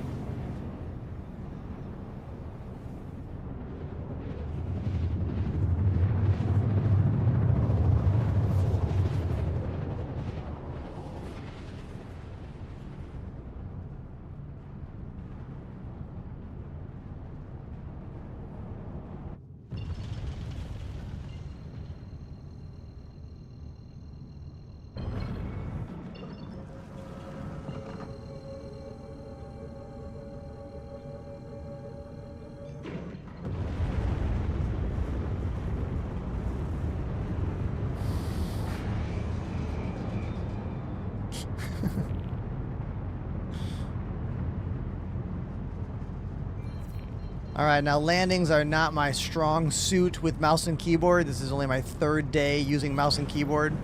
So, give me a break here. I'll do my best.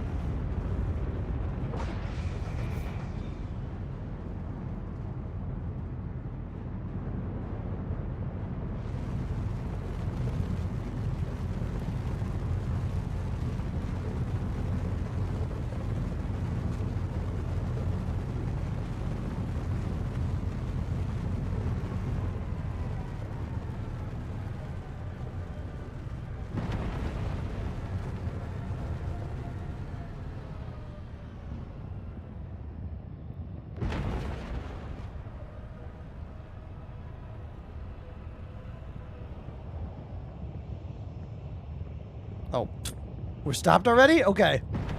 Oh, God. Oh, wrong button.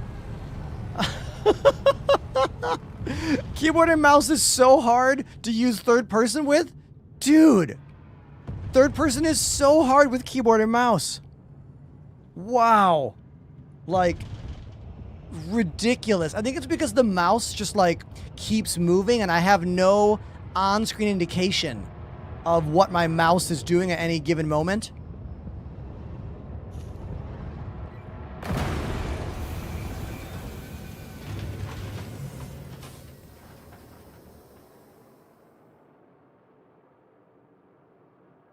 Bada bing! Bada boom.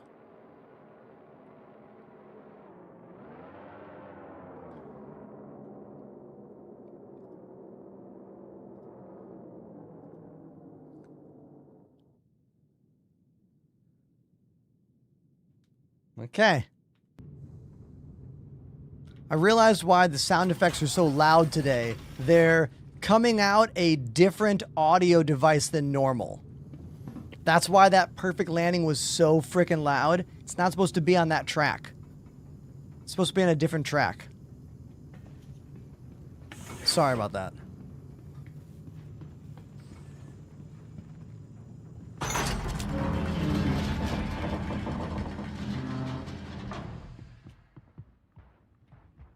Yeah, my ship wiggles. Yeah, my ship wobbles. It's by design. See that? Cha-cha slide, real smooth now. Do do do do do. Do do do do do.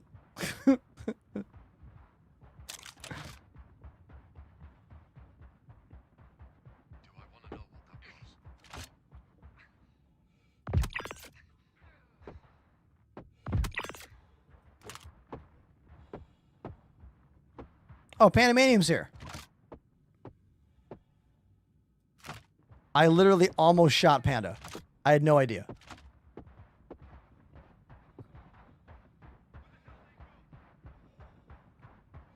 I like these different voice lines I'm hearing.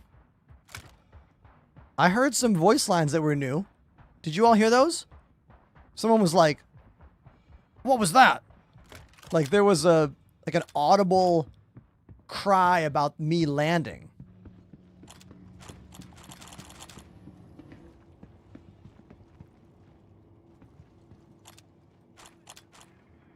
Everyone say hi to Pandemanium.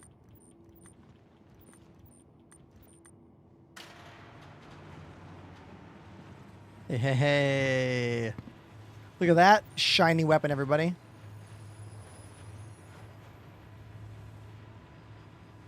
Scorched.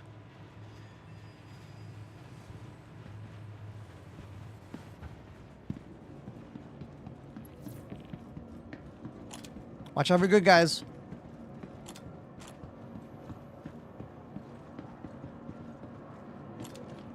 Come on then, who wants first crack? Bring it!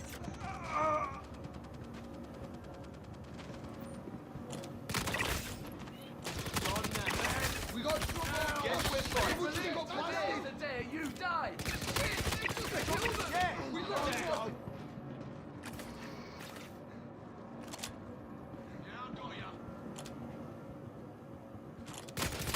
What's going down? We're taking casualties. Last one! Friendly down. One down! We're under attack.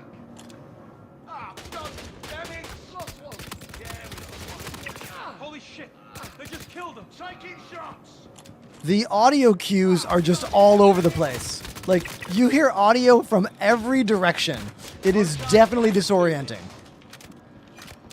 I can't wait until the audio cues make sense in this game. If anything, they're more distracting than they are helpful at current.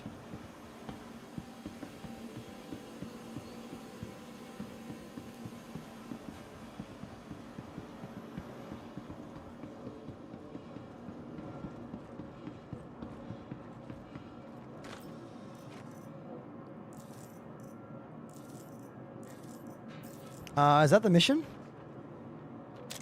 Is it done?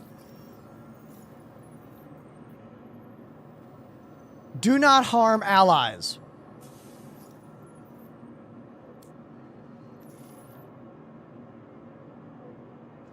Whoops. I don't know if that was me or Panda. I don't know which one of us did it. Dash 2 says, Ender, your keyboard, is that a custom designed keyboard? This is the Corsair Galleon 100 Elgato Stream Deck and keyboard put together. I'm using a pack by a company called Icon City that is full of Star Citizen functions. Mining buttons, combat buttons, cargo buttons, camera control buttons. If you need a Stream Deck with 2 dials and buttons and a mechanical keyboard, this is for you. It's the price of a Stream Deck plus a high quality keyboard, so you are looking at $350, which I know is already going to be too high for a large number of you out there. But for the people that want both of those products, that's what it costs. End of story. You know?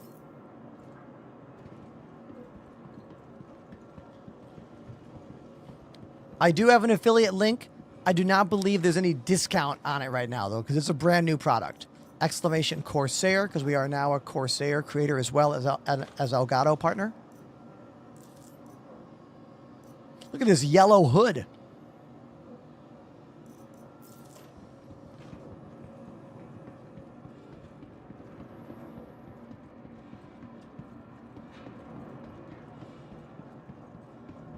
Esther Beasy says, we've already spent thousands on JPEGs. Another 350 wouldn't hurt.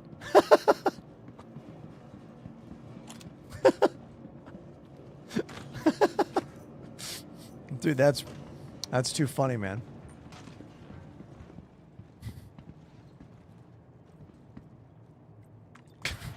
It's really funny.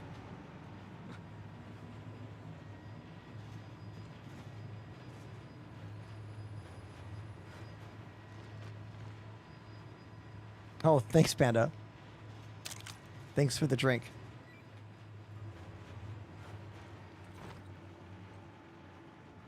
I'll drink this.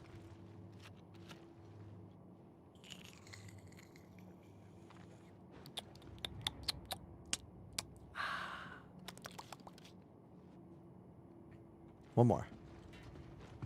Oh, everyone say thanks to Panda for bringing me foods. What a guy. What a guy. Look at this guy. Let's eat this one too.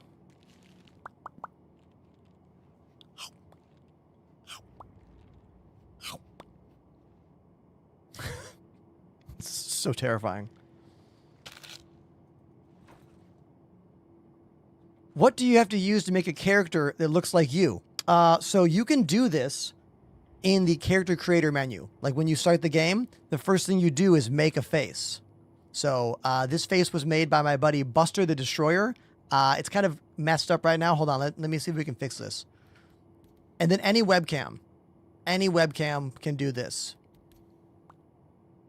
We're using my Elgato face cam. I zoom it in a bit in the software, and then it saves. That's the Elgato camera hub.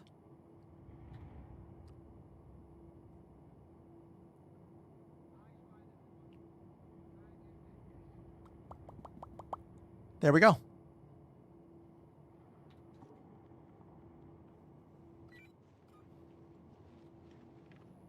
Helmet back on. And we good to go.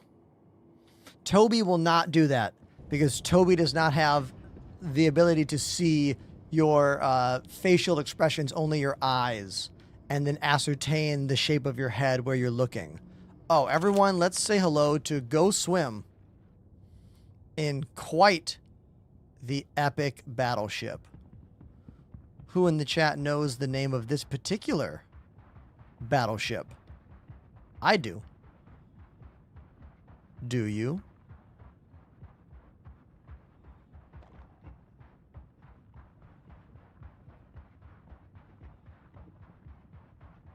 One of the strongest gunships in the game right now when it comes to actual weapon power, it's the Perseus. Cool thing about this ship are these dual turrets on the front and underneath with these massive cannons and these machine guns, and you can switch between them. I want to say that's a size 7 cannon and like a size 3. Size 8. Oh my god. I was one off. Yeah, they're insane. Reminds me of like the turrets on the Javelin. Anyone know what the turrets on the Javelin are? Are those bigger than size 8?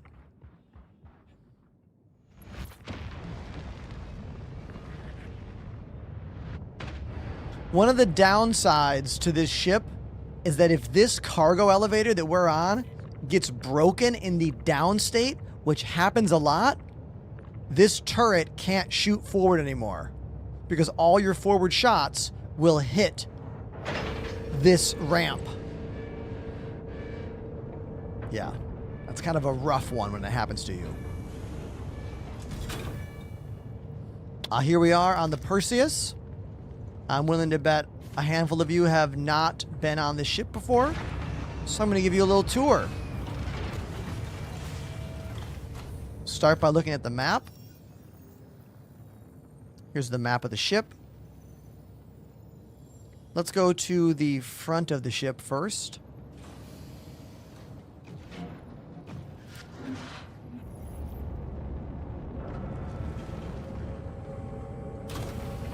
Here is a little docking collar. Just want you to see this.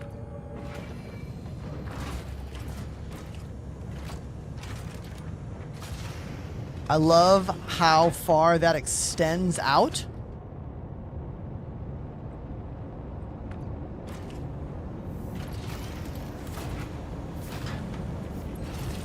Very cool design.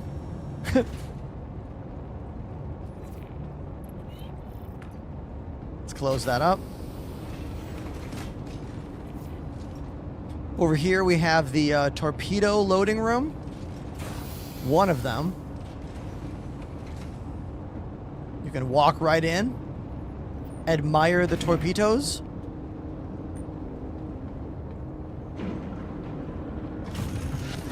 We have access to the other torpedo loading room right here. Oh, a torpedo just got loaded. See that? That was sweet. Hell yeah.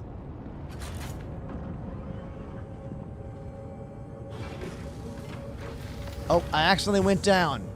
That was the wrong way to go. That was a mistake. Go back up, please. Go back up, please. Okay. We're okay. We're okay, everybody. Let's use the ladder, maybe.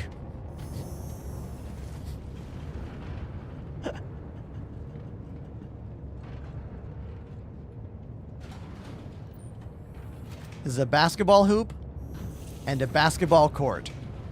Why? Exactly. For fun. Because games are supposed to be fun. We got our modules hiding here.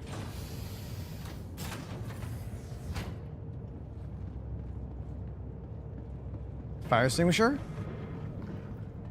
Tom Goat, welcome to the show. We got some escape pods that don't work yet. Ladder, elevator.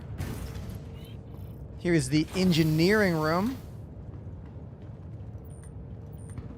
The rest of the ship modules. I do like the keyboard at this engineering terminal. Can we look at that keyboard a bit more? Hold on. Look at this. Look at this isolinear keyboard. You see this? Interesting. If you're like, what's that mean? That means all the keys are in exact straight lines and not like a normal keyboard that is like, you know, angled. Because if you think about it, the keyboard design comes from typewriters that need every key to be spaced out so that the metal parts that went through could click and actually type the letters. Like, we don't need to be using keyboards that are in a different serpentine shape anymore. We've just gotten used to it over the years. So maybe they're saying in the future we have moved beyond the typewriter designed keyboard, or perhaps I'm looking too deeply at this little thing on the spaceship. What do you think?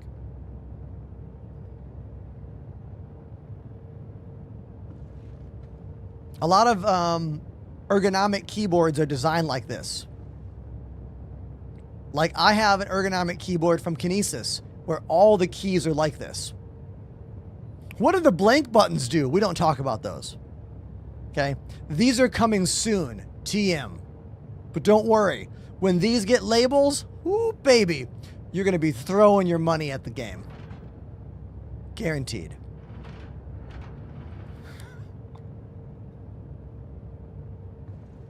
Those are the customizable macros.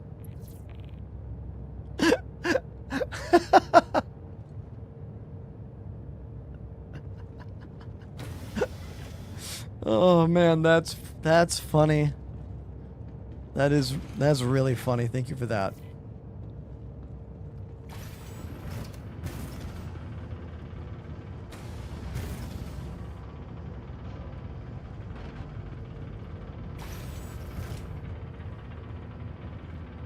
Here is the crew quarters. 1, 2, 3, 4, 5, 6. 6. 6 beds.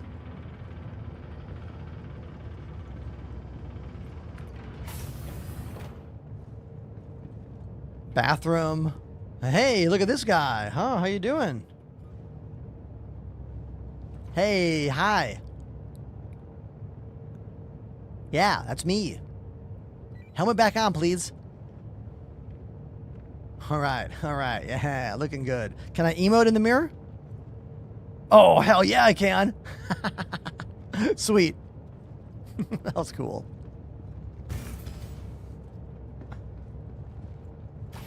Here is a little gun room. I appreciate this room being all red to make you feel more aggressive, you know? Suit lockers.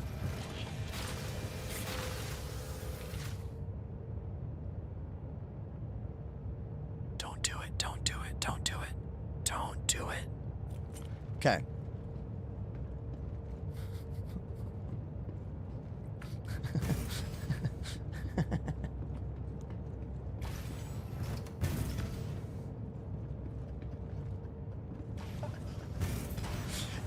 Here's the mess hall. I look forward to knowing what the hell any of this does or means. We all do. A little pool table. I'm looking forward to playing pool in the game.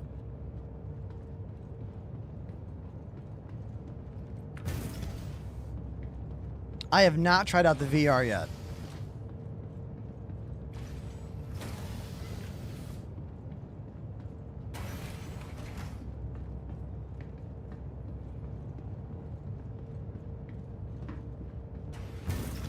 Here is the upper turret. Here are the control systems for the torpedoes.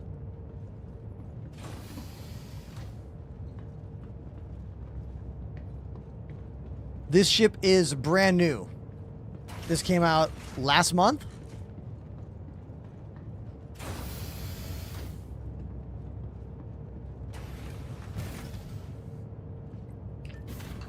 I always forget how to get to the bridge of this ship. How do I get to the bridge?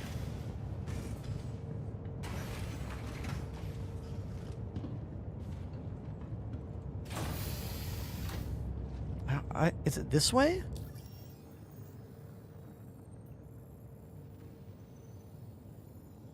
I gotta go to the back of the ship and then take the elevator. Yes. Back of the ship and then elevator. Okay.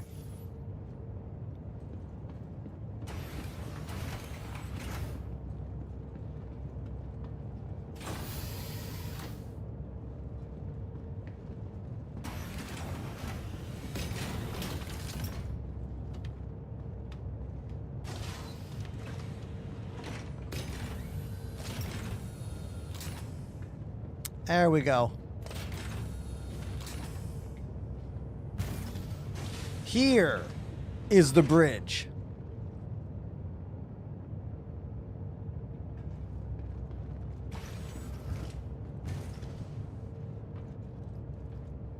Quite an awesome view from the top flight deck here, or rather just the let's just call it the bridge. I like the way the captain's chair kind of like slides all the way up here.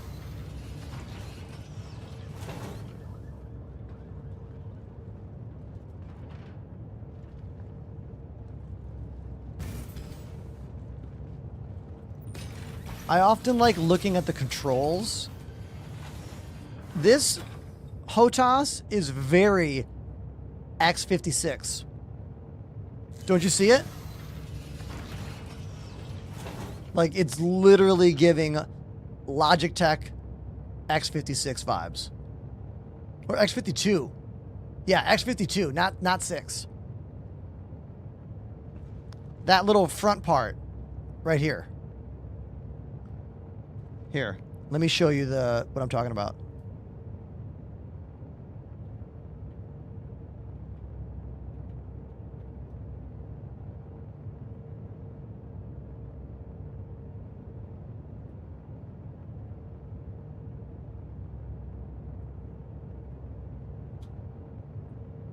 See it?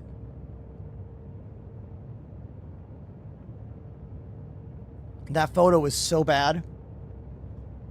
Let me find you a better photo. Ah, maybe this one?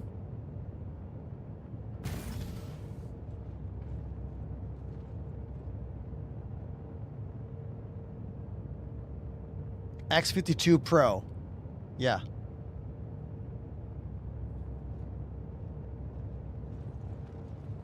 Go swim, captain of the ship.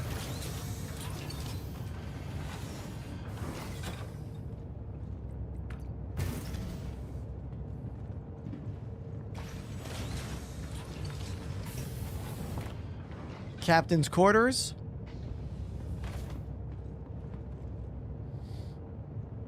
Kingsman's got a question about night vision. What you want to know? Not all the ships have night vision, correct. This one, for example, does not have night vision. We do have a little, like, screen here in the captain's quarters, which is pretty cool. That actually looks into the hallway. That's sweet. You can open and close the door from here, which is cool. Oh, yeah.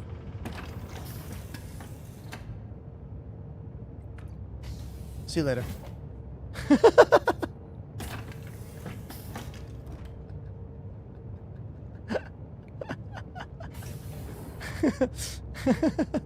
Oh, it's so funny how you can do that. Yeah, the biggest ship right now to have night vision is the Retaliator. That's our biggest ship in-game right now that has night vision.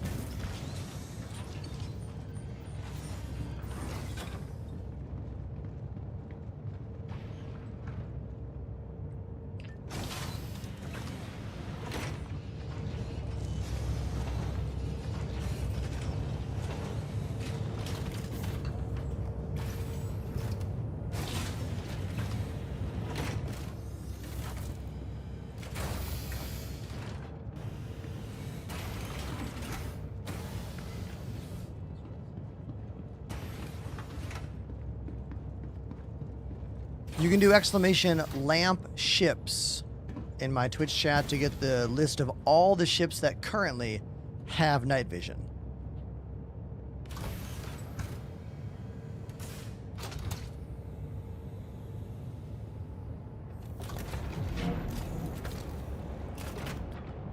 Do you have a tip for someone who has played too much Star Citizen and is now bored and doesn't know what to do? Yeah. Play a different game.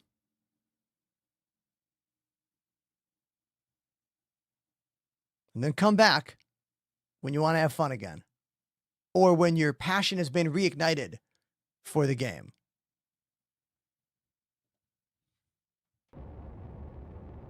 That's my best advice. Unless you're a streamer like me, or a content creator who has to play this game for their job and find ways to make it fun and find ways to keep it fresh and exciting, just play something else and then play it again later. That's what I would do. If I could.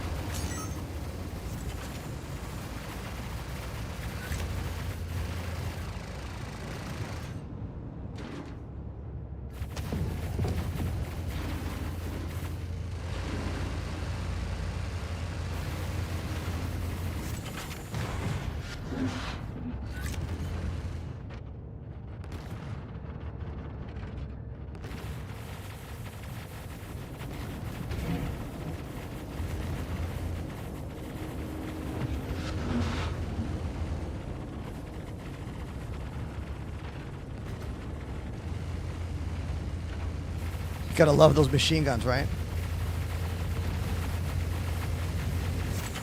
Out of range.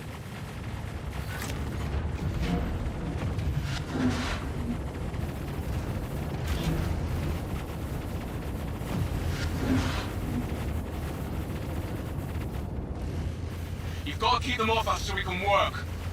This guy's Please help that ship. This guy's like Top priority. accent is very funny to me.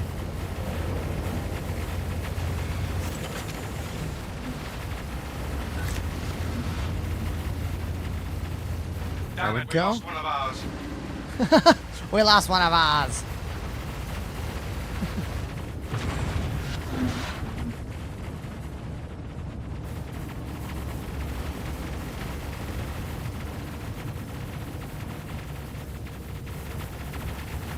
Keep the fighters off me so I can work. I'm trying. Trying, bro. No, there's a lot going on. But don't forget to protect our ship.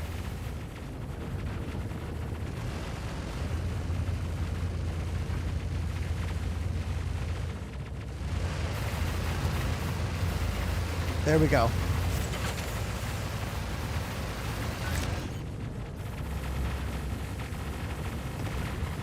I want to use my bigger cannons.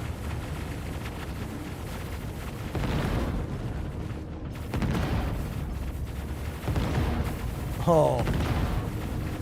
Keep the fighters off me so I can work. There we go. Defending that ship is your primary objective.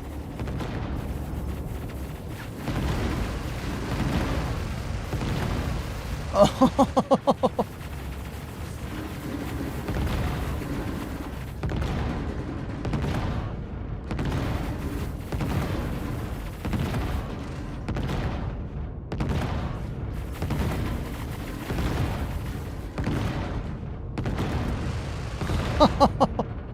Dude, those size 8 cannons hit. You've got to keep them off us so we can work. Please help that ship. It should be your top priority. Yeah, we are helping the ship.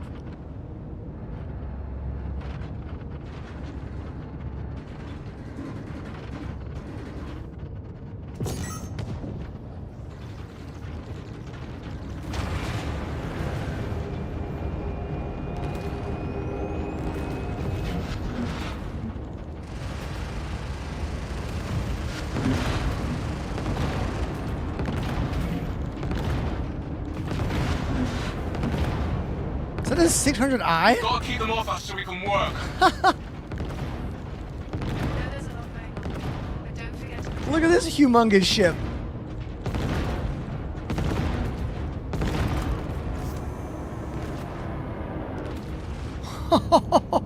Get wrecked. That was awesome.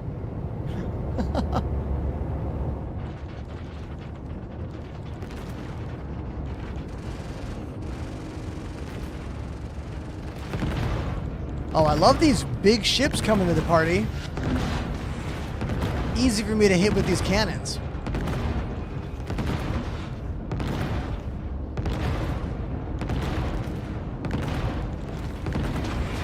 I'm heading out.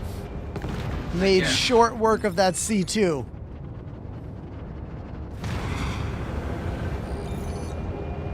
I like how the ship we were protecting now shows as hostile.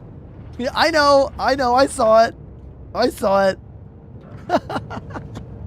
And that's the Perseus, everybody. Hell yeah.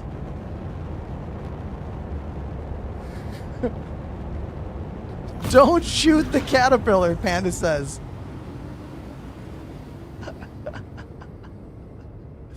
Oh, that was really funny.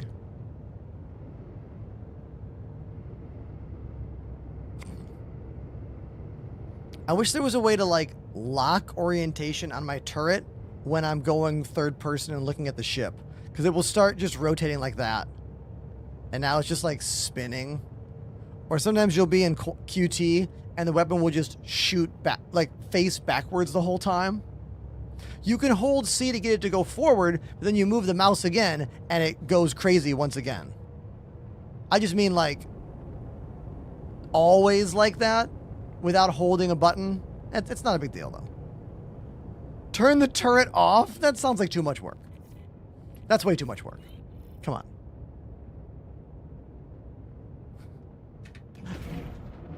If I turn weapons off, what does that do? Okay, hold on. Can't hear. I'll be tracking your progress on the bounty. Watch yourself out there.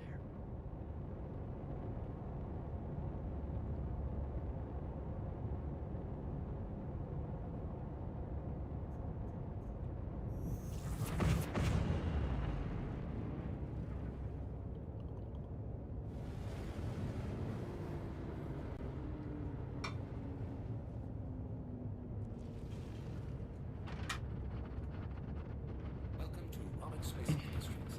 Enjoy the ride. System check. Whoops. Yeah, I don't want to do that.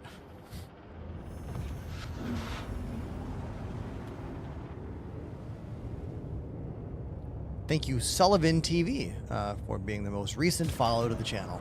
Thank you. It's a good screenshot right there. Pretty, right?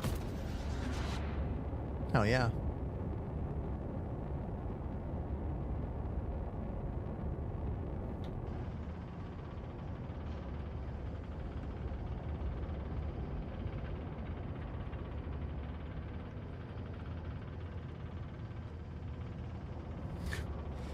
I'm pretty sure these are the default weapons on the ship. Yes, the size 8 Medusa cannons and the, size 3 Mantis machine guns. So you can swap between them using the mouse wheel by default.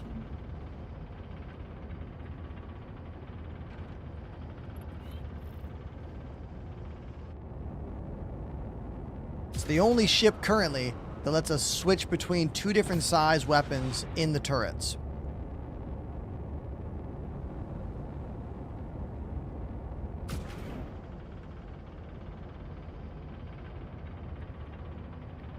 How long are the barrels?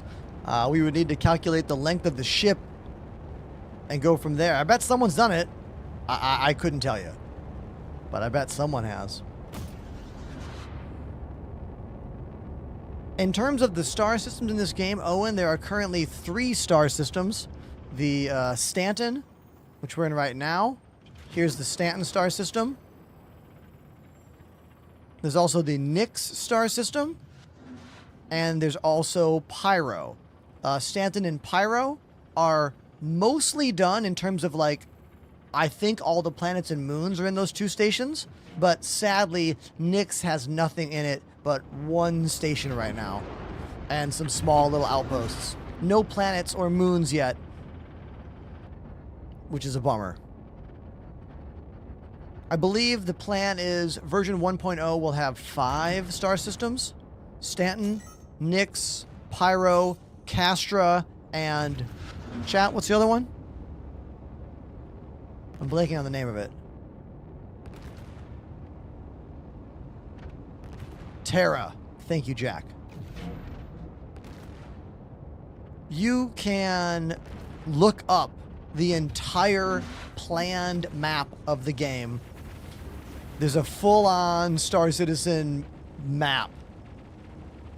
What's it called? Like Star Citizen map?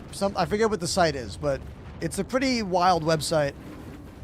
I don't particularly want to look at it because, well, I'd rather wait for the day that, like, it's all real, you know?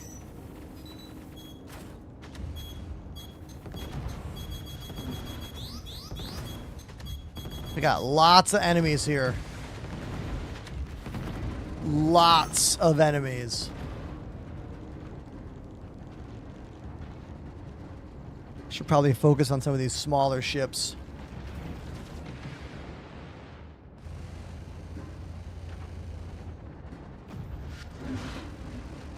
Sorry, is Cynical trying to post the link to the map? I'm sorry. The bot does not like it.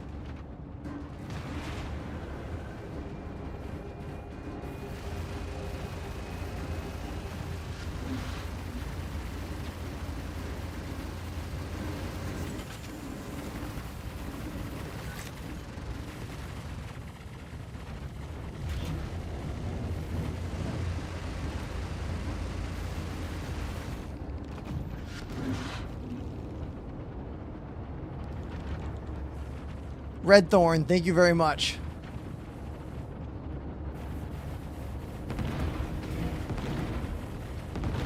Let's switch to those cannons. Big ship. It's easier to track.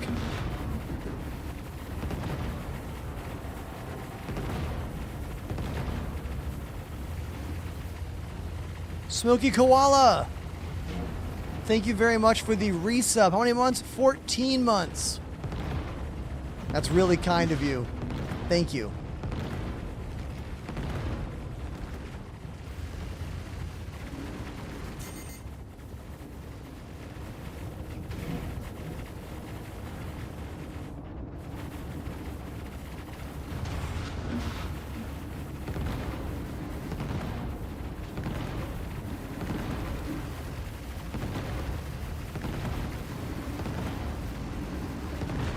So many targets. There we go. If I can connect with those size 8 cannons, it definitely pops them quick, you know, but that's hard sometimes. Managing all the targets is also still difficult in this game. I feel like we don't quite have all the buttons that we need yet. We need a pin target system that actually works, so that the pilot can communicate with the gunners, hey everyone, shoot that ship now, without necessarily like using our words, you know? Words can be slow.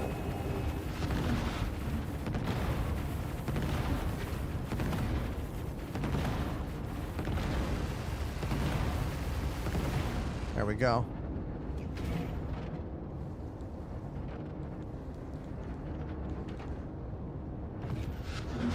Twitch is my main platform, Kobe. Yeah. I'm also on TikTok and YouTube's.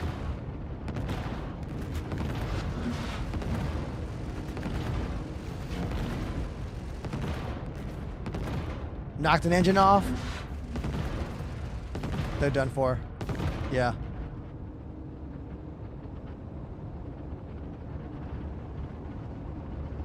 Hammerhead. 890 jump. Which one are we going to go for first?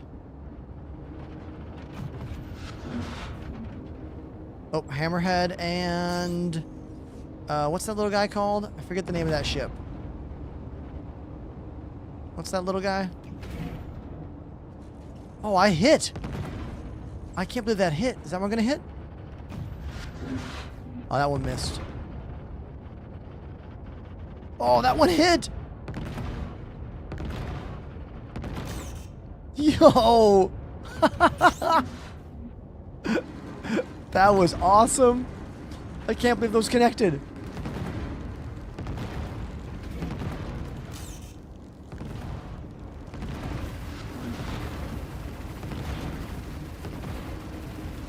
Ballistics hit from really far away now.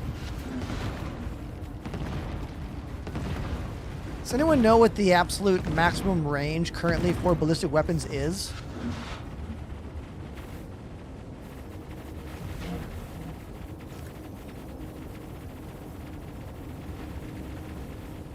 Varies by weapon, okay.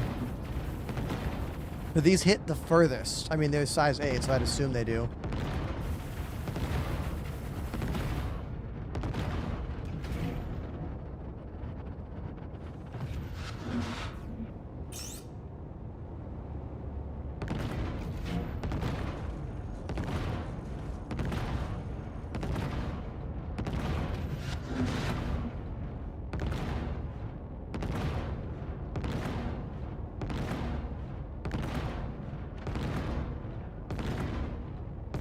Yeah, I'm hitting from 6K. I was hitting it.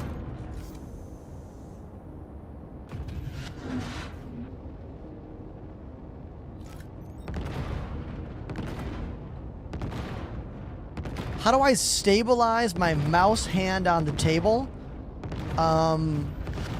You mean my wrist rest? You mean this guy? The Carpio G 2.0? Is that what you mean? That was a question on TikTok. Use code Enterprise on yours. Is that what you meant? Boom. Done and dusted. And we're done. Send in your pay. Hell yeah. Once again, here's the ship we're flying in. The Perseus. Dual size 8 weapon turrets. I wish that bottom one extended out from the ship a bit though, you know? I wish that bottom turret had like a lowered a bit. It would help with convergence a lot with the top gun and the bottom gun if that bottom one came down a bit.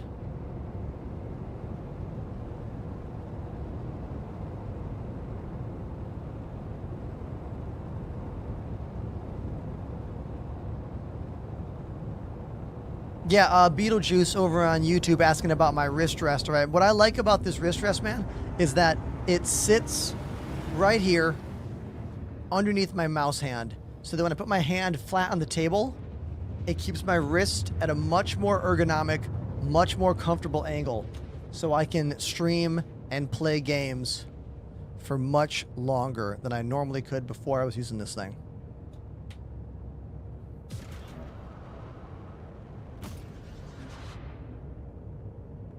All right, so here is the deal, everybody.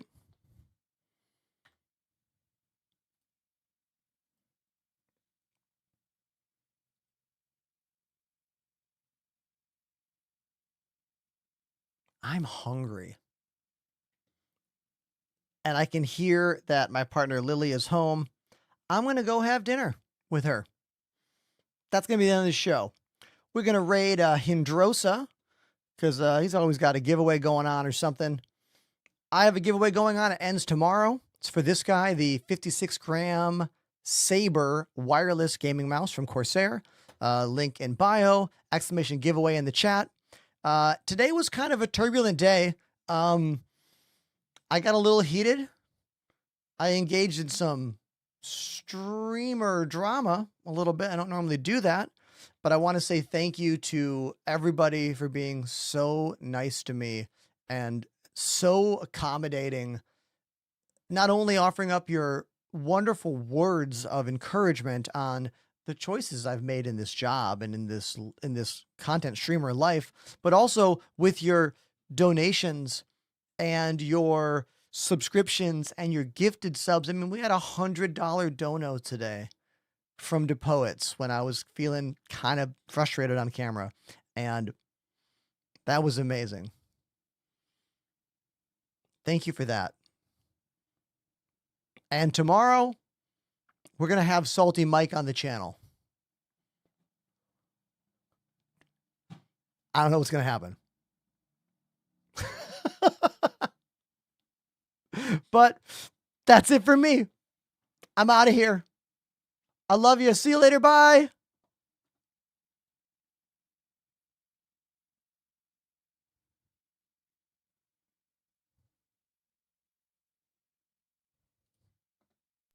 We're at the Stanton Gateway. Dude, Ender